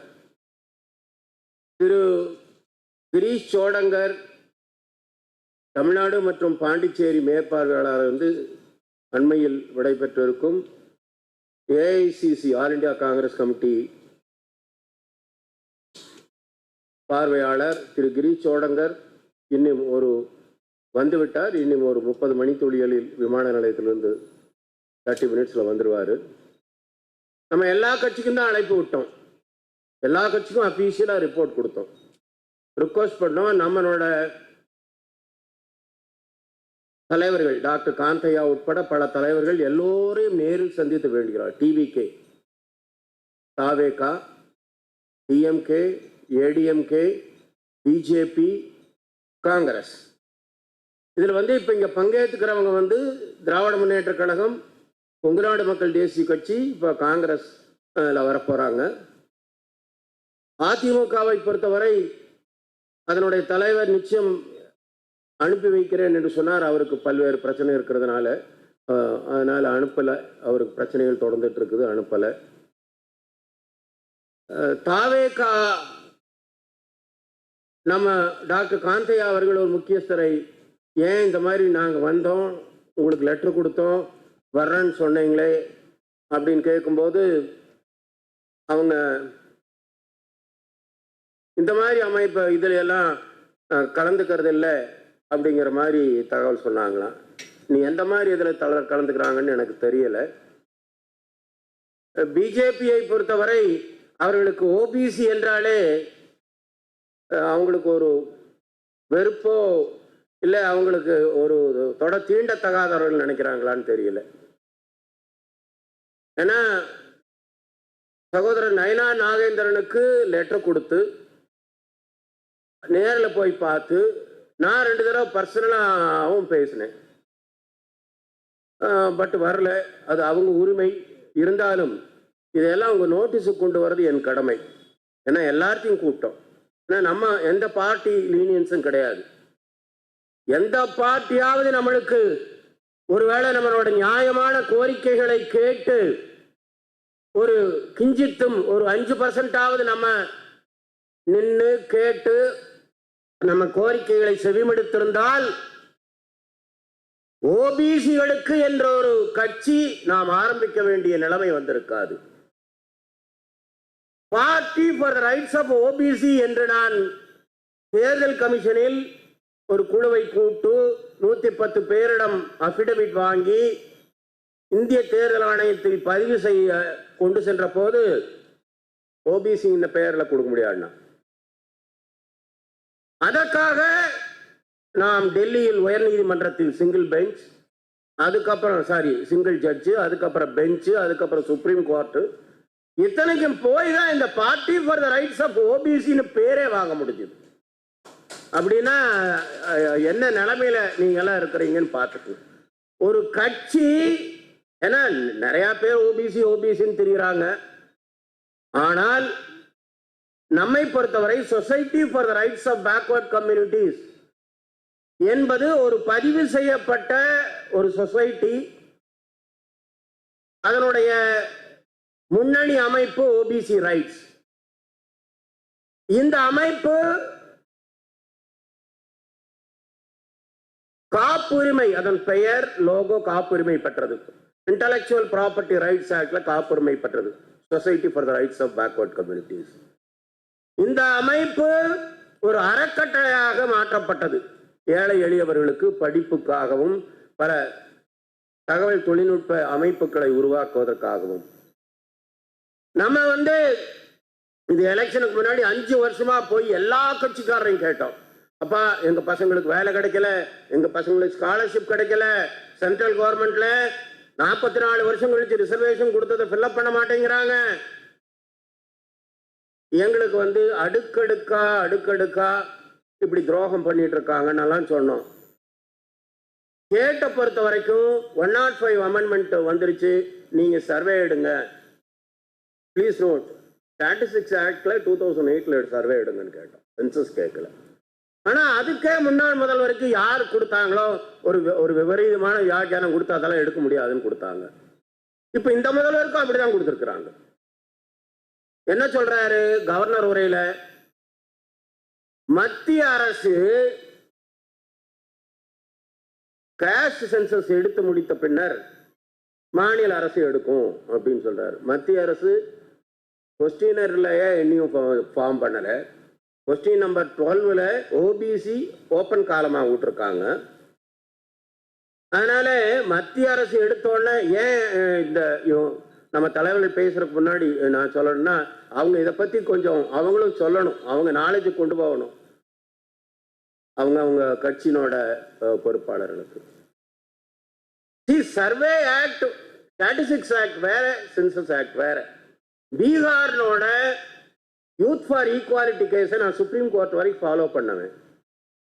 என்ன சொல்றாங்கன்னா, ஒரு மாநில அரசு அந்த மாநிலத்தில் உள்ள மக்களின் பிரச்சனைகள், அவர்களுடைய பேக்வர்ட்னஸ், அவர்களுடைய கல்வி பொருளாதார நிலைமை, இவற்றையெல்லாம் தெரிந்தால்தான் அந்த மாநில அரசு அந்தந்த பகுதிகளுக்கு அந்த மக்களுக்கு உண்டான தீர்வுகள், வெல்ஃபேர் மெஷர்ஸை வழங்க முடியும். அதனால மாநில அரசுக்கு அந்த உரிமை உண்டு. ஸ்டாட்டிஸ்டிக்ஸ் ஆக்ட்ல சர்வே பண்றதுக்கு உரிமை உண்டுன்னு சொல்றாங்க. ஏன் ஸ்டே பண்ணான்னா, பீகார்ல வந்து analysis proportionate to the vacancy position, government representation, அதை அனாலிசிஸ் சரியா பண்ணலாம். அதே தெலுங்கானால எடுத்தாங்க, இட் ஹாஸ் பின் அப்ஹெல்ட். கர்நாடகத்தில் எடுத்தாங்க, அங்கேயும் வந்து சில அவங்களுக்குள்ள இருக்கிற காங்கிரஸ்குள்ள இருக்கிற சில பிரச்சனைகளால நிற்குது. பல்வேறு மாநிலங்கள் மராத்தால எடுத்துக்கிட்டு இருக்கிறாங்க. ஆனா இங்க இருக்கிற அரசு, இதுக்கு முன்னாடி இருந்தவங்களும் சரி, இப்ப இருக்கிறவங்களும் சரி, அரசு அதிகாரிகள் சொல்றாங்களோ இல்லை இவங்களோட நிலைப்பாடோ எனக்கு தெரியாது. கடைசியா நான் ரெண்டு சொல்ல விரும்புறேனுங்க. ஓபிசி என்றால் மத்திய அரசு, அது காங்கிரஸ் ஆகட்டும் பாஜகவாகட்டும், அவர்களுக்கு ஒரு கிள்ளுக்கீரை. முன்னேறிய வகுப்பினருக்கு அவர்களுடைய இன்ட்ரெஸ்ட் எல்லாம் அதிகாரி பார்த்துக்கிறான், பியூரோக்ரசி பார்த்துக்கிறான். ஏன் அப்படின்னா 80% அடிஷனல் செக்ரட்டரி அவங்க முன்னேறிய வகுப்பினர் தான் இருக்காங்க. அதுக்கு அடுத்தது டிசிஎஸ் ரெப்ரசன்டேஷன் 44 1950ல 51 ஃபர்ஸ்ட் அமெண்ட்மெண்ட், அதுல கொடுக்கப்பட்டதுக்கு 90ல விபி சிங் 27% அந்த ஒரே ரெக்கமெண்டேஷன் கொடுத்தும், இந்திரா சகானி வழக்கில் தீர்ப்பை 92 and 93 கொடுத்தும், அதற்குண்டான ஓஎம் ஆபீஸ் மேனுவல் ஆர்டர் 94ல போடுறான். கொடுக்கறக்கு உங்களுக்கு 42 வருஷம், ஆபீஸ் இஃபெக்டிவ் ஆபீஸ் மேனுவல் போடுறதுக்கு அதுக்கு 2 வருஷம். அப்போ என்ன பண்றாங்க, அதுல இந்திரா சகானி வழக்கில் உள்ள ஒரு கண்டிஷன் என்னன்னா, ஓபிசின்னு கொடுக்குறேன், ஆனா உனக்கு 1 லட்சம் ரூபாய்க்கு மேல வருமானம் இருந்தா நீ கிரீமி லேயர், அந்த ஓபிசி கிடையாது. என்ன கொடுமை பாருங்க. சரி, கிரீமி லேயர் எல்லாம் சரி, எனக்கு ஓபிசின்னு ஏதோ 1000 சர்டிபிகேட் வாங்கிட்டா, உன் சர்டிபிகேட் 1 வருஷம் தான் வேலிடிட்டிங்கிறான். இப்போ 1 வருஷம் தான் வேலிடிட்டி. என்னங்க இது? எந்த தலைவர் கேட்கிறாங்க, எந்த கட்சி கேட்குது? சரி, பரவாயில்ல. அடுத்தது என்ன பண்றான், 2007 வரைக்கும் எஜுகேஷன் ரிசர்வேஷன் கொடுக்கல, 2007 வரைக்கும். ரைட், இப்போ 19 வருஷத்துலயாவது கொடுத்துருக்கிறீங்களான்னா, இங்க ஐஐடி மாணவர்கள் சில பேர் இருக்கிறாங்க, பேர் சொல்ல விரும்பல, ஏன்னா அங்க இருக்கிற ஐயர் வாத்தியார்கள் அவங்கள ஒரு வழியா பண்ணிடுவானுங்க. ரெஃபரன்சிங் மார்க்னு ஒன்று இன்ட்ரடியூஸ் பண்ணியிருக்கிறான். நம்ம அரசியல்வாதி எத்தனை பேருக்கு தெரியும் தெரியல. எப்படின்னா, ஒரு 10% பிஜி பண்ணான்னா அவங்களா ஒரு மார்க் வச்சுக்குவாங்க. ஒரு மாணவர் 80 மார்க் வாங்கினான்னா, அடுத்தது 75 மார்க் வாங்கின 4 பேர் மட்டும்தான் அவன் வந்து suppose to pass through the next phase, அடுத்த கட்டம். பாக்கி இருக்கிறவன் அதே ரீடைன் பண்ணிடுவான். ஏன் ரீடைன் பண்ணின, என்ன மார்க்கு என்ன, யாரு கேட்க முடியாது. அப்படி கேட்காம அந்த பையன் நல்லா படித்தும் அவன் மார்க் வாங்க வேண்டும் என்றால் அவன் விவேகானந்தா ஃபவுண்டேஷன்ல போய் சேரணும். அவனோட காலர் டியூனை மாத்திக்கணும் செல்போன்ல. நான் என்ன சொல்றேன், அவங்க விருப்பப்பட்டா மாத்திட்டு போகட்டும், விவேகானந்தா ஃபவுண்டேஷன்ல சேரட்டும். ஆனால் இந்த ஒரு நிர்பந்தங்களை எங்களது மாணவர்களுக்கு கூடுவது ஏன்? நான் காலையில சொன்னேன், ஓபிசி மாணவர்கள் தப்பி தவறி இப்ப கிராஜுவேஷன் என்ட்ரி பாயிண்ட்ல மட்டும் ஓரளவு ரிசர்வேஷன் இருக்குது. பிஜி லெவல்ல எல்லாம் எதுவுமே கிடையாது. அங்க போனா அவங்களை எல்லாரும் கோட்டா பாய்ஸ் சொல்றான், தற்கொலை பண்ணிக்கிறான். 10 மாணவர் போனா 4 மாணவர் அட்ரீஷன், அவன் வந்து காலேஜ் விட்டுட்டு வந்துடுறான். அங்க ஆசிரியர்னோட அழுத்தம், சக மாணவர்கள் அழுத்தம் தாங்க முடியாம. ஆக நமக்கு ஜாப்ல ரிசர்வேஷன் இல்லை, உயர்கல்வி நிலையங்களில் ரிசர்வேஷன் கொடுக்கப்படுவதில்லை. அங்க இருக்கிற டீச்சர்ஸ் ஐஏஎம் திருச்சி மாதிரி, நான் மறுபடியும் ரிப்பீட் பண்ண வரும்ல, கிரண் சொன்ன மாதிரி அங்க அநியாயங்கள் நடக்கின்றன. இத்தனை அநியாயங்களையும் மீறி போனா உட்கார்ந்த இடத்துல இடபிள்யூஎஸ் வாங்கிட்டான். உட்கார்ந்த இடத்துல கோட்டா பாய்ஸ்னு சொல்ற நீ எனத்துக்கு கோட்டா வாங்கிட்டு இருக்கிற. அதுவும் இப்ப வந்து பேக்லாக் வேகன்சிஸ்னு சொல்லி நீங்க தயவு செஞ்சு புரிஞ்சுக்கணும் இடபிள்யூஎஸ் கொடுமைய. பேக்லாக் வேகன்சி இப்போ ஓபிசி கிடையாது, பேக்லாக் வேகன்சி இடபிள்யூஎஸ் உண்டு. இப்போ எப்பவோ 2019ல இருந்து இருக்கிற பேக்லாக் வேகன்சி பூரா நம்ம ஓபிசி கோட்டால இருந்து எடுத்து அவங்களுக்கு கொடுக்கறான். அதெல்லாம் விட என்னன்னா இடபிள்யூஎஸ் மானிட்டர் பண்றதுக்கு அப்படின்னு மாவட்ட லெவல்ல மானிட்டரிங் சிஸ்டம் வச்சிருக்கிறான். நம்மளுக்கு 44 வருஷம் கொடுத்த ரிசர்வேஷன் கழிச்சு கிடைத்த அந்த 27% இன்னும் நிறைவேற்றல. நேற்று கொடுத்த இடபிள்யூஎஸ் மானிட்டர் பண்றதுக்கு மானிட்டரிங் சிஸ்டம், பேக்லாக் வேகன்சிஸ் இத்தனையும் யாருக்கு கொடுக்கிறார்கள்? ரிசர்வேஷனை மண்டல் கமிஷன் கொடுத்த போது எதிர்த்தவர்கள், கோட்டா பாய்ஸ் நம்மளை கேவலப்படுத்தி கிண்டல் பண்ணனவங்க, தகுதி இல்லாதவர்கள். நீ எல்லாம் வந்து கோட்டால வந்தவன், தகுதி இல்லைன்னு சொல்றவன் இவன் இத்தனையும் சொல்லிட்டு இதை வாங்கியிருக்கான். உலகத்தில் நீங்கள் எங்க வேண்டுமானாலும் பாருங்கள், எக்கனாமிக் பாராமீட்டர்ல எங்கேயுமே ரிசர்வேஷன் கிடையாது. கான்ஸ்டிடியூஷனல் அசம்பிளி டிபேட்ல it was debated, they said no question of Jawaharlal Nehru உட்பட எக்கனாமிக் பாராமீட்டர்ல கிடையாது. இந்திரா சகானி வழக்கில் 9 ஜட்ஜ் கான்ஸ்டிடியூஷன் பெஞ்ச்ல 7 ஜட்ஜ் வந்து பொருளாதார அடிப்படையில் ரிசர்வேஷன் கொடுக்க கூடாது என்றார்கள். ஆனால் நமது உச்ச நீதிமன்றம் 3:2ங்கிறதுல 3 ஜட்ஜ் 7 ஜட்ஜ் கொடுத்த அப்சர்வேஷனை மீறாரு. யார் போய் கேட்கறது? ஏன்னா இட் இஸ் அபெக்ஸ் கோர்ட், உச்ச நீதிமன்றம், அதுக்கு மேல ஒரு நீதிமன்றம் இல்லை. இந்த நான் சொன்ன மாதிரி ஆன்டி டிஸ்கிரிமினேஷன் லா ஒரு மெக்கானிசம் கொண்டு வர்றான். ஹையர் இன்ஸ்டிடியூஷன்ல எங்க பசங்களை கிண்டல் பண்ணி அவங்களுக்கு மன அழுத்தத்துக்கு உண்டாக்குனா ஒரு விசாரணைக்கு ஒரு மெக்கானிசம் வந்தா அதையும் ஸ்டே பண்றான்.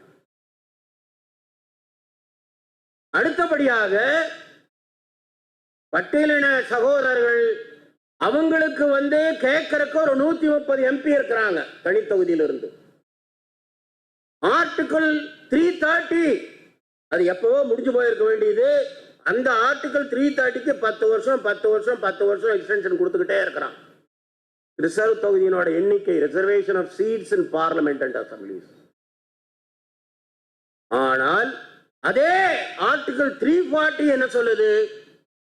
எஸ்சிபிசி சோசியலி எஜுகேஷனலி பேக்வர்ட் கிளாஸ்னோட பொருளாதார சமூக கல்வி நிலைமையை ஃப்ரீக்வெண்ட் பீரியட்ல நீ வந்து கணக்கெடுத்து யார் யார் பலன் பெற்றிருக்கிறார்களோ அவர்கள் பின் செல்ல வேண்டும், பலன் பெறாதவர்கள் முன்க்கு வர வேண்டும் என்று கூறுகிறார்கள். இதை பல்வேறு உச்சநீதிமன்ற தீர்ப்புகள் உறுதி செய்கின்றன. இருந்தும் 1933 இன்று வரை 2026 எக்ஸப்ட் மண்டல் கமிஷனோட அந்த டேட்டாவை தவிர பக்காவா சென்சஸ் ஆக்ட்ல அவர் ஜவஹர்லால் நேரு பண்ணின தப்புல இருந்து இன்னைக்கு வரைக்கும் ஓபிசியை மட்டும் கணக்கில் எடுக்கல. நீங்க அதை புரிஞ்சுக்கணும். எஸ்சி எடுக்கிறான், மைனாரிட்டி எடுக்கிறான், ஓபிசி எடுக்கிறது இல்லை. 330 எக்ஸ்டென்ஷன் கொடுக்கறான், 340 பத்தி கவலைப்பட மாட்டேங்கிறான். ஜாப் ரிசர்வேஷன் கொடுக்கறான், எஜுகேஷனை பத்தி கவலைப்பட மாட்டேங்கிறான். ரிசர்வேஷனே 44 வருஷம் கொடுக்க மாட்டேங்கிறான். சென்ட்ரல் செக்ரட்டேரியட்ல நான் போகும்போது ஒரு டெலிகேஷன்ஸ் ஒன்று சந்திச்சாங்க. அங்க வந்து ஓபிசி டெஸ்க் ஆபீசர் ஸ்டேட்டஸ்ல இருக்கிறவன் அண்டர் செக்ரட்டரிக்கு இன்னும் ப்ரமோஷன் ஃப்ரீஸ் பண்ணி வச்சிருக்கிறான். ரயில்வே டிபார்ட்மெண்ட்ல ராமன் என்ற செக்ரட்டரி என்னை சந்தித்தார். ரயில்வே டிபார்ட்மெண்ட்ல டோட்டலாவே கதையே வேற. இன்னும் கொஞ்ச நாள் படம் ஓபிசின்னா எடுக்க மாட்டான்னு நினைக்கிறேன். அந்த மாதிரி போயிட்டு இருக்கு. ஆக ஸ்டேட் கவர்மெண்ட் கடைசியா ஒன்னே ஒன்று சொல்லி முடிச்சுக்கிறேன். இந்த 2026 or 27 எடுக்கக்கூடிய ஜாதிவாரி கணக்கெடுப்பும் ஒரு கண் துடைப்பு ஏமாற்று நாடகமே. நீங்க வேணா இன்னைக்கு எழுதி வச்சுக்கோங்க. ஏன் அப்படின்னா மண்டல் கமிஷன் அறிக்கையில் 3000 ஜாதி, 2011ல 4 லட்சம் ஜாதி, இப்போ 7 லட்சம் ஜாதி, 8 லட்சம் ஜாதி. இது குவாலிட்டி இல்லாத டேட்டான்னு அது விட்டுற போறானுங்க. அதுதான் நடக்க போகுது. அதுக்கான திட்டமிட்ட செயல்பாடுகள் தான் இப்ப போக போகுது. ஆகையால் நீங்க எல்லாம் இங்கேயே வந்திருக்கீங்க. உங்களை எல்லாம் நான் வேண்டிக் கொள்வது, நாங்கள் திரு மண்டல் அவர்கள் சொல்லபடி சில மெக்கானிசத்தை உருவாக்குகிறோம். ஆனால் உங்களை சொல்வது, நீங்கள் உங்களுடைய சப்காஸ்டுகளை எல்லாம் பிரிச்சு, ஏயா நீ 250 ஜாதியும் சேர்ந்தாலும் உனக்கு சீந்தருக்கு நாதி இல்லை. நீ என்ன சொல்ற? வீரசைவர்ல நான் 16 பிரிவு, முத்திரையர்ல நான் 27 பிரிவு, கவண்டர்ல நான் 34 பிரிவு. ஏய், நீ எல்லாரும் சேர்ந்தாலே அவனை யாரும் கேட்கல. ஏன் இந்த பிரிவினை? பிரிவினையில் என்றும் நன்மை கிடைக்காது. Unity is strength. அட்லீஸ்ட் வீரசைவர் அங்க உட்கார்ந்து இருக்கிறார் தலைவர். நீ 4 ஜாதி தமிழ்நாடு கவர்மெண்ட் கெசட்லயே இல்லைங்க. முத்திரையரை ஒரே ஜாதியாக முத்திரையர் என்று அறிவிக்க வேண்டும் என்று ஜெயலலிதா அம்மையார் 1996 போட்ட ஜியோவை இன்னும் இம்ப்ளிமெண்ட் பண்ண மாட்டேங்கிறாங்க. ஆக நான் உங்களை வேண்டுவதெல்லாம், தயவு செய்து இந்த தலைவர்கள், ஏன்னா ஜாதிய தலைவர்னு சொல்றதுக்கு எனக்கு கஷ்டமா இருக்கு. ஏன்னா ஜாதிய தலைவர்கள் எல்லாம் ஒவ்வொரு கட்சியில போய் சேர்ந்துக்கிறாங்க, அப்புறம் என்னமோ பண்றாங்க. நான் அதுக்கு மேல பேச விரும்பல. உண்மையாக சமூகத்தின் மேல் அக்கறை இருந்தால் நீங்க 16 பிரிவு வீரசைவர் இருந்தாலும் நீங்களே மீட்டிங் போட்டுங்க. ஏப்பா ஒன்னா சொல்லலாமா, இல்ல கோவாம்சம் கலையரசன் இல்ல 2 பிரிவாவது வச்சுக்கலாமா அப்படின்னு நீங்களே முடிவு பண்ணி அதை எவ்வளவு மினிமம் ஜாதிகளாக ஒன்று சேர்க்க முடியுமோ அதை ஒன்று சேர்த்தீர்கள். ஆனால் நீங்க தப்பு. என்னங்க? உட்காருங்க. கலையரசனுங்க ஒத்துக்கிறீங்களா? முடியாது, உட்காருங்க. இங்கேயே பார்த்துக்கிட்டீங்களா? அதனால நீங்க அட்லீஸ்ட் ஒரு 2 பிரிவாவது சேர்ந்து, உங்களுக்கு ஒருவேளை நாகரத்னத்தை பிடிக்காமல் இருக்கலாம், கணேசனை பிடிக்காமல் இருக்கலாம், இன்னொருத்தனை பிடிக்காமல் இருக்கலாம். ஆனால் சமூகத்திற்கு துரோகம் செய்யாதீர்கள். கவுண்டர்ல 7 பிரிவும் சேர்ந்து பொங்கு வேளாளர் அப்படின்னு தான் சொல்லணும். பொங்கு வேளாளர் கவுண்டர் தான் சொல்லணும். இல்லை நான் நரம்பு வெட்டி கவுண்டர், நான் பால வேளாளர், நான் துளுவ வேளாளர் அப்படின்னு பிரிச்சு, ஏன்னா ஈஸ்வரன் தம்பி இங்க இருக்காங்க சொல்லிடுறேன், பிரிச்சு சொன்னீங்கன்னா உங்களுக்கு தான் ஆபத்து. ஏன்னா அவன் என்ன சொல்ல போறான்? there are lakhs and lakhs of communities, we can't do anything. இப்போ அவன் சொன்னார் பீகார்ல டிராப் டவுன் பண்ண மாதிரி, மொத்த ஜாதியே இங்க 300 ஜாதி இருக்குன்னா 300 ஜாதி டிராப் டவுன் பாக்ஸ் போடு. கோயம்புத்தூர் டிஸ்ட்ரிக்ட்னா அங்க 10 கம்யூனிட்டி இருக்குன்னா அந்த 10 தான் அந்த டிராப் பாக்ஸ்ல இருக்கணும். பண்ண மாட்டாங்க நிச்சயமா. ஏன்னா ஓபிசியில நீ சப்காஸ்ட்னு சொல்ற கூட, இல்ல ஓபிசியில என்ன கம்யூனிட்டின்னு சொல்ற கூட கொஸ்டின் வழி இல்லைன்னா இது எப்படி வரப்போகுது? 2019ல ராஜ்நாத் சிங் கணக்கெடுப்புன்னு சொல்றாரு. 2017ல ரோஹிணி கமிஷன் அவங்க பல்வேறு லெட்டர் எழுதுறாங்க, கேட்டகரைசேஷன் கணக்கெடுக்க முடியாதுன்றான். 2019ல ராஜ்நாத் சொன்னதை மறுத்துறான். 2023ல சுப்ரீம் கோர்ட்ல ஜாதிவாரி கணக்கெடுக்க முடியாதுங்கிறான். அப்புறம் எலெக்ஷன் இது வந்தோடனே நிதிஷ்குமார் அங்கங்க போய் என்ன நடந்ததுன்னு தெரியும், ஜாதிவாரி கணக்கெடுப்பு அப்படிங்கிறான். ஆனால் இந்த ஜாதிவாரி கணக்கெடுப்பு என்பதை மத்திய அரசு நிச்சயமாக உண்மையான ஓபிசி மக்களுக்கு நன்மை பயக்கும் விதத்தில் இதை மேலும் இன்னொரு 3 லட்சம் ஜாதி சேர்த்தத்தான் போறான். நீங்க இல்ல நான் கோவாம்சம், பண்டாரம், ஆண்டி பண்டாரம், அதுக்கப்புறம் லிங்காயத்து, ஜங்கம் அப்படின்னு நீங்க எல்லாம் வரிசையா போட்டுட்டே போனீங்கன்னா சந்தோஷம். கவுண்டரு, பால வேளாளர், துளுவ வேளாளர், அப்புறம் நரம்பு வேளாளர், அப்புறம் நரம்பு இல்லாத வேளாளர் எல்லாம் போட்டு போனீங்கன்னா சந்தோஷம். ஆனா என்னன்னா அந்த கம்யூனிட்டிக்குன்னு நீங்க ஒன்றும் கேட்க முடியாது நாளைக்கு. அதனால முடிஞ்ச வரைக்கும் அந்தந்த சமுதாய தலைவர்கள் உட்கார்ந்து நம்ம சமுதாயத்தை 17 இது இருக்குன்னா அதை முடிஞ்ச வரைக்கும் 1 இல்லை 2 இல்லை 3 அதுக்கு மேலே கொண்டு போகாதாங்க. ஏன்னா இதுக்கு டைம் இல்லை, இப்போ வந்து எடுக்க போகிறான், அதனால் அதை பார்த்து அதை சரி பண்ணுங்க. நாங்கள் அவர் சொன்ன மாதிரி we are going to form some mechanism, அது உங்களுக்கு எல்லாத்துக்கும் சொல்கிறோம். ஏன்னா இதெல்லாம் வந்து எந்த கட்சிக்காரரும் சொல்லி தர மாட்டாங்க, அவங்கெல்லாம் கோவிச்சக்கூடாது. நமக்குன்னு OBC party for the rights of ஓபிசிஸ்ன்னு யார் இவங்கெல்லாம் எல்லாரும் நம்மளுக்கு பண்ணியிருந்தா நம்ம இப்படி ஒரு ஒரு என்ன ஒரு கருத்தரங்கமோ இந்த 5-6 வருஷமா என்னங்க ஒரு சீஃப் மினிஸ்டருக்கு 10 தடவை லெட்டர் கொடுத்தா அவர் பார்க்க மாட்டேங்கிறாரு. இந்த சீஃப் மினிஸ்டருக்கும் நாங்கள் லெட்டர்லாம் கொடுத்துட்டோம், இவரும் பார்க்க மாட்டாருன்னு நினைக்கிறேன். அவ்வளவு கேவலங்க அவங்க ஓபிசி.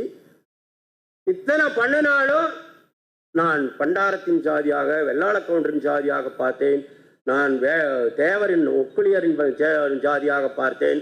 என்ன பார்த்து என்ன கிழிச்சிங்க? 75 வருஷமா உங்களுக்கு ஸ்காலர்ஷிப்புக்கு 2.5 லட்சம் தான் கேப் வச்சிருக்கிறான்.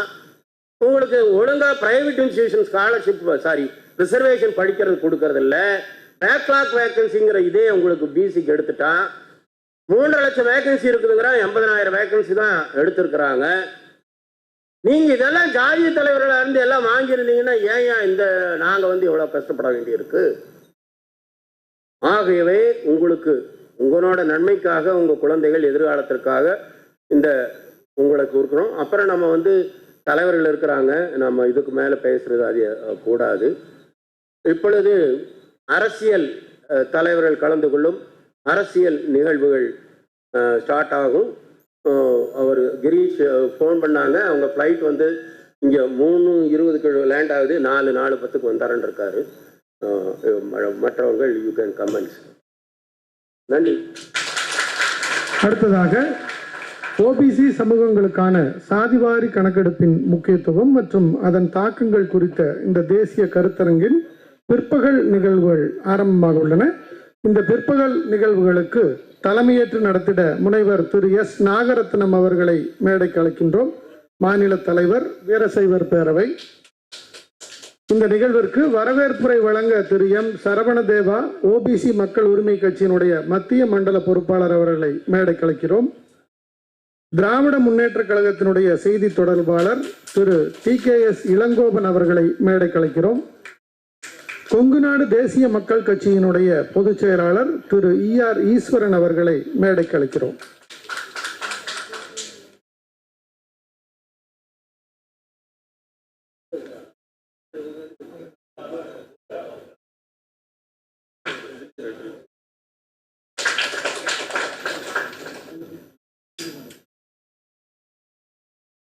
வரவேற்புரை நிகழ்த்த திரு எம் சரவணதேவா அவர்களை அழைக்கிறோம்.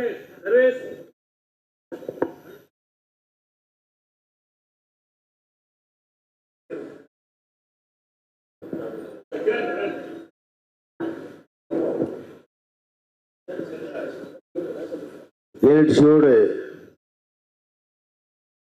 தொடர இருக்கிற மிகவும் பிற்படுத்தப்பட்ட சமுதாயத்தினர் உரிமைக்கான கூட்டமைப்பு மற்றும் ஓபிசி மக்கள் உரிமை கட்சியினுடைய இந்த மாபெரும் தேசிய கருத்தரங்க கூட்டம் காலை சரியாக 10 மணி முதல் இதுவரை தொடர்ந்து நடைபெற்று கொண்டிருக்கிறது. இந்த எழுச்சி மிகு கருத்தரங்க கூட்டத்திற்கு தலைமை ஏற்றி நடத்தி கொண்டிருக்கிற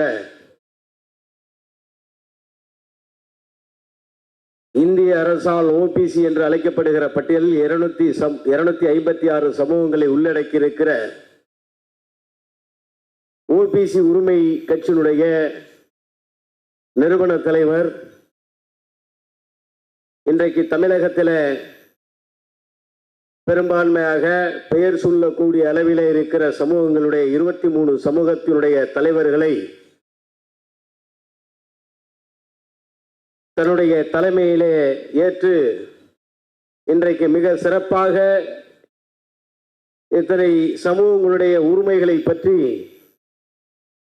தொடர்ந்து 6 ஆண்டு காலமாக அனைத்து இந்திய அண்ணா திராவிட முன்னேற்ற கழகத்தினுடைய அரசு, திராவிட முன்னேற்ற கழகத்தினுடைய அரசு, தற்போது நடைபெற்று கொண்டிருக்கிற தமிழக வெற்றி கழகத்தினுடைய அரசு வரை இன்றைக்கு அனைத்து சமூகத்தினுடைய இடர்பாடுகளை, பாதிப்புகளை, எதிர்கால நட்சத்திரமாக திகழ இருக்கிற அந்த மாணவர்களுடைய உயர்கல்வி படிக்க செல்லுகிற பொழுது உயர்கல்வி படிப்பதற்கு அங்கே இடம் கிடைக்காமல் தவிக்கின்ற தவிர்ப்பு, இதற்கெல்லாம் காரணம் இடஒதுக்கீடு. எனவே ஜாதி வாரியான கணக்கெடுப்பை நீங்கள் நடத்துங்கள். தந்தை பெரியார் அவர்கள் சொன்னதை போல எந்தெந்த சமூகத்தில் எத்தனை சதவீத மக்கள் தொகை இருக்கிறார்களோ அந்த மக்கள் தொகை அடிப்படையிலே நீங்கள் இடஒதுக்கீடு தந்தீர்கள் என்று சொன்னால் அப்போதுதான் அந்த சமூகம் முன்னேறும் என்று தந்தை பெரியார் அவர்கள் அன்றைக்கு சொல்லியிருக்கிறார். இன்றைக்கு தந்தை பெரியார் அவர்களுடைய கொள்கைகள் எல்லாம் தாங்கி நிற்கிற திராவிட கட்சிகள் இன்றைக்கு தமிழகத்தில் இந்த ஜாதி வாரியான கணக்கெடுப்பு நடத்தி வருவதற்கு முன்வராமல் ஏனோ தயக்கம் காட்டி வருகிற இந்த சூழலில் நம்மளுடைய நிறுவன தலைவர் அவர்கள் உச்ச நீதிமன்றத்தில் EWS என்கிற அந்த இடஒதுக்கீடு தருகிற பொழுது தமிழகத்தில் சமூக நீதி பேசுகிற அரசியல் இயக்கத்தினுடைய தலைவர்கள் எல்லாம் பெருமையாக இருந்து கொண்டிருக்கிற இந்த சூழலில் அந்த மத்திய அரசு, பாரதிய ஜனதா அரசு கொண்டு வந்த அந்த EWS பற்றி யாரும் பேச முன்வரவில்லை. ஆனால் OBC ரைட்ஸ் இந்த பார்ட்டி உச்ச நீதிமன்றத்தில் மத்திய அரசை எதிர்த்து வழக்கு தொடுத்தார்கள். ஐயா அவர்கள் 5 பேர் கொண்ட நீதியரசர்களை தாங்கி அந்த விசாரணை நடைபெற்றது. 3 நீதியரசர்கள் கொடுக்கலாம் என்று அறிவித்ததன் பேரில் அந்த 10% இடஒதுக்கீடை அங்கே அமல்படுத்தினார்கள். ஆனால் இந்த வழக்கை தொடுத்த தலைவர் எங்கே இருக்கிறார் என்று பார்த்து கோயாமுத்திற்கு வருகை தந்து பாரதிய ஜனதா கட்சியை சேர்ந்த SV சேவர் அவர்களும் 7 நியூஸினுடைய சேர்மன் அவர்களும் தலைமையில ஒரு மாபெரும் போராட்டத்தை கோயாமுத்தில் நடத்தினார்கள். மத்திய அரசு கொண்டு வந்த EWS அந்த இடஒதுக்கீடை தமிழகத்திலும் நீங்கள் நிறைவேற்ற வேண்டும், எங்களுக்கு இங்கேயும் அந்த இடஒதுக்கீடு தர வேண்டும் என்று அவர்கள் போராட்டத்தை முன்வைத்தார்கள். அப்பொழுது ஐயா அவர்கள் மீண்டும் நீதிமன்றம் சென்று சட்ட போராட்டங்களை கண்டு ஜாதி வாரியான கணக்கெடுப்பு நடத்தாமல் தமிழகத்தில் எந்த ஒரு சமூகத்திற்கும் இடஒதுக்கீட்டில் எந்த விதமான இதுவும் செய்யக்கூடாது என்று வழக்கு தொடுத்ததன் காரணமாக இன்றைக்கு எதுவும் செய்ய முடியாத நிலை இருக்கிறது. இப்படி தமிழகத்திலே பெரும்பான்மையாக வாழ்ந்து கொண்டிருக்கிற சமூகங்களில் எல்லாம் இன்றைக்கு கல்வி, வேலைவாய்ப்பு, பொருளாதாரம், அரசியல் அதிகாரம் கிடைக்காமல் தடுமாறி கொண்டிருக்கிற இந்த சூழலில் இன்றைக்கு தமிழகத்திலே யாரேனும் எதிர்பார்க்க முடியாத ஒரு மாபெரும் வெற்றியை பெற்று இன்றைக்கு தமிழகத்தில் ஆட்சி நடத்தி கொண்டிருக்கிற மாண்புமிகு தமிழக முதலமைச்சர் அவர்கள் இன்றைக்கு இந்த பாதிப்புகளை எடுத்து எங்களுடைய வாயிலாக அவர்களுக்கு தெரிவிக்கிற அந்த சூழ்நிலை தூர அவர் தரமறுக்கிறார். இவரெல்லாம் இன்றைக்கு சமூக நீதி என்ற பெயரில் இன்றைக்கு தமிழகத்தில் ஆட்சி செய்கிற இது ஒரு சூழலை, ஒரு அவல நிலையை இன்றைக்கு தமிழகத்தில் நம்மளுடைய சகோதரர்கள் தந்திருக்கிறார்கள். இன்றைக்கு மத்திய அரசு சொல்லுகிறது தமிழகத்திலே 15 மாவட்டங்கள் வறட்சி நிலவும், வெப்பநிலை சூழும் என்று. ஆனால் விவசாயிகள் இன்றைக்கு தற்கொலை ஆரம்பமாகிறது. ஆனால் கொடுத்த வாக்குறுதியை நிறைவேற்றுவதற்கு இந்த தமிழக அரசு முன்வரவில்லை. இதற்கெல்லாம் தொடர்ந்து எங்களுடைய சமூக நீதி காவலர் அவர்கள், ஐயா அவர்கள் இன்றைக்கு தொடர்ந்து பல்வேறு போராட்டங்களை மக்களிடத்தில் இன்றைக்கு தந்து கொண்டிருக்கிறார்கள். இன்றைக்கு மயிலாடுதுறையிலே நடந்த அந்த தற்கொலை முதல் இன்று வரை ஐயா அவர்கள் எங்கெல்லாம் இந்த OBC சமூகங்கள் பாதிக்கப்படுகிறதோ எந்த அரசியல் கட்சியும் இந்த OBC சமூகங்கள் பாதிக்கப்படுகிற பொழுது தாழ்த்தப்பட்ட SC ST பிரிவினருக்கு எதிராக எந்த ஒரு அரசியல் தலைவரும் குரல் கொடுக்க முன்வர மாட்டார்கள். ஆனால் OBC மக்கள் உரிமை கட்சி தான் இன்றைக்கு களத்தில் நின்று கொண்டிருக்கிறது. ஏன் OBC சமூகங்கள் பாதிப்பதை பார்த்து கொண்டு இருப்பதற்கு சமூக நீதி காவலர் ஐயா அவர்களால் ஒரு காலமும் ஏற்றுக்கொள்ள முடியாது. ஆனால் ஒரு சமூகத்திற்கு பழங்குடி மக்கள் பட்டியலின மக்களுக்கும் இஸ்லாமிய மக்களுக்கும் கிறிஸ்தவ மக்களுக்கும் பேசுவதற்கு தமிழகத்திலே இருக்கிற அனைத்து அரசியல் கட்சிகளும் முன் வருவார்கள். ஆனால் ஓபிசி மக்களுக்கு என்று சொன்னால் எவரும் முன்வர மாட்டார்கள். தற்கொலை என்று சொன்னார்கள். ஐயா அவர்கள் எங்களிடத்திலே உடனே ஆணை பிறப்பித்தார், சென்று வந்து பாருங்கள் என்று. நாங்கள் உடனடியாக சென்று ஆய்வு செய்தோம். அது தற்கொலையை ஆணவ கொலையாக மாற்றுவதற்கு அரசியல் கட்சிகள் இன்றைக்கு தொடர்ந்து அழுத்தம் கொடுத்து கொண்டிருந்தார்கள். ஆனால் தற்கொலை என்பதை நிறுவுவதற்கு நாங்கள் பல்வேறு போராட்டங்களை இங்கே நடத்தி காட்டியிருக்கிறோம். அதற்கு பிறகுதான் தற்கொலை என்பதை ஏற்றுக்கொண்டார்கள். இப்படி எல்லாம் இன்றைக்கு இந்த ஓபிசி மக்களை நசுக்குவதற்கு, ஒடுக்குவதற்கு இன்றைக்கு அரசியல் கட்சிகளும் அதை சார்ந்த தலைவர்களும் இன்றைக்கு வந்து கொண்டிருக்கிறார்கள். நம்மளுடைய சமூகத்தினுடைய தலைவர்கள் 23 சமூகத்தினுடைய தலைவர்கள் நீங்கள் எல்லாம் நம்மளுடைய இளைஞர்களுடைய எதிர்காலத்தை காப்பதற்கு நீங்கள் வழியாக திரண்டு ஓபிசி மக்கள் உரிமை கட்சியினுடைய நிறுவன தலைவர் சமூக நீதி காவலர் ஐயா அவர்களுடைய கருத்தை நீங்கள் வலுப்படுத்தி ஆக வேண்டும். எதிர்வரும் காலத்தில் அப்போதுதான் நம்மளுடைய சமுதாய இளைஞர்களையும் நம்மளுடைய மாணவ செல்வங்களையும் காப்பாற்ற முடியும் என்பதை சொல்லி இந்த துவங்க இருக்கிற இந்த விழாவிற்கு வருகை தந்து சிறப்புரை நிகழ்த்த இங்க வருகை தந்து அமைந்திருக்கிற எங்களுடைய அருமை ஐயா இளங்கோ அவர்களையும் எங்களுடைய அன்பு சகோதரர் ஈஸ்வரன் அவர்களையும் வருக வருக என வரவேற்று இங்கே கூடி இருக்கிற அனைத்து சமூகத்தினுடைய தலைவர்களையும் வருக வருக என்று எனக்கு வாய்ப்பளித்தமைக்கு நன்றி கூறி விடைபெறுகிறேன். வாழ்க தமிழினம், மெல்க தமிழ். ஓபிசி சமூகங்களுக்கான சாதிவாரி கணக்கெடுப்பின் முக்கியத்துவம் மற்றும் அதன் தாக்கங்கள் குறித்த பிற்பகல் நிகழ்வின் தேசிய கருத்தரங்கில் முதலாவதாக திராவிட முன்னேற்ற கழகத்தினுடைய செய்தி தொடர்பாளர் திரு TKS இளங்கோவன் அவர்கள் பேருரையாற்றுவார்கள். திரு TKS இளங்கோவன் அவர்கள் சிறப்புமிக்க மூத்த அரசியல் தலைவராவார். அனுபவம் மிக்க நாடாளுமன்ற உறுப்பினர் மற்றும் திராவிட முன்னேற்ற கழகத்தினுடைய மிக திறமையான செய்தி தொடர்பாளர்களில் ஒருவராக விளங்குகிறார். 40 ஆண்டுகளுக்கும் மேலான பொதுப்பணி மற்றும் அரசியல் அனுபவத்துடன் சமூக நீதி, கூட்டாட்சி தத்துவம், மதச்சார்பின்மை மற்றும் அனைவரையும் உள்ளடக்கிய நல்லாட்சியின் கொள்கைகளை முன்னெடுத்து செல்வதில் குறிப்பிடத்தக்க பங்களிப்பை வழங்கியுள்ளார். 1954ஆம் ஆண்டு ஆகஸ்ட் மாதம் 30ஆம் தேதி பிறந்த அவர் சென்னை பல்கலைக்கழகத்தில் ஆங்கில இலக்கியத்தில் முதுகலை பட்டம் பெற்றுள்ள இவர் இளம் வயதிலேயே பொது வாழ்க்கையில் ஈடுபட்டு திராவிட இயக்கத்தில் தீவிரமாக பங்கேற்று பெரியார், பேரறிஞர் அண்ணா மற்றும் கலைஞர் கருணாநிதி ஆகியோர் வலியுறுத்திய கொள்கைகளுக்காக தன்னை அர்ப்பணித்தவர். அவரது விரிவான நாடாளுமன்ற அனுபவம், அரசியலமைப்பு சட்ட மதிப்புகளின் மீது கொண்டுள்ள உறுதியான பற்றுதல் மற்றும் பிற்படுத்தப்பட்ட, ஒதுக்கப்பட்ட மற்றும் வாய்ப்புகள் மறுக்கப்பட்ட மக்களின் முன்னேற்றத்திற்காக ஆற்றி வரும் அர்ப்பணிப்பு ஆகியவை அவரை இந்திய அரசியலில் மதிப்பிற்குரிய பொது தலைவராகவும் ஊக்கமளிக்கும் குரலாகவும் திகழச் செய்கின்றன. இனி அரங்கம் உங்களது. TKS இளங்கோவன் அவர்கள். இந்த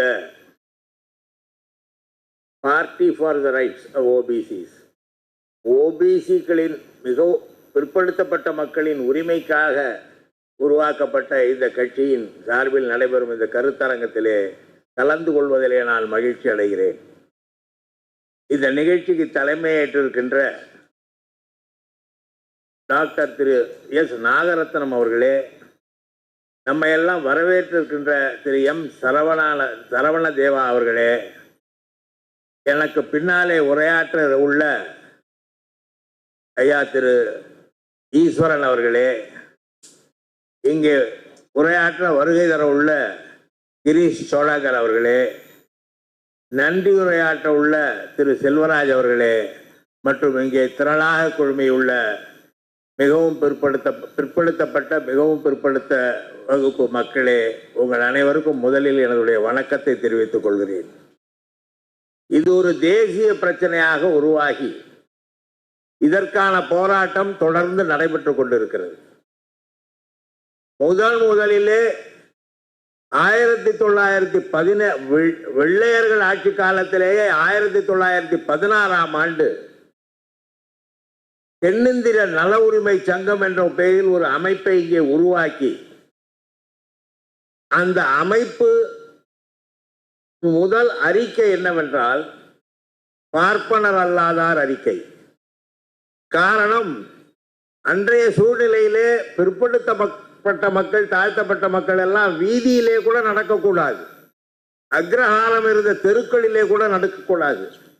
அப்படிப்பட்ட சூழ்நிலையிலே 1920ஆம் ஆண்டு நடைபெற்ற சென்னை மாகாணத்திற்கான தேர்தலிலே நீதி கட்சி ஆட்சிக்கு வந்த பிறகுதான் கம்யூனல் ஜிஓ என்று ஒன்றை அறிவித்து இடஒதுக்கீட்டு முறை முதல் முறையாக அப்பொழுதுதான் நடைமுறைக்கு வந்தது.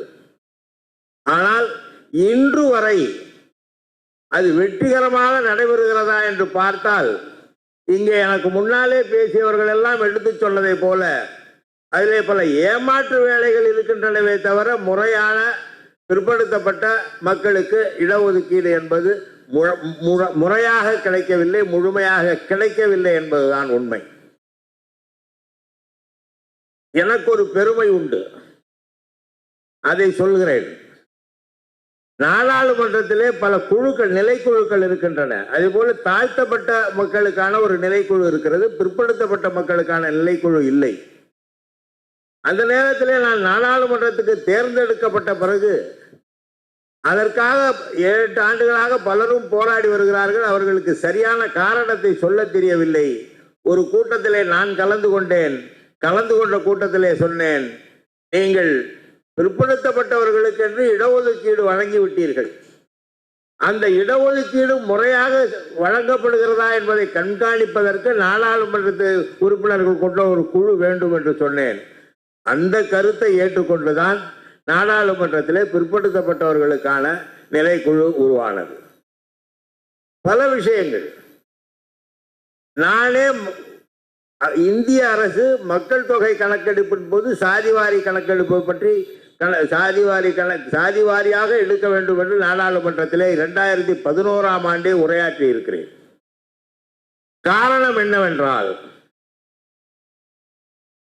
மண்டல் கமிஷன் அறிக்கையை நீதிமன்றத்துக்கு சென்ற பிறகு நீதிமன்றத்திலே ஒரு வழியாக அதை ஒப்புக்கொண்டு நீங்கள் ஏதோ இடஒதுக்கீடு வழங்கலாம் என்று சொன்ன போது அதிலே ஒரு நிபந்தனையை விதித்தார்கள். அது என்னவென்றால், இடஒதுக்கீடு 50% தொடக்கூடாது, அதற்குள்ளாகத்தான் இருக்க வேண்டும் என்பது உச்ச நீதிமன்ற தீர்ப்பு. ஏன் மக்கள் 75% பேர் பிற்படுத்தப்பட்டவர்களாக இருக்கும் பொழுது ஏன் நீங்கள் 49%க்குள் நிறுத்த சொல்கிறீர்கள், 27% வழங்குகிறீர்கள் என்று கேட்டதற்கு there is no tangible data on OBC. இதுதான் நீதிமன்றம் சொன்ன உத்தரவு. இப்போ நாங்க கேட்கிறது, அகில இந்திய அளவில் மக்கள் தொகை கணக்கெடுப்பு எடுக்கும் பொழுது அதிலே சாதி வாரியாக எடுத்தால் டாங்கிபிள் டேட்டா கிடைத்துவிடும். மாநில அரசுகள் எடுக்கும் மக்கள் தொகை கணக்கெடுப்பை உச்ச நீதிமன்றம் ஏற்றுக்கொள்வார்களா மாட்டார்களா என்று தெரியவில்லை. ஆனால் தேசிய அளவில் மக்கள் தொகை கணக்கெடுப்பு எடுக்கும் பொழுது சாதிவாரி கணக்கெடுப்பு எடுத்தால் நிச்சயமாக அவர்களுக்கு வேறு வழியே இல்லை, இதை ஏற்றுக்கொள்ள வேண்டும் என்ற நிலை வரும். காரணம், 75% பேர் பிற்படுத்தப்பட்ட மக்கள். இன்னும் ஒன்றை சொல்கிறேன், 1975ஆம் ஆண்டு பிற்படுத்தப்பட்டோருக்கான 3வது கமிஷன் உருவானது. ஹவனூர் என்பவர் தலைமையிலே அந்த குழு உருவாக்கப்பட்டது. அந்த குழு தன்னுடைய பரிந்துரையிலே என்ன சொன்னார்கள் என்றால், மக்கள் தொகை கணக்கெடுப்பிலே நீங்கள் சாதி வாரியாக சாதியையும் கேட்க வேண்டும் என்று சொன்னால் நீங்கள் அரசியலமைப்பு சட்ட பிரிவு 16, 15, 16, 29, 2 சுட்டி காட்டுகிறீர்கள், அது தடையாக இருக்கிறது என்று சொல்கிறீர்கள். ஆனால் சாதி மட்டும்தான் மக்களிடையே பிறவை ஏற்படுத்துமா? அவர் கேட்கிறார் ஹவனூர். மக்கள் தொகை கணக்கெடுப்பிலே நீங்கள் என்னென்ன விவரங்களை கேட்கிறீர்கள்? ஆனா பெண்ணா என்று கேட்கிறீர்கள், மொழி கேட்கிறீர்கள், இனம் கேட்கிறீர்கள், நீங்கள் கிறிஸ்தவரா இந்துவா மதம் கேட்கிறீர்கள். இவை எல்லாவற்றையும் கேட்டுவிட்டு சாதியை மட்டும் கேட்க மறுக்கிறீர்கள். சாதியை மட்டும் கேட்டால் மக்களிடையே பிளவு ஏற்பட்டு விடும் என்று சொல்கிறீர்கள். இது கூடாது. எனவே நீங்கள் சாதியையும் கேட்டு மக்கள் தொகை கணக்கெடுப்பு நடத்த வேண்டும் என்று அவனூர் குழு பரிந்துரை செய்திருக்கிறது. அந்த பரிந்துரை நடைமுறைக்கு வந்தால் குறைந்தது 70% இடஒதுக்கீடு பிற்படுத்தப்பட்ட மக்களுக்கு கிடைக்கும். அவங்க கோர்ட்டு சொன்னதான், எனக்கு ஒரு டான்ஜிபிள் டேட்டா கொடுங்க, நாங்கள் இடஒதுக்கீட்டை வசதி தரோம், இப்போ அது இல்லை உங்கள்கிட்ட அப்படின்னு சொன்னாங்க. இங்கே பேசும்போது வரவேற்புரையாற்றிய தோழர் கூட சொன்னார், ஒரே சாதியிலே பல பிரிவுகளாக இருக்கிறார்கள் என்றெல்லாம் சொன்னார். எத்தனை பிரிவு இருந்தாலும் எல்லாரும் ஓபிசி தான், அதில் ஒன்றும் மாற்று கருத்து இல்லை. என்னுடைய கருத்தாக நான் நாடாளுமன்றத்திலே ஒன்றை பதிவு செய்தேன். என்னவென்றால், சாதி வாரியாக கணக்கெடுப்பு எடுங்கள், சதவிகிதத்தை முடிவு செய்யுங்கள், மாநில வாரியாக சதவிகிதத்தை முடிவு செய்யுங்கள். அந்த எண்ணிக்கையிலே யாருக்கு இடஒதுக்கீடு வழங்க வேண்டும் என்ற முடிவை மாநில அரசுகளிடம் விட்டு விடுங்கள். காரணம், மாநில அரசுகளுக்குத்தான் யார் பிற்படுத்தப்பட்டவர்கள் யார் தாழ்த்தப்பட்டவர்கள் என்பது தெரியும். அது மாநிலத்துக்கு மாநிலம் மாறுபடும். உதாரணமாக 27% இடஒதுக்கீடு என்பது பொதுவாக பல மாநிலங்களிலே கடைபிடிக்கப்பட்டு வருகிறது. பஞ்சாப் மாநிலத்திலே சீக்கியர்கள் அதிகம், அவர்களிடம் இந்த சாதி கணக்கு கிடையாது. எனவே பஞ்சாப் மாநிலத்திலே பிற்படுத்தப்பட்ட மக்களுக்கு என்று உள்ள ஒதுக்கீடு எவ்வளவு என்றால் 4% தான். காரணம், அங்கே சீக்கியர்கள் இதை ஏற்றுக்கொள்ளவில்லை. மற்ற இந்துக்களிலேயே அவர்கள் 4% அளவுக்கு போதும் என்ற நிலையிலே அவர்கள் அந்த மாநிலத்திலே வழங்கப்படுகிற இடஒதுக்கீடு என்பது 4%. அதனாலே அகில இந்தியாவில் இப்ப பீகார்ல எடுத்தாங்க, தமிழ்நாட்டிலையும் எடுக்க சொல்லி வலியுறுத்துறாங்க. ஆனா பீகார்ல எடுத்த சாதிவாரி கணக்கீடுக்கு என்ன பயன்? அதனாலே என்ன பயன்? அதே போல தெலுங்கானாவில் எடுக்கப்பட்ட சாதிவாரி கணக்கீடு எதற்கு பயன்படுகிறது என்றால் எதற்கும் பயன்படவில்லை. காரணம், நீதிமன்ற உத்தரவை மீற வேண்டும். இன்றைக்கும் நான் பெருமையோடு சொல்வேன், இந்தியாவிலேயே தமிழ்நாடு தான் மிக அதிக அளவிலே பிற்படுத்தப்பட்ட மக்களுக்கான இடஒதுக்கீட்டை பின்பற்றி வருகிற ஒரு மாநிலம். தமிழ்நாட்டில் 49% அல்ல, 69% இடஒதுக்கீடு. 49% பிற்படுத்தப்பட்டவர்கள், 20% தாழ்த்தப்பட்ட பிற்படுத்த மலைவாழ் மக்களுக்கு என்று. தமிழ்நாட்டிலே தான் இடஒதுக்கீடு அதிகமாக இருக்கிறது. காரணம், இங்கே உள்ள இயக்கங்கள் தொடர்ந்து அதற்காகவே இயக்கம் தொடங்கி அதற்காகவே பாடுபட்டு பிற்படுத்தப்பட்ட மக்களை முன்னேற்ற வேண்டும் என்று தந்தை பெரியார் வழியிலே போராடியவர்கள். இன்னைக்கு இன்னொன்னு சொல்றேன், பல சாதிகளை எல்லாம் சொன்னார்கள். ஒரு விளையாட்டாக சொல்கிறேன், தமிழ்நாடு பெரியாரை பின்பற்றி வந்த மாநிலம் என்றதனால் இந்தியாவிலேயே சாதி பெயரை தன்னுடைய பெயரோடு இணைத்துக் கொள்ளாதவர்கள் அதிகம் வாழ்கிற 90% மேல் வாழுகிற ஒரு மாநிலம் எது என்றால் அது தமிழ்நாடு தான். யாருமே இங்கே சாதி பெயரை கூட வச்சுக்க மாட்டாங்க. காரணம், இங்கே நமக்காக போராட ஒரு இயக்கம் இருக்கிறது என்ற நம்பிக்கை, வேற ஒன்றும் இல்லை. நமக்காக போராட இங்கே ஒரு இயக்கம் இருக்கிறது. நீதி கட்சி தொடங்கி தந்தை பெரியார், அறிஞர் அண்ணா, எங்கள் முத்தமிழறிஞர் கலைஞர் என்று வரிசையாக இந்த தலைவர்கள் எல்லாம் இடஒதுக்கீட்டிலே அதிக அக்கறை காட்டி இந்த இடஒதுக்கீடு குறையாமல் பார்த்து கொண்ட தலைவர்களாக இருக்கிறார்கள் என்று. ஆனால் ஒன்றிய அரசு பணிகளிலே இது 27% கடைபிடிக்கிறார்களா என்றால் இல்லை. நான் அந்த குழுவிலே பிற்படுத்தப்பட்ட ஒரு குழு, நாடாளுமன்ற பிற்படுத்தப்பட்ட ஒரு குழுவிலே இருந்தேன். கேரளத்திலே ஒரு இந்தியன் இன்ஸ்டிடியூட் ஆஃப் மேனேஜ்மெண்ட் என்று ஒரு நிறுவனம் இருக்கிறது, அங்கே சென்றேன். அங்கே போய் அந்த அதிகாரிகள் எல்லாம் பேசும்போது அவர்கள் அழகாக புள்ளி விவரங்களை கொடுத்தார்கள். இந்த ஆண்டு மாணவர்கள் இந்த எண்ணிக்கையிலே சேர்த்திருக்கிறோம், இதெல்லாம் இடஒதுக்கீட்டு அடிப்படையிலே மாணவர்களை சேர்த்திருக்கிறோம் என்றெல்லாம் புள்ளி விவரம் கொடுத்தார்கள். எல்லாவற்றையும் கேட்டுவிட்டு நான் சொன்னேன், ஃபேக்கல்ட்டியில் எப்படி இடஒதுக்கீடுன்னு கேட்டேன், டீச்சிங் ஸ்டாஃபில் எப்படி இடஒதுக்கீடுன்னு கேட்டேன். வாயை திறக்கல. ஏன்னா டீச்சிங் ஸ்டாஃபில் மேல் ஜாதிக்காரவங்க தான் அதிகம். டீச்சிங் ஸ்டாஃப் இடஒதுக்கீடுங்கிறது எல்லா நிலையிலும் இருக்க வேண்டும். போராடி பெற்ற இடஒதுக்கீடு நீதிமன்றத்தின் தீர்ப்பின் அடிப்படையிலே வந்த இடஒதுக்கீட்டையே இப்பொழுது எப்படியோ ஏமாற்றி இங்கே பேசும் பொழுது குறிப்பிட்டார்களே, ஐஐடியில எல்லாம் ஆசிரியர்கள் யாருமே பேக்வர்ட் கிளாஸ் கிடையாது. மாணவர்கள் ஓரளவுக்கு இருக்கலாம்.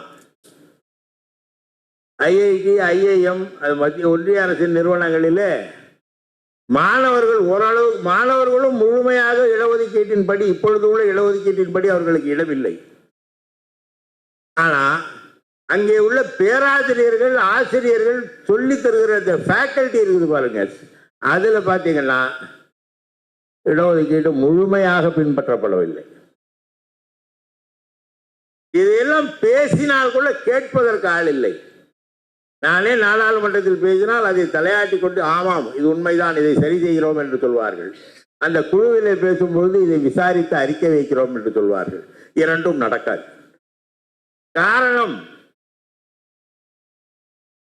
இந்த தென்னாட்டிலே உள்ள நிலைமை வடநாட்டிலே இல்லை.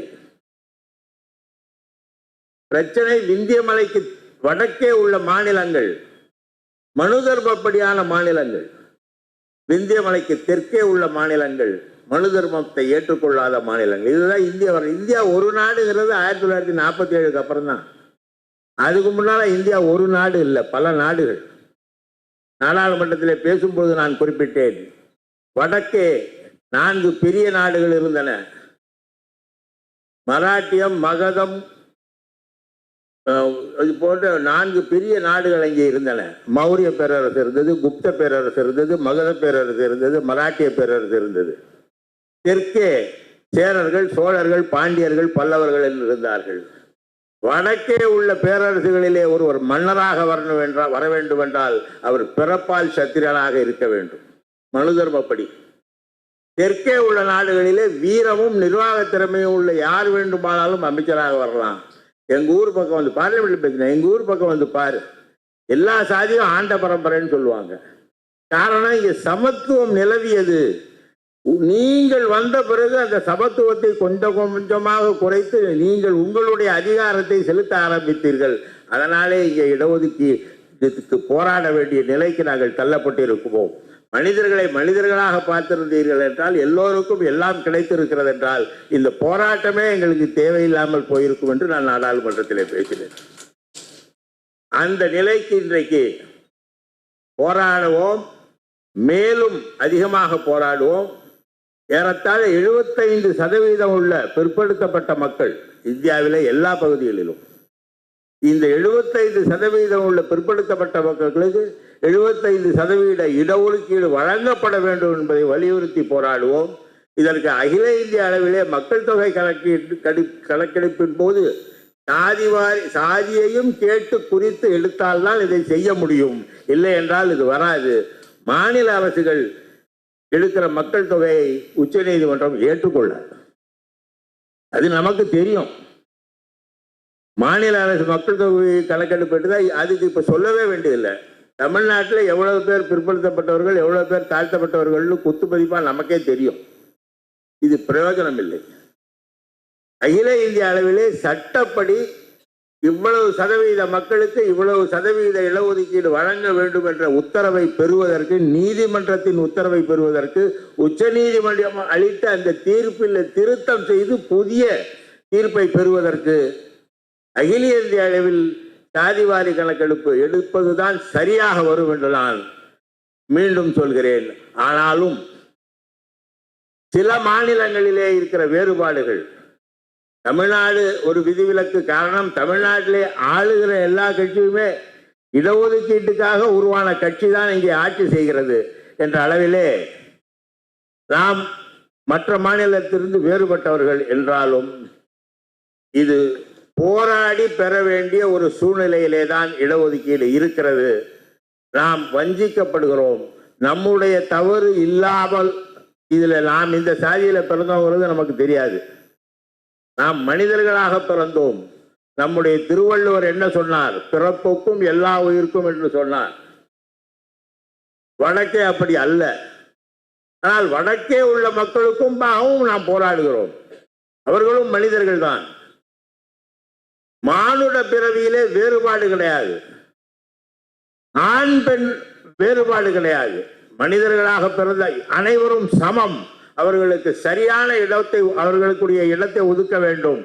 இந்த 10% எக்கனாமிக்கல் வீக்கர் செக்ஷன் என்னன்னே தெரியல எனக்கு. அதையும் நான் எதிர்த்து பேசி இருக்கிறேன். பொருளாதார ரீதியாக 10% என்ன பொருளாதார ரீதியாக ஒரு புள்ளி விவரம் போட்டாங்க ஒரு பத்திரிகையில். இங்கே நம்ம ஃப்ரண்ட் லைனில் கீழ் சாதிக்காரர்களுடைய வருமானம் குறைவு. இன்றைக்கு இந்த எக்கனாமிக்கல் இது சர்வே எடுக்கிறாங்கல்ல, பிலோ பாவர்ட்டி லைன்னு. இந்த பிலோ பாவர்ட்டி லைன் ஃபேமிலிஸ்ன்னு பார்த்தீங்கன்னா அதில் 97-98% பிற்படுத்தப்பட்ட தாழ்த்தப்பட்ட மக்கள் தான் இருப்பாங்க. இந்த 10% மேல் ஜாதிக்காரன் அவன் இருக்க மாட்டான். 10 எக்கனாமிக்கலி வீக்கர் செக்ஷன் வச்சுட்டு அப்புறம் அதுலேயும் தாழ்த்தப்பட்டவர்களுக்கும் பிற்படுத்தப்பட்டவர்களுக்கும் இடம் கொடுக்கணுமா வேண்டாமா? பொருளாதாரம், நான் அரசியலமைப்பு சட்டம் பொருளாதாரத்தை சொல்லவில்லை, சோசியலி அண்ட் எஜுகேஷனலி பேக்வேர்டுன்னு தான் சொல்லுது. எக்கனாமிக்கலிங்கிறத சேர்க்க முயற்சி பண்ணாங்க. அது கான்ஸ்டியூஷன் அசம்பிளிலே அதை தடுத்துட்டாங்க. ஆனாலும் இன்னைக்கு அதை இந்த அரசு பாஜக அரசு கொண்டு வந்து மீண்டும் மனு தர்மத்தை புகுத்தும் முறையாக அவர்கள் இந்த நடவடிக்கைகளை மேற்கொள்கிறார்கள் என்ற ஐயப்பாட்டை எழுப்பி நாம் இதற்காக வலிந்து போராடியே தீர வேண்டும் என்று சொல்லி இந்த நல்ல வாய்ப்புக்கு நன்றி கூறி விடைபெறுகிறேன். வணக்கம். ஓபிசி சமூகங்களுக்கான சாதிவாரி கணக்கெடுப்பின் முக்கியத்துவம் மற்றும் அதன் தாக்கங்கள் குறித்த பிற்பகல் தேசிய கருத்தரங்கின் முதல் பேச்சாளராக வந்திருந்து சிறப்புரையாற்றிய திராவிட முன்னேற்ற கழகத்தின் செய்தி தொடர்பாளர் திரு TKS இளங்கோவன் அவர்களுக்கு நமது ஓபிசி உரிமைகள் அமைப்பின் தலைவர் திரு வெள்ளிங்கிரி ஐயா அவர்கள் பொன்னாடை போர்த்தி கௌரவம் செய்வார்.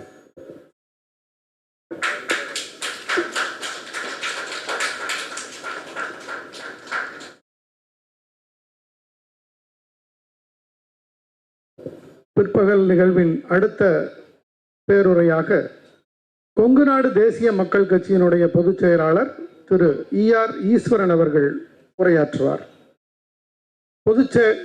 திரு ஈஸ்வரன் அவர்கள் கொங்கு நாடு மக்கள் தேசிய கட்சியினுடைய தமிழ்நாட்டைச் சேர்ந்த முக்கிய அரசியல் தலைவர், தொழில் முனைவோர் மற்றும் சமூக ஆர்வலர். 2013ஆம் ஆண்டு முதல் கொங்கு நாடு மக்கள் தேசிய கட்சி அதனுடைய நிறுவனர் மற்றும் பொதுச் செயலாளராக இருந்து வருகிறார். திருச்செங்கோடு சட்டமன்ற தொகுதியை பிரதிநிதிப்படுத்திய முன்னாள் தமிழ்நாடு சட்டமன்ற உறுப்பினர், சேலம் அரசினர் பொறியியல் கல்லூரியில் இயந்திர பொறியியல் துறையில் பொறியியல் பட்டம் பெற்றவர். பொது வாழ்க்கையில் ஈடுபடுவதற்கு முன்பாக கட்டுமானம், உள்கட்டமைப்பு, ஜவுளி மற்றும் ஆடை ஏற்றுமதி போன்ற துறைகளில் வெற்றிகரமான தொழில் முனைவோராக செயல்பட்டவர்.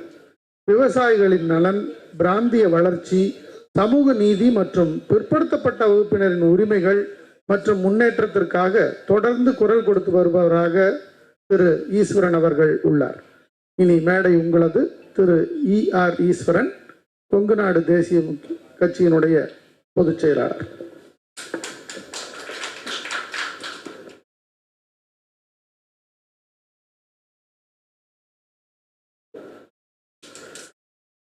இந்த சிறப்பான ஏற்பாட்டை தேசம் முழுவதும் கொண்டு செலுத்துவதற்காக பல மாநிலங்களிலிருந்தும் OBC தலைவர்களை வரவழைத்து பல்வேறு கருத்துக்களை இங்கே பரிமாறுவதற்கு அந்த வாய்ப்பை ஏற்படுத்தி கொடுத்திருக்கிற அன்பு அண்ணன் ரத்ன சபாபதி உள்பட அனைத்து அமைப்புகளுடைய தலைவர்களுக்கும், party for the OBC rights அல்லது அமைப்பினுடைய அனைத்து பொறுப்பாளர்களுக்கும், இந்த நிகழ்ச்சியை ஒருங்கிணைந்து நடத்தி கொண்டிருக்கின்ற அவ்வளவு பேருக்கும் என்னுடைய வணக்கத்தை தெரிவித்துக் கொள்கிறேன். தமிழ்நாட்டை ஆட்சி செய்வதற்காக நான் கட்சி ஆரம்பித்தவன் அல்ல. ஆள வேண்டும் என்ற எண்ணத்திலே அரசியலுக்கு வந்தவனும் அல்ல. நம்முடைய மக்களுடைய பாதுகாப்பிற்காக, நம்முடைய உரிமைகளுக்காக போராடுவதற்காக இயக்கம் ஆரம்பித்தவன். குறிப்பாக பல்வேறு பிரச்சனைகள் கொங்கு மண்டலத்திலே சமுதாய மக்களுக்கு அதிகமாக அதன் மூலம் தொல்லைகள் இருந்த பொழுது அதிலிருந்து பாதுகாக்க வேண்டும் என்று இயக்கத்தை ஆரம்பித்தவன் நான். எப்படி ஓபிசி ரைட்ஸ் அமைப்பு அரசியலிலே இல்லாமல்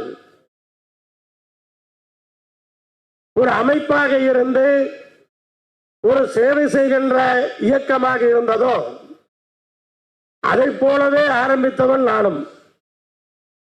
ஆனால் இன்றைய சூழலிலே இந்த காலகட்டத்திலே அரசியல் கட்சி என்று சொன்னால்தான் அரசாங்கத்திலேயே மதிக்கிறார்கள். ஒரு கூட்டத்திற்கு அழைப்பதற்கு கூட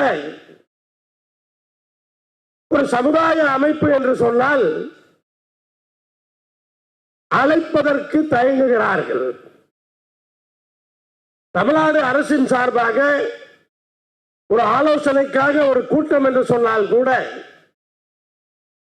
ஒரு அரசியல் அமைப்பாக இருந்தால் மட்டும்தான் அழைக்கிறார்கள். அதை பார்த்து பார்த்து நொந்து போய்தான் உங்களைப் போல நானும் அரசியல் இயக்கமாக மாற்றியவன். அரசியல் இயக்கமாக மாற்றிவிட்டால் அது தேர்தல் அரசியல் தான். நீங்கள் தேர்தல் அரசியலிலே பங்கு பெற்றுத்தான் ஆக வேண்டும். அப்படி தேர்தல் அரசியலிலே பங்கு பெறும் பொழுது கூட்டணிகள் என்பது தவிர்க்க முடியாதது. எந்த கூட்டணியில் இருந்தாலும் நம்முடைய அடையாளத்தை விட்டுவிட வேண்டிய அவசியம் கிடையாது. 2019 நாமக்கல் நாடாளுமன்ற தொகுதியிலே எங்கள் கட்சியின் சார்பாக ஒரு நாடாளுமன்ற உறுப்பினரை உருவாக்கினோம். 2021 நான் சட்டமன்ற உறுப்பினராக தேர்ந்தெடுக்கப்பட்டேன். 2024 மீண்டும் நாமக்கல்லிலே நாடாளுமன்ற உறுப்பினரை உருவாக்கி இருக்கிறோம். 2026 பொள்ளாச்சி சட்டமன்ற தொகுதியிலே எங்களுடைய சட்டமன்ற உறுப்பினரை உருவாக்கி இருக்கிறோம். நான் என்ன சொல்ல வருகிறேன் என்று சொன்னால், இன்றைக்கு நீங்கள் சொல்லுகின்ற எந்த கருத்தாக இருந்தாலும் உங்களுக்காக பாராளுமன்றத்திலே பேசுவதற்கு ஒரு பாராளுமன்ற உறுப்பினரை நாங்கள் வைத்திருக்கின்றோம். அதே போல தமிழக சட்டமன்றத்திலே பேசுவதற்கு ஒரு சட்டமன்ற உறுப்பினரை வைத்திருக்கிறோம். அந்த நாடாளுமன்ற உறுப்பினரும் சட்டமன்ற உறுப்பினரும்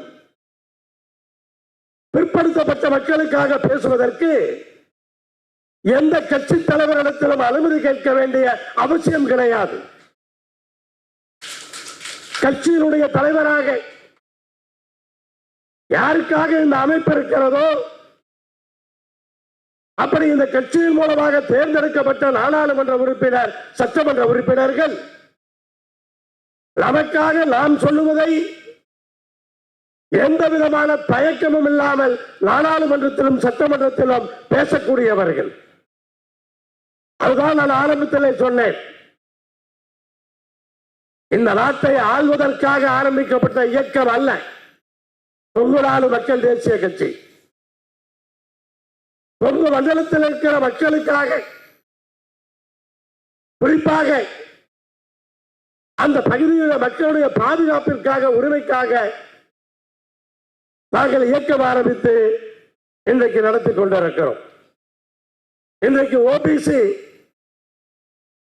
ரைட் சார்பாக இந்த நிகழ்வு மிக சிறப்பாக நடக்கிறது. இதற்கு கலந்து கொள்வதற்காக அடுத்து பேச இருக்கிற காங்கிரஸ் பேரியக்கத்தினுடைய கிறிஸ் சோடங்கர் அவர்களை அனைவரின் சார்பாக நான் இந்த நேரத்தில் வரவேற்கின்றேன்.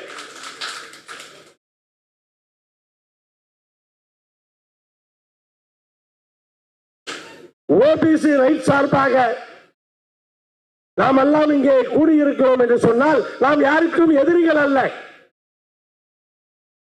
மற்ற பிரிவுகளுக்கு நாம் எதிரிகள் அல்ல, நம்முடைய உரிமைகளுக்காக கூடியிருக்கிறோம்,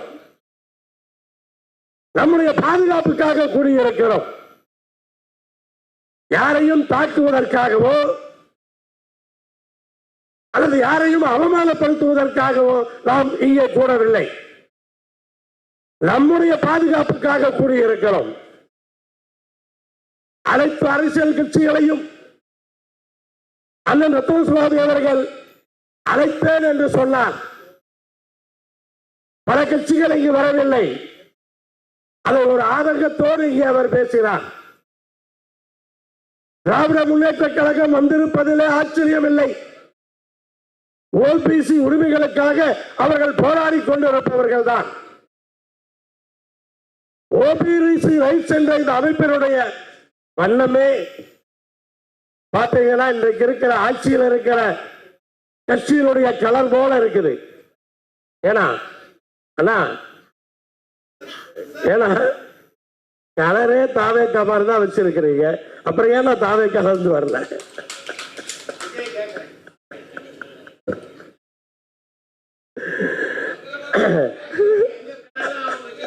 ஆமா, முதல்ல வச்சது நீங்க தான். இப்ப காங்கிரஸ் கட்சியிலிருந்து திரு கிரிஷ் சோழகர் அவர்கள் வந்திருக்கிறார். ரொம்ப திறமையானவர். அங்க காங்கிரஸ் தலைவர்களுக்கு நம்பிக்கைக்கு பாத்திரமானவர். தமிழகத்திலே கடந்த ஒரு வருட காலமாக அவரை அடிக்கடி நம்முடைய தொலைக்காட்சியிலே பார்த்திருக்கிறோம். அவருடைய பேச்சுக்கள், அவருடைய அந்த பாதையெல்லாம் கடந்த ஓராண்டு காலத்திலே பார்த்தோம் என்று சொன்னால், தேர்தலுக்கு முன்பு எவ்வளவு தொலைநோக்கு பார்வையோடு அவர் யோசித்தார் என்பதை நான் இங்கே யோசித்து பார்க்கின்றேன். காங்கிரஸ் இயக்கம் அவர் சொன்னதை கேட்டிருந்தால் அது வேறு நிலைமையில் இருந்திருக்கும் என்று அவர் மனதுக்குள்ளேயே சிரித்துக் கொள்ளுகிறார். ஆனால் இன்றைக்கு எல்லா கட்சிகளும் வந்திருக்க வேண்டும். அதை பிறகு சிரமப்பட்டு எல்லோரையும் அழைத்து எல்லோருமே இங்கே வந்திருக்க வேண்டும் என்பதுதான். இந்த நாடு பிரதம மந்திரி நம்முடைய ஓபிசி பிரிவை சார்ந்தவர். ஆனால் நாம் ஓபிசி பிரிவின் அதிகாரிகளால் ஆளப்படுகிறோமா என்ற கேள்வியை நாம் கேட்க வேண்டும்.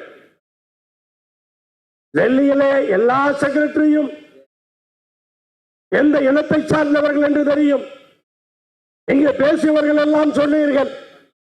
ஐஐடி ஐஐஎம் எல்லாம் யார் இருக்கிறார்கள் என்று சொன்னீர்கள். ஆனால் இத்தனை ஆண்டு காலம் கழித்து ஒரு ஓபிசி பிரைம் மினிஸ்டர் மலைவாழ் மக்களுடைய பிரதிநிதி ஜனாதிபதியாக, ஆனால் ஏன் துணை ஜனாதிபதி கூட ஓபிசி தான் இருந்தாலும் கூட நம்மை ஆள்பவர்கள் யார்? ஏன் இத்தனை ஆண்டுகள் கழித்து இத்தனை சதவீதம் அவர்களே இருக்கிறார்கள்? அதனுடைய சூட்சமம் என்ன? அவருடைய ஜனத்தொகை குறைந்து கொண்டே இருக்கிறது. ஆனால் ஆட்சியில் அவர்களுடைய பங்கு குறையவில்லை. அதை நாம் ஆலோசித்தாக வேண்டும். அது என்னவென்று நாம் பார்த்தாக வேண்டும். மத்திய அரசு கணக்கெடுப்பை நடத்துகிறது, மாநில அரசு நடத்த வேண்டியதில்லை என்று எல்லோரும் சிலர் பேசுகிறார்கள். அப்படி என்ன தப்பு? மாநிலத்தில் ஒரு கணக்கெடுப்பை எடுத்தால் என்ன தப்பு? இவ்வளவு மக்கள் கோரிக்கை வைக்கிறோமே, மாநிலத்திலே சாதிவாரி கணக்கெடுப்பு எடுத்தால் என்ன தவறு? நீங்க பல அரசியல் தலைவர்களை பாருங்க, நம்ம எல்லாம் போய் ஏதாவது கேட்கும் போது முதல்ல சொல்லிடுவாங்க, என்னது ஒவ்வொரு ஜாதியும் எவ்வளவு ஜனத்தொகை இருக்குன்னு நீங்க எல்லாம் சொல்றத பார்த்தா நாங்கெல்லாம் கூட்டி பார்த்தோம்னு சொன்னா 15 கோடி வருது, 20 கோடி வருதுன்னு உடனே நம்மளும் என்னடா சொல்றான்னு தெரியாமே சிரிச்சிருவோம். ஆனா திருப்பி கேட்கறதுக்கு எவ்வளவு நேரம் ஆகும்? ஒவ்வொரு கட்சி என்ன சொல்ற, எனக்கு 2 கோடி உறுப்பினர் இருக்கிற, எனக்கு 2.5 கோடி உறுப்பினர் இருக்கிற, கூட்டி பாடுறா 15 கோடி வரும். அப்ப நீ செய்யறது என்ன? நம்மளை பார்த்து நீ கேட்கறிய, உன்னை பார்த்து நாங்க கேட்கறதுக்கு எவ்வளவு நேரம் ஆகும்? அப்ப எவ்வளவு ஜாக்கிரதையாக நாம் இருக்க வேண்டிய அவசியம் இருக்கிறது. ஓபிசியை பொறுத்தவரை எல்லா அரசியல் கட்சிகளும் நம்மை பயன்படுத்திக் கொள்ளுகிறார்கள், நம்முடைய வாக்குகளை பயன்படுத்திக் கொள்ளுகிறார்கள். என்ன காரணம்? இன்னைக்கு எஸ்சி வாக்குகள் என்று சொன்னால் ஒரே மாதிரி ஓட்டு போடுறான், ஒரே மாதிரி முடிவெடுத்து ஓட்டு போடுறான். ஆனா பிரிந்து பிரிந்து ஓட்டு போடுவது ஓபிசி என்பதை யாரும் மறுத்துவிட முடியாது. அதனாலதான் நம்மளை மதிக்க மாட்டேங்கிறான். ஏன் மதிக்க மாட்டேங்கிறான்? நம்ம ஓட்டு கன்சாலிடேட் ஆகல, அதனாலதான் மதிக்க மாட்டேங்கிறான். நீங்க வந்து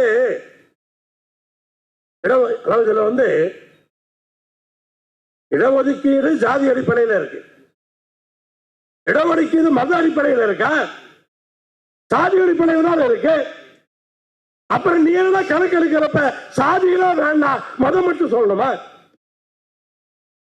இடஒதுக்கீடு சாதி அடிப்படையில் தான் இருக்கு. அப்புறம் அந்த பட்டியலில் மதத்தை கேட்கிறேன், சாதியை கேட்க மாட்டியா? இதையெல்லாம் பார்க்கிறப்பதான் நம்ம எந்த அளவுக்கு ஏமாற்றப்படுறோம் அப்படிங்கறத நம்ம புரிஞ்சுக்கணும். என்ன பிரச்சனைன்னு சொன்னா, தமிழ்நாட்டை பொறுத்த அளவுக்கு மத்திய அரசு என்ன சொல்லுதோ அதை அப்படியே செஞ்சிடறோம்.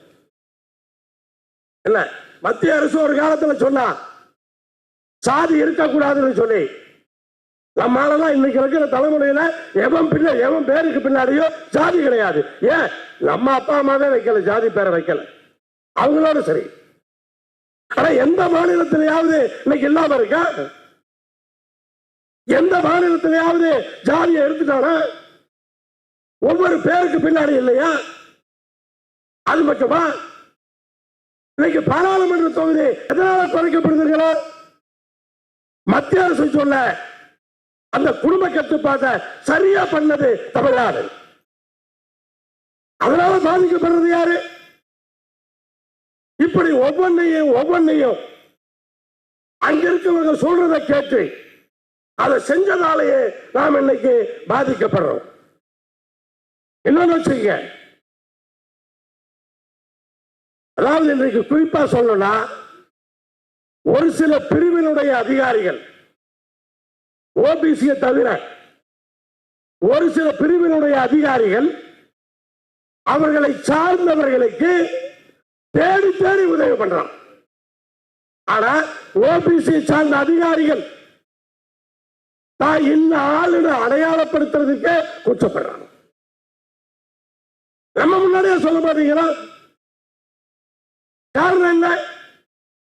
நம்மெல்லாம் பொதுவாயிட்டோம், அவங்களாம் தனித்தனியா ஒற்றுமையா இருக்காங்க. நம்மெல்லாம் பொதுவாயிட்டோம், அதனாலேயே பாதிக்கப்படுறோம். இன்னைக்கு எவ்வளவு பாதிப்புகளை எல்லாரும் பேசணும்னு சொன்னா காரணம் வேற யாரு? நம்ம தான். மறுபடியும் அது மீட்டெடுக்கணும்னா வேறவங்களா கொடுப்பால, நம்ம கையில இருக்கு, நம்முடைய ஒற்றுமையாக இருக்கு.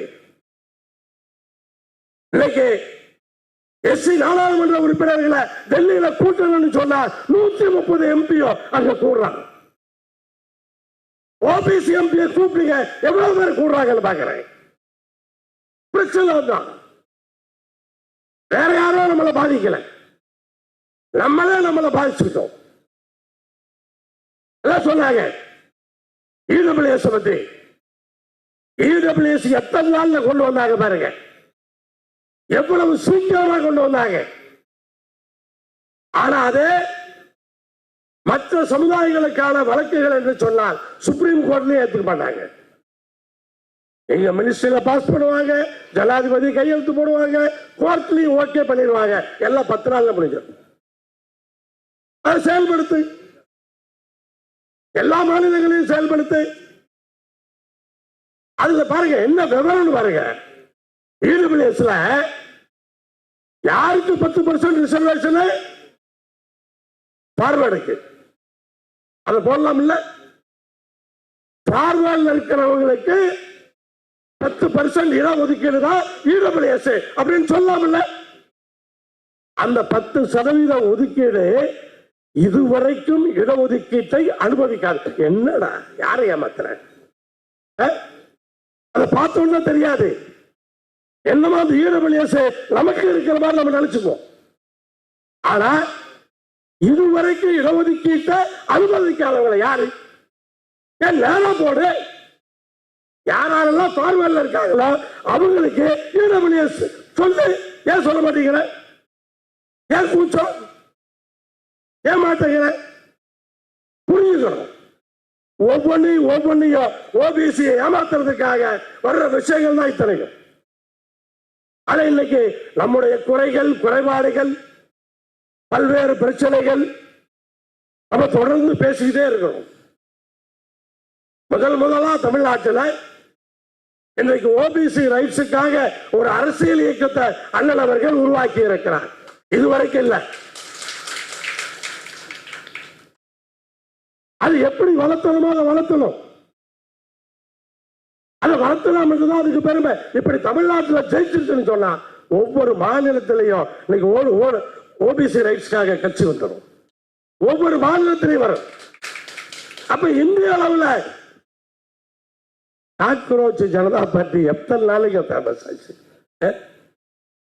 இப்பெல்லாம் நம்ம ஊருக்கு போய் கூட்டம் போட்டு கூட்டம் சேர்த்து இதெல்லாம் பண்ணணுங்கிற அவசியம் இல்லை. அந்த தேவையெல்லாம் இல்லை. இன்னைக்கு சமூக வலைதளம் போதும் தெரிஞ்சு போச்சு இல்ல. இப்ப ஏன் OBC ரைட்ஸ் பார்ட்டி ஏன் வளராது? ஏன் வளராது? ஒவ்வொரு பகுதியில் இருக்கிறவங்க, ஒவ்வொரு ஜாதியில் இருக்கிறவங்க சமூக வலைதளத்தில் சேர்த்துங்க. சொல்ற எப்படா சாய்ச்சான்னு சொன்னா 7000 வாட்ஸ்அப் குரூப், அது மாதிரி இன்ஸ்டாகிராம், பேஸ்புக் போடுங்க. ஏன் முடியாது? ஒவ்வொருத்தரும் ஒரு 300 மெம்பர் சேர்த்த முடியாதா? ஒவ்வொரு குரூப் ஃபார்ம் பண்ண முடியாதா? அப்படி ஒரு 1000 குரூப் தமிழ்நாட்டில் கட்சி சாதிச்சிடாதா? போய் நீங்க தொண்டைகிளிய பேசி இதெல்லாம் தேவையே இல்லை. ஒரு மிகப்பெரிய அனுபவம், அது மிகப்பெரிய அனுபவம். ஆனா அண்ணனுக்கு ஒரு பெரிய முன்னுதாரணத்தை காமிச்சிருக்காங்க. நம்ம ஊருக்கு நம்ம 23 தலைவர்களையும் அங்க கூட்டம் போடு இங்க கூட்டம் போடுன்னு அவ்வளவு சிரமப்பட வேண்டிய அவசியமே இல்லை. குரூப்ல சேர்த்துங்க. நீங்க ஒரு 1 கோடி சேர்த்தலாம். ஒரு 1 கோடி உறுப்பினர்களை நீங்க சமூக வலைதளத்திலே சேர்த்தலாம். அந்தந்த ஜாதி கன்சாலிடேட் பண்ணுங்க. ஏன் முடியாது? கண்டிப்பா முடியும். அதை எந்த செய்தியை நல்லா பேசினார் அப்படின்னு சொன்னா அடுத்த 5 நிமிஷத்துல 1 கோடி பேருக்கு அது போயிடும். அவ்வளவுதான் மேட்ரு. நீங்க கோடு போடுங்க, அவர் ரோடு போட்டுருவாரு. நீங்க கோடு போடுங்க போதும், அவர் கண்டிப்பா அது செஞ்சிருவார். அதனால கண்டிப்பா, ஏன்னா இப்பெல்லாம் குறைச்சு பேசி செயல்பாடு நிறைய பண்ற காலம் வாய்ப்பு வச்சுப்பேன். பேசுறதே வேணும். அதிகம் பேசுறதுக்கான தேவையில்லை. அதே போல காங்கிரஸ் தலைவர் வந்திருக்காரு, அவர் நிறைய ப்ரோக்ராம்ஸ் வச்சிருப்பாரு. அதிகமான நேரத்தை நான் எடுத்துக்க விரும்பல. அதனால் நம்முடைய சமூக வலைதளத்தில் நம்ம என்னெல்லாம் பண்ணணுமோ அத்தனையும் நம்ம பண்ண வேண்டிய அந்த அவசியம் இருக்கு. இன்னொன்று, அதாவது இடஒதுக்கீடு எல்லா ஜாதிக்கும் கொடுத்துருக்கோம், எல்லாம் பண்றோம். ஆனா ஒவ்வொரு ஜாதியிலையும் இந்த இடஒதுக்கீட்டை அனுபவிக்காத ஒரு குரூப் இருக்கு. எப்படின்னா, இப்ப கிராமத்தில் இருக்கோம், எனக்கு இடஒதுக்கீடு கிடைச்சிருச்சு, நான் இன்ஜினியர் ஆயிட்டேன். நான் இன்ஜினியர் ஆகணும்னா எங்க ஊர்ல கிராமத்தில் இருக்கிறது இல்லை. நான் சென்னைக்கோ கோயம்புத்தூருக்கோ மதுரைக்கோ வந்துடுறேன். என் பிள்ளையோ பையனோ டவுன்ல சிட்டியில படிக்கிறாங்க, சென்னையில படிக்கிறாங்க. அவங்களுக்கு பல வாய்ப்புகள் இருக்கு. ஏன்னா இடஒதுக்கீட்டுனால எனக்கு வசதியும் வந்துருச்சு. ஆனா என்னோட ஜாதியில் இருக்கிற, என்னோட கிராமத்தில் இருக்கிறவன் அவன் பிள்ளைக்கும் என் பிள்ளைக்கும் ஒரே தளம் கிடைக்குமா? அதே மாதிரி பயிற்சி கிடைக்குமா? அப்ப இதுக்கு என்ன பண்றது? நம்ம மற்றதெல்லாம் பார்க்கணும். ஆனா ஒரே ஜாதிக்குள்ளேயே இன்னும் இடஒதுக்கீட்டை அனுபவிக்காம அடித்தட்டில் இருக்கவங்க இருக்காங்க. அப்ப அந்த இன்க்ளூசிவ் குரோத்துக்கு நம்ம என்ன பண்றது? அதுக்கான ஒரு வழியை நம்ம வந்து அரசாங்கத்துக்கு கோரிக்கை வைக்கணும். இப்படிதான் இருக்கு, எல்லா சமுதாயத்திலும் அப்படிதான் இருக்கு. ஆனா வந்து ஒரு ஐஏஎஸ் ஆயிடுறாங்க, ஒரு ஐபிஎஸ் ஆயிடுறாங்க, அவங்க பிள்ளையும் அதே ஜாதியை சார்ந்த அதே கிராமத்தில் இருக்கிற இன்னொரு பிள்ளையும் சரிசமமா போட்டி பண்ண முடியுமா? ஏன் ஐஏஎஸோட புள்ள ஐஏஎஸ் ஆகிறான், ஏன் டாக்டரோட புள்ள டாக்டர் ஆகிறான்? காரணம் என்ன? அதுதான் காரணம். அப்ப அதுக்கான வழியை நம்ம வந்து காணணும். ஆனா இப்ப வந்து அடுத்த கட்டணம் என்ன பண்ண போறோம்? ஏன்னா நம்ம கொடுமைகளை பேசியே பிரயோஜனம் இல்லை. ஏன்னா வந்து இங்க வந்து பார்த்தோம்னு சொன்னா அங்க கொடுமைன்னு வந்தா இங்க 2 கொடுமை ஆடுதான். அது மாதிரி இதே பேச்சுதான் நம்ம பேசிக்கிட்டே இருக்கோம். நம்மளை ஏமாத்துறாங்க, ஆமா ஏமாத்துறாங்க, ஏமாந்து போறோம், ஆமா ஏமாந்து போறோம். என்ன பண்ண போறோம்? இதுதான். அதாவது அண்ணன் ஒரு முறை ஒரு கூட்டம் போட்டுதாங்க நினைக்கிறேன். எம்எல்ஏக்கெல்லாம் கூப்பிட்டீங்க, எம்எல்ஏக்களை கூப்பிட்டீங்க ரேஸ் கோர்ஸ்ல. நான் வந்திருந்தேன், இன்னொருத்தர் யார் வந்தார், ஊட்டி எம்எல்ஏ ஒருத்தர் வந்தார்.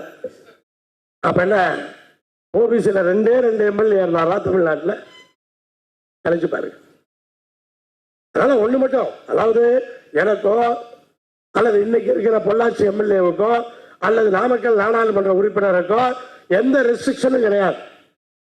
ஓபிசி ரைட்ஸுக்காக உங்க சார்பா, இந்த அமைப்பு சார்பா எங்க கூப்பிட்டாலும் நான் மட்டுமல்ல எங்க எம்எல்ஏ எம்பி வருவாங்க. நீங்க என்ன சொல்றீங்களோ அதை நாடாளுமன்றத்தில் பேசுவாங்க, நீங்க என்ன சொல்றீங்களோ அதை சட்டமன்றத்தில் பேசுவாங்க. நீங்க வந்து சட்டமன்றத்துக்குள்ள முதலமைச்சருக்கு கோரிக்கை கொடுக்கறது ரொம்ப ஈஸி. நானே பல கோரிக்கைகள் கொடுத்துருக்கேன், தப்பிச்சு போக முடியாது. அங்க அப்பாயின்மெண்ட் கிடையாது. சட்டமன்றத்துக்குள்ள ஒரு எம்எல்ஏக்கு போய் முதலமைச்சரை பார்க்கறதுக்கு அப்பாயின்மெண்ட் கிடையாது, நேரா போய் கொடுக்க வேண்டியதான். அதனால நம்ம சார்பா நம்ம என்ன கோரிக்கைகள் வச்சிருக்கோமோ அந்த கோரிக்கைகள் அடங்கிய அந்த விண்ணப்பத்தை கொடுத்தீங்கன்னு சொன்னா என்னுடைய பொள்ளாச்சி சட்டமன்ற உறுப்பினர் வாயிலாக முதலமைச்சருக்கு இப்ப நடக்க போற சட்டமன்ற கூட்டத்தொடரிலேயே நான் சேர்க்கிறேன். ஆனால் நீங்க பயன்படுத்திக் கொள்ளுங்கள் என்பதுதான். அதே மாதிரி கண்டிப்பா மீண்டும் ஒரு முறை டெல்லியில ஓபிசி எம்பிக்களை அந்தந்த மாநிலத்திலிருந்து வந்திருக்கவங்களை அந்தந்த மாநில எம்பிக்களை வர வைக்கணும். ஏதோ ஒரு சிஸ்டம் போட்டு நம்ம அவங்கள வர வைக்கணும். ஓபிசி எம்பி தான் அதிகமா இருக்காங்க, யாரும் அவங்கள வர வேண்டாம்னு தடுக்க போறதில்லை, யாருமே தடுக்க போறதில்லை. ஆனா கண்டிப்பா வர வைக்கணும், அதான் முக்கியம். அடுத்து வந்து பாராளுமன்றத்தில் கொண்டு போய் சேர்த்தோம்னா நம்ம எத்தனை எம்பியை டெல்லியில சேர்த்தோங்கிறது முக்கியம். 50 எம்பியை சேர்த்து நீங்க டெல்லியில கூட்டம் போட்டு பாருங்க, 50 எம்பி சேர்த்து கூட்டம் போட்டு பாருங்க. அப்புறம் உங்களுக்குரிய மரியாதையை பாருங்க, மேல உள்ள மரியாதையை பாருங்க. ஏன் மதிக்கிறாங்க அப்படிங்கிற நமக்கு தெரியாமல்ல, அண்ணனுக்கு தெரியாமல்ல. அண்ணன் அரசாங்கத்தில் இருக்கப்ப இந்த ஓபிசியை எப்படி எல்லாம் துன்புறுத்துறாங்க, ஓபிசி எப்படி எல்லாம் பாதிக்கப்படுறாங்க அப்படிங்கிறது தெரிஞ்சு நொந்து போய் வெந்து போய் தான் இப்ப தொடர்ந்து ஓபிசிக்காக குரல் கொடுத்துக்கிட்டே இருக்காங்க. காரணமே அதான், அனுபவம். ரெண்டே புலம்புவார், ஐஏஎஸ் செலக்ஷன் இல்ல குரூப் ஒன் செலக்ஷன் வர்றப்ப இப்படி பண்ணிட்டாங்க, அப்படி டிஎன்பிஎஸ்சியில வேற இருந்தாரு, டிஎன்பிஎஸ்சி உறுப்பினர், இப்படி நடக்குது அப்படி நடக்குதுன்னு சொல்லி புலம்புவார். ஆனா சரியான மனிதர், பிரச்சனைகளை தெரிந்தவர், புரிந்தவர், அவர் பின்னாடி இந்த அமைப்பு நிற்பதிலே எனக்கு ரொம்ப மகிழ்ச்சி.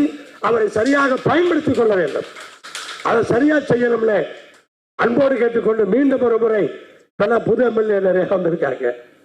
அதனால சென்னையில ஒரு முறை புது எம்எல்ஏக்களை கூப்பிட்டு ஒரு கூட்டம் போடுங்க. ஒரு எம்எல்ஏ கேரண்டி, பொள்ளாச்சி எம்எல்ஏ. அதனால மீண்டும் நீங்க அந்த கூட்டம், ஏன்னா நம்ம என்னதான் பேசினாலும் அது அங்க போய் சேரணும். இப்ப வந்து நம்ம பார்ட்டி இருக்கு, ஓபிசி ரைட்ஸ் பார்ட்டி இருக்கு. நம்ம பார்ட்டி சார்பா ஒரு எம்எல்ஏ அல்லது ஒரு எம்பி உருவாயிட்டா நம்ம அடுத்தவன்ட்ட போய் கேட்கணும், அடுத்தவன்ட்ட கேட்க வேண்டிய அவசியம் இல்லையே. அதெல்லாம் வந்து அதற்கான முயற்சிகளுக்கு என்னுடைய வாழ்த்துக்கள். கண்டிப்பாக இந்த நிகழ்வு என்பது மிக அருமையான நிகழ்வு. தேச அளவிலே நம்மை கொண்டு போய் சேர்த்தக்கூடியது. இப்படி அருமையான ஏற்பாட்டை செய்திருக்கிற அருமை அண்ணன் என்னுடைய அண்ணன் ரத்ன சுபாதி அவர்களுக்கு என் நெஞ்சார்ந்த நன்றியை தெரிவித்து, அண்ணன் வெள்ளிகிரி போன்றவர்கள் இந்த வயதிலும் அண்ணனோடு சேர்ந்து தொடர்ந்து நீங்கள் எல்லாம் போராடி கொண்டிருக்கிறீர்கள். உங்களுக்கெல்லாம் என்னுடைய இந்த நேரத்திலே வாழ்த்துக்களையும் நன்றியும் வணக்கத்தையும் சொல்லி நிறைவு செய்கிறேன். நன்றி, வணக்கம். ஓபிசி சமூகங்களுக்கான சாதிவாரி கணக்கெடுப்பின் முக்கியத்துவம் மற்றும் அதன் தாக்கங்கள் குறித்த பிற்பகல் தேசிய கருத்தரங்கில் மிகச் சிறப்பானதொரு பேருரை வழங்கிய கொங்குநாடு தேசிய மக்கள் கட்சியின் பொதுச் செயலாளர் திரு ER ஈஸ்வரன் அவர்களுக்கு நன்றி. அவருக்கு ஈரோடு புறநகர் ஓபிசி மக்கள் உரிமை கட்சியினுடைய செயலாளர் வழக்குரைஞர் திருமதி மலர்விழி கார்த்திகேயன் அவர்கள் பொன்னாடை போர்த்தி மரியாதை செய்வார்கள்.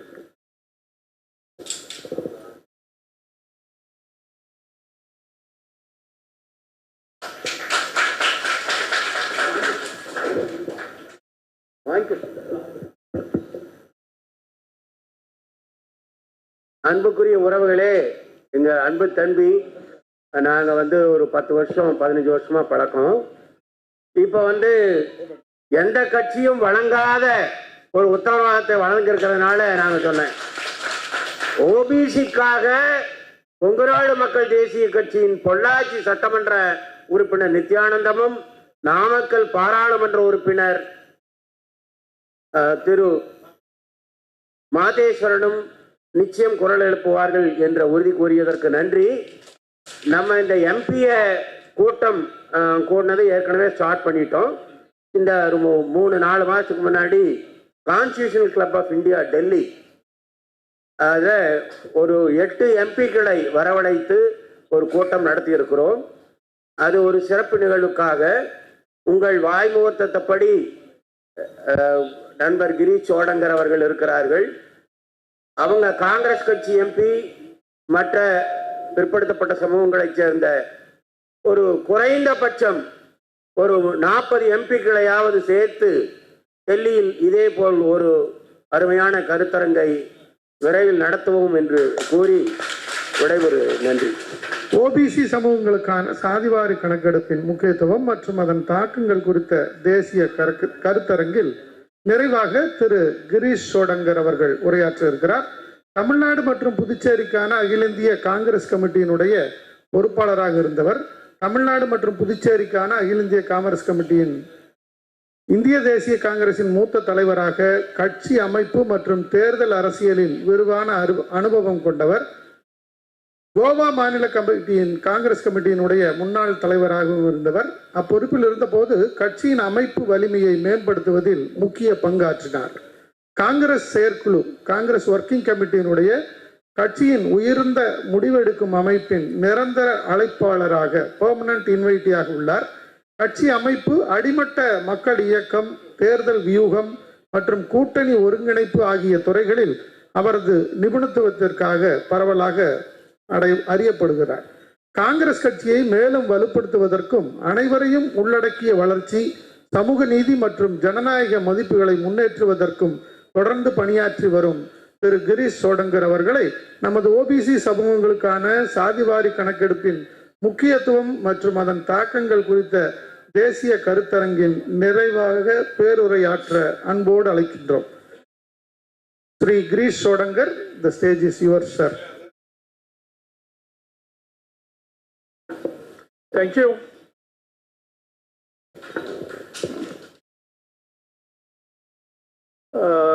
The respected leaders, the founder and president of OBC and the party for the rights of other OBC, and the creative, innovative idea and everything, I will say, my dear friend Rathna Sabapathy ji, who has put all of us in this room and doing everything possible for the promotion of OBC. Thiru Veluswamy Rauji, Dr. Gowd Kiran Kumar ji, Thiru here, Iswaranji, and all respected leaders, my media friends, and respected OBC leaders. I'm very happy to be here amongst you, and my apologies that I arrived late. Now, when they extended the invitation, when I was actually the in charge for Tamil Nadu and Pondicherry, and then I had given the new responsibilities for Goa, and I've become again the state president of Goa Congress recently. And just 2 days back, I'm relieved from Tamil Nadu, and the new in charge has come. So I just wanted to, because while highlighting that the invitation was extended, this was the story, and just 2 days back, things are changed. But I'm very emotionally very well connected to Tamil Nadu for the love and support that I got during my tenure as in charge of Tamil Nadu and Pondicherry. Thank you.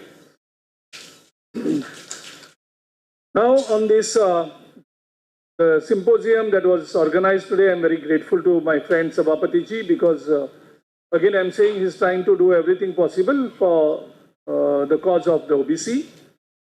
And I'm here to present my party's view on this OBC, especially on the day when you are launching the website for the OBC Rights organization. I want to congratulate again the Sabapathy ji, and you have already included aspects of the education, scholarship, training, skill development, livelihood support, state felicitations, and financial assistance and employment. So this covers basically all aspects that OBC should be in that. But my focus will be, if you could prepare more OBCs, be ready to give them the confidence to appear for the UPSC exams. So how we can actually do it so that we can bring the more intellectuals among the OBC youths and the students, how to give the confidence to them. That is the biggest challenge. It's not that OBC does not have the intelligentsia. The issue is about the confidence and how they can spare their more time committed to appear for the UPSC exam. To appear for the UPSC exam, you have to leave everything.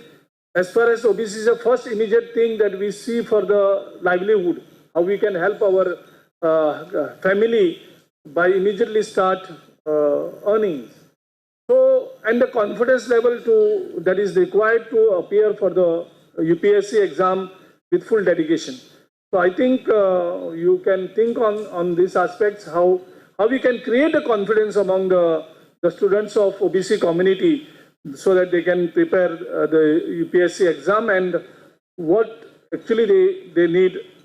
And secondly, about entrepreneurship. I know in Tamil Nadu, many of OBC are talented entrepreneurs who make a lot of courage.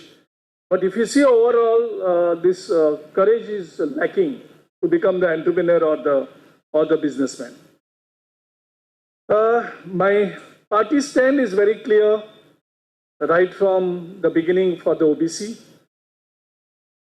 If I can recall the 73rd and 74th amendments, which has made all the governments possible way back in 1992, when the panchayat bodies, urban bodies, never had a reservation. It was never recognized body. But after the 73rd and 74th amendments, especially the Article 243D, which empowers the reservation for the contesting. Otherwise, only allied people is to contest was capable, and that is the first time I feel the empowerment, real empowerment for the SC, ST, OBC has started, and the OBC reservation was left to the state units, whereas the SC, ST reservation was made compulsory. And from that time onwards, actually, the real empowerment started. So many intellectuals and political analysts had advised then Congress leader and the then Prime Minister Rajiv Gandhi ji that by doing this, Congress party will weaken. those days, not many political parties were promoting OBC leadership for the contesting the elections.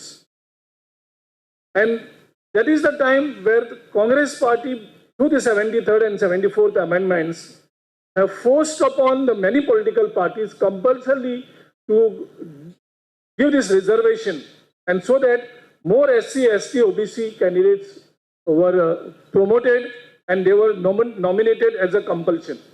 And that is the time when the real empowerment for the OBC actually started. But I'm happy my leader Rahul Gandhiji, who has become now leader of opposition, has become the lone voice in the entire country to bring the focus of the policymakers about the various state governments, about the various state OBC leadership on the caste census. And this was a long demand, but there was no political force that OBC community were getting for the caste census. Till then, nobody knew what is the strength of OBC in the country. And our reservation stuck to 27%. Although in many states, OBC, I know in Tamil Nadu is much more. But living Tamil Nadu in many other states, many places maybe 60%, it may be 70%. But if you see, compare, and the reservation comes very low. And with his focused attention on OBC reservation, is specifically demanding, repeatedly demanding, he has made a campaign for OBC caste census and the OBC surveys. And somehow that has compelled the present BJP government to make only the announcement. And after announcement, again, nothing has pushed so far so that it can be implemented.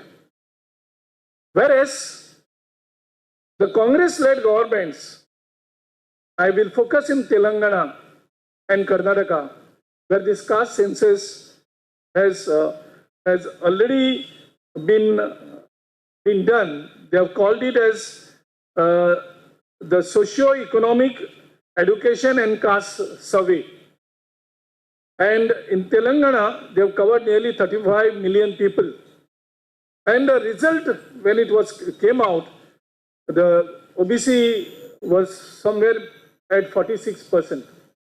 And which was much more if you see the Karnataka caste census result, which is nearly 70%, which was unimaginable. And if you had to claim that those days, nobody would have accepted that claim. But it was proven only after the survey was conducted. We have seen what happened to this caste survey in Bihar, and then what politics that was played around that. I think most of our problems will get resolved if this caste census is done all over the country. And I hope with the push and the pressure that my leader Rahul Gandhiji is giving for the OBC caste census, and he has also exposed the IS officers who is presently serving the present government. It is very, very pathetic conditions, whether it's OBC, SC or ST. Same thing if you go to any top companies, the public companies, the number of members of OBCs on the board of directors is also a very pathetic situation. Now, if you see the government jobs, the reservation I'm talking about, when the list is released, we all know how the government jobs today are fixed. If you find a list in general list, and there is a list for the SC reservation, ST reservation, OBC reservation. You will find hardly any students whose names appear in the general list for the jobs. Same is the situation in the educational institution. When the final merit list is released, hardly any names you find in the general list, but they are only in the OBC, SC, ST reservation. So this is the new techniques that many government are using to keep away the OBCs, which is restricted to OBC reservation. That means OBC candidates should not appear in the general list. Does that mean that OBC candidates are not qualified, or they are not intellectual enough to qualify themselves in the general list? The answer is no. But it is so manipulated that in the general list you will find hardly any OBCs. I think this is a very, very serious concern which our founder and president, my friend Sabapathy ji, will also focus in. I don't want to take much of your time, since whole day a lot of deliberations must have happened, and I'm confident Sabapathy ji and his team has captured the many important inputs. The actually time, you are supposed to conclude at 4:30, and I have actually, because of me, I'm just extended it. I'm thankful to Sabapathy ji for extending me this invitation, and also extending the time because I arrived late. And I'm also grateful to all of you for your patience hearing, also my media friend. Thank you very much. OBC சமூகங்களுக்கான சாதிவாரி கணக்கெடுப்பின் முக்கியத்துவம் மற்றும் அதன் தாக்கங்கள் குறித்த இந்த தேசிய கருத்தரங்கின் நிறைவுரையாற்றிய திரு ஸ்ரீ சோடங்கர் அவர்களுக்கு தஞ்சை மண்டல பொறுப்பாளர் திரு செல்வராஜ் அவர்கள் பொன்னாடை அணிவித்து மரியாதை செய்வார்கள்.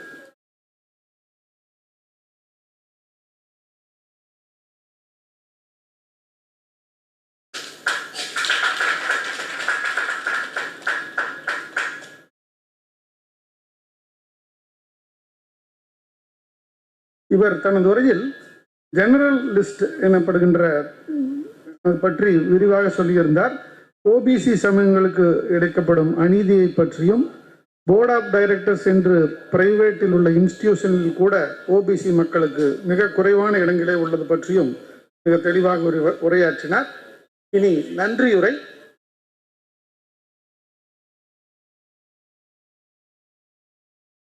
ஓபிசி உரிமைகள் அமைப்பின் தலைவரும் ஒக்கலிய மகாஜன சங்கத்தினுடைய மூத்த தலைவருமான திரு வெள்ளிங்கிரி ஐயா அவர்கள் நன்றியுரையாற்றுவார்கள்.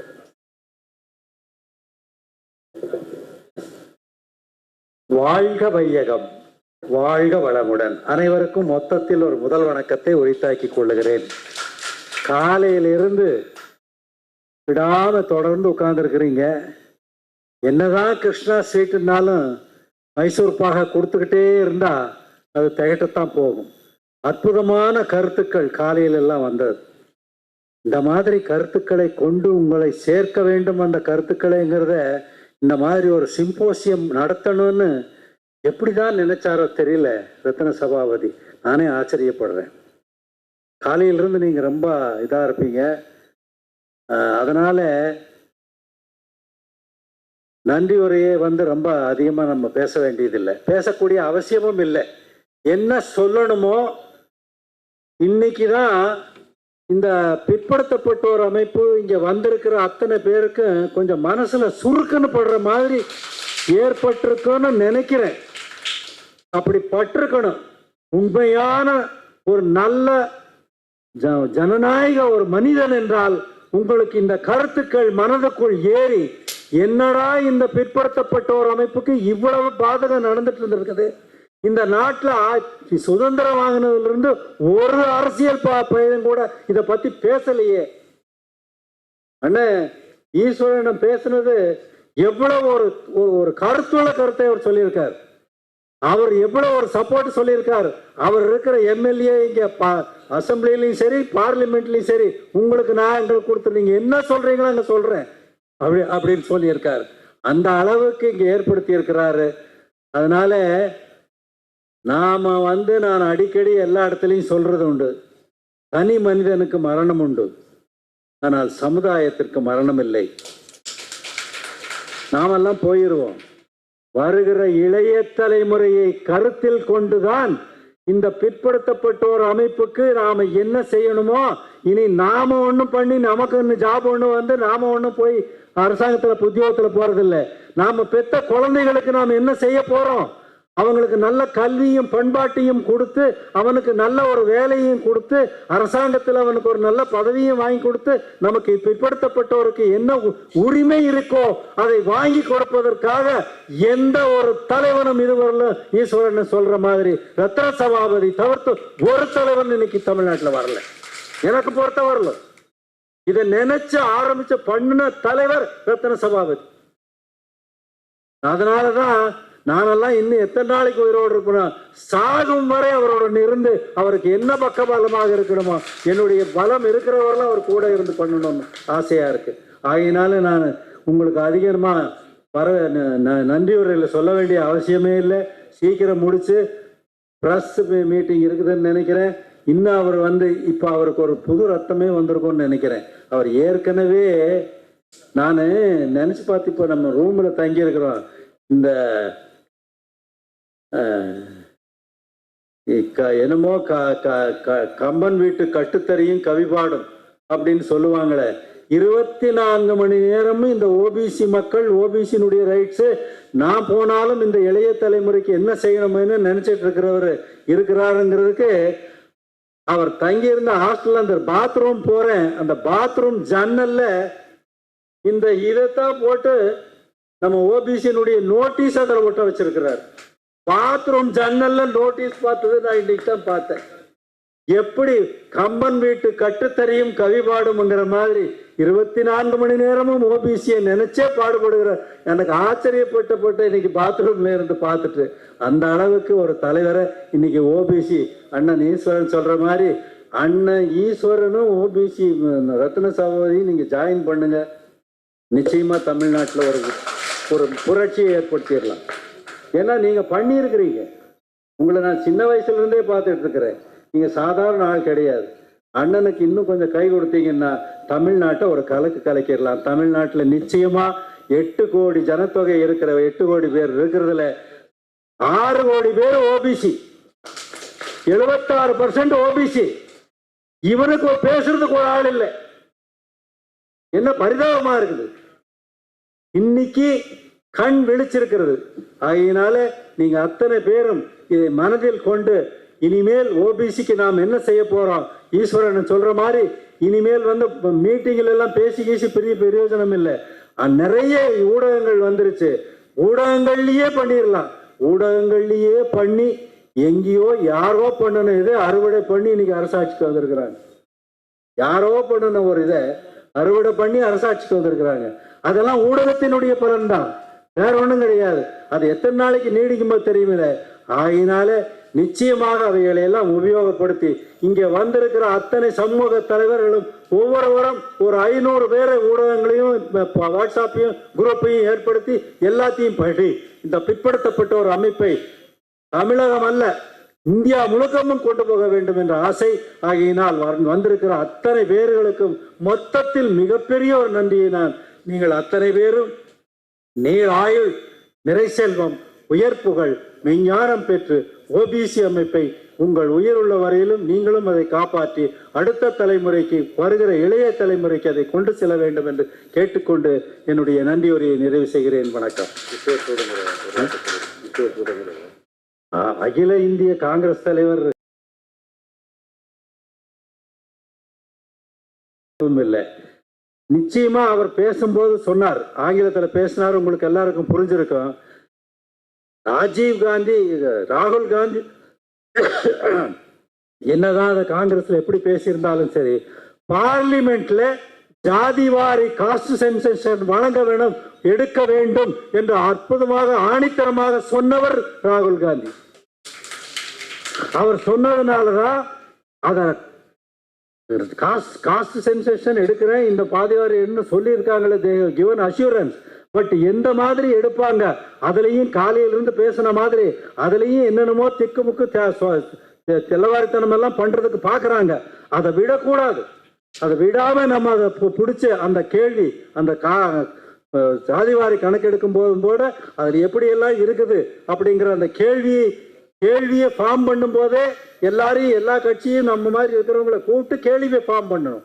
அந்த கேள்வியை கொடுத்துதான் இனிமேல் ஜாதிவாரி கணக்கெடுக்கிறதுக்கு அனுப்பணும். அதற்கெல்லாம் நீங்கள் உறுதுணையாக இருக்க வேண்டும் என்று கேட்டுக்கொண்டு உங்கள் அத்தனை பேருக்கும் இந்த சிம்போசியம் வெற்றி பெற உழைத்த நீங்கள் ஆதரவு தந்ததற்கு மனமார்ந்த நன்றியை நம்ம ரத்ன சமாதி மூலமாகவும் நம்ம பிற்படுத்தப்பட்டோர் அமைப்பின் மூலமாகவும் இங்கே வந்திருக்கிற அத்தனை மீடியாக்கள் மூலமாகவும் எல்லாருடைய சார்பாகவும் உங்களுக்கு அத்தனை பேருக்கும் நன்றி சொல்லி விடைபெறுகிறேன். நன்றி, வணக்கம். சமமானவர்களிடையே மட்டுமே சமத்துவம் இருக்க முடியும். சமமற்றவர்களை சமமானவர்களாக கருதுவது சமமின்மையை நிலைநிறுத்துவதாகும் எனும் பிபி மண்டல் அவர்களுடைய மேற்கோளை காட்டியும் டாக்டர் PR அம்பேத்கர் அவர்களது பொன்மொழியான கல்வி கற்போம், போராடுவோம், ஒன்றிணைவோம், எஜுகேட், அஜிடேட், ஆர்கனைஸ் என்கிற பொன்மொழியோடு இன்று OBC சமூகங்களுக்கான சாதிவாரி கணக்கெடுப்பின் முக்கியத்துவம் மற்றும் அதன் தாக்கங்கள் குறித்த இந்த தேசிய கருத்தரங்கை இனிதே நிறைவு செய்கிறோம். அடுத்து நாட்டுப்பண், தேசிய கீதம்.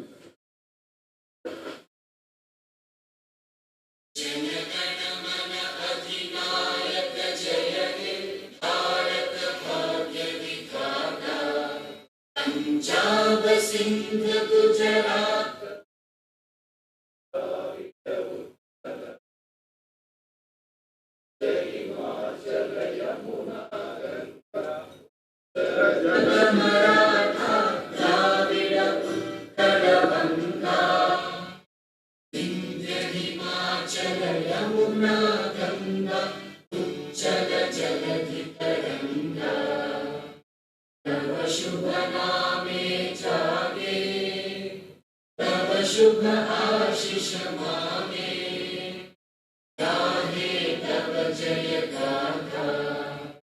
जन गण मंगलदायक जय हे भारत भाग्य विधाता। जय हे जय हे जय हे जय जय जय जय हे। நன்றி, வணக்கம். அனைவருக்கும் தேநீர் ஏற்பாடு செய்யப்பட்டுள்ளது. மேல் தளத்தில் அனைவரும் தேநீர் அருந்துவிட்டு பத்திரமாக அவரவர் ஊருக்கு சென்று சேருமாறு அன்போடு கேட்டுக்கொள்கிறோம்.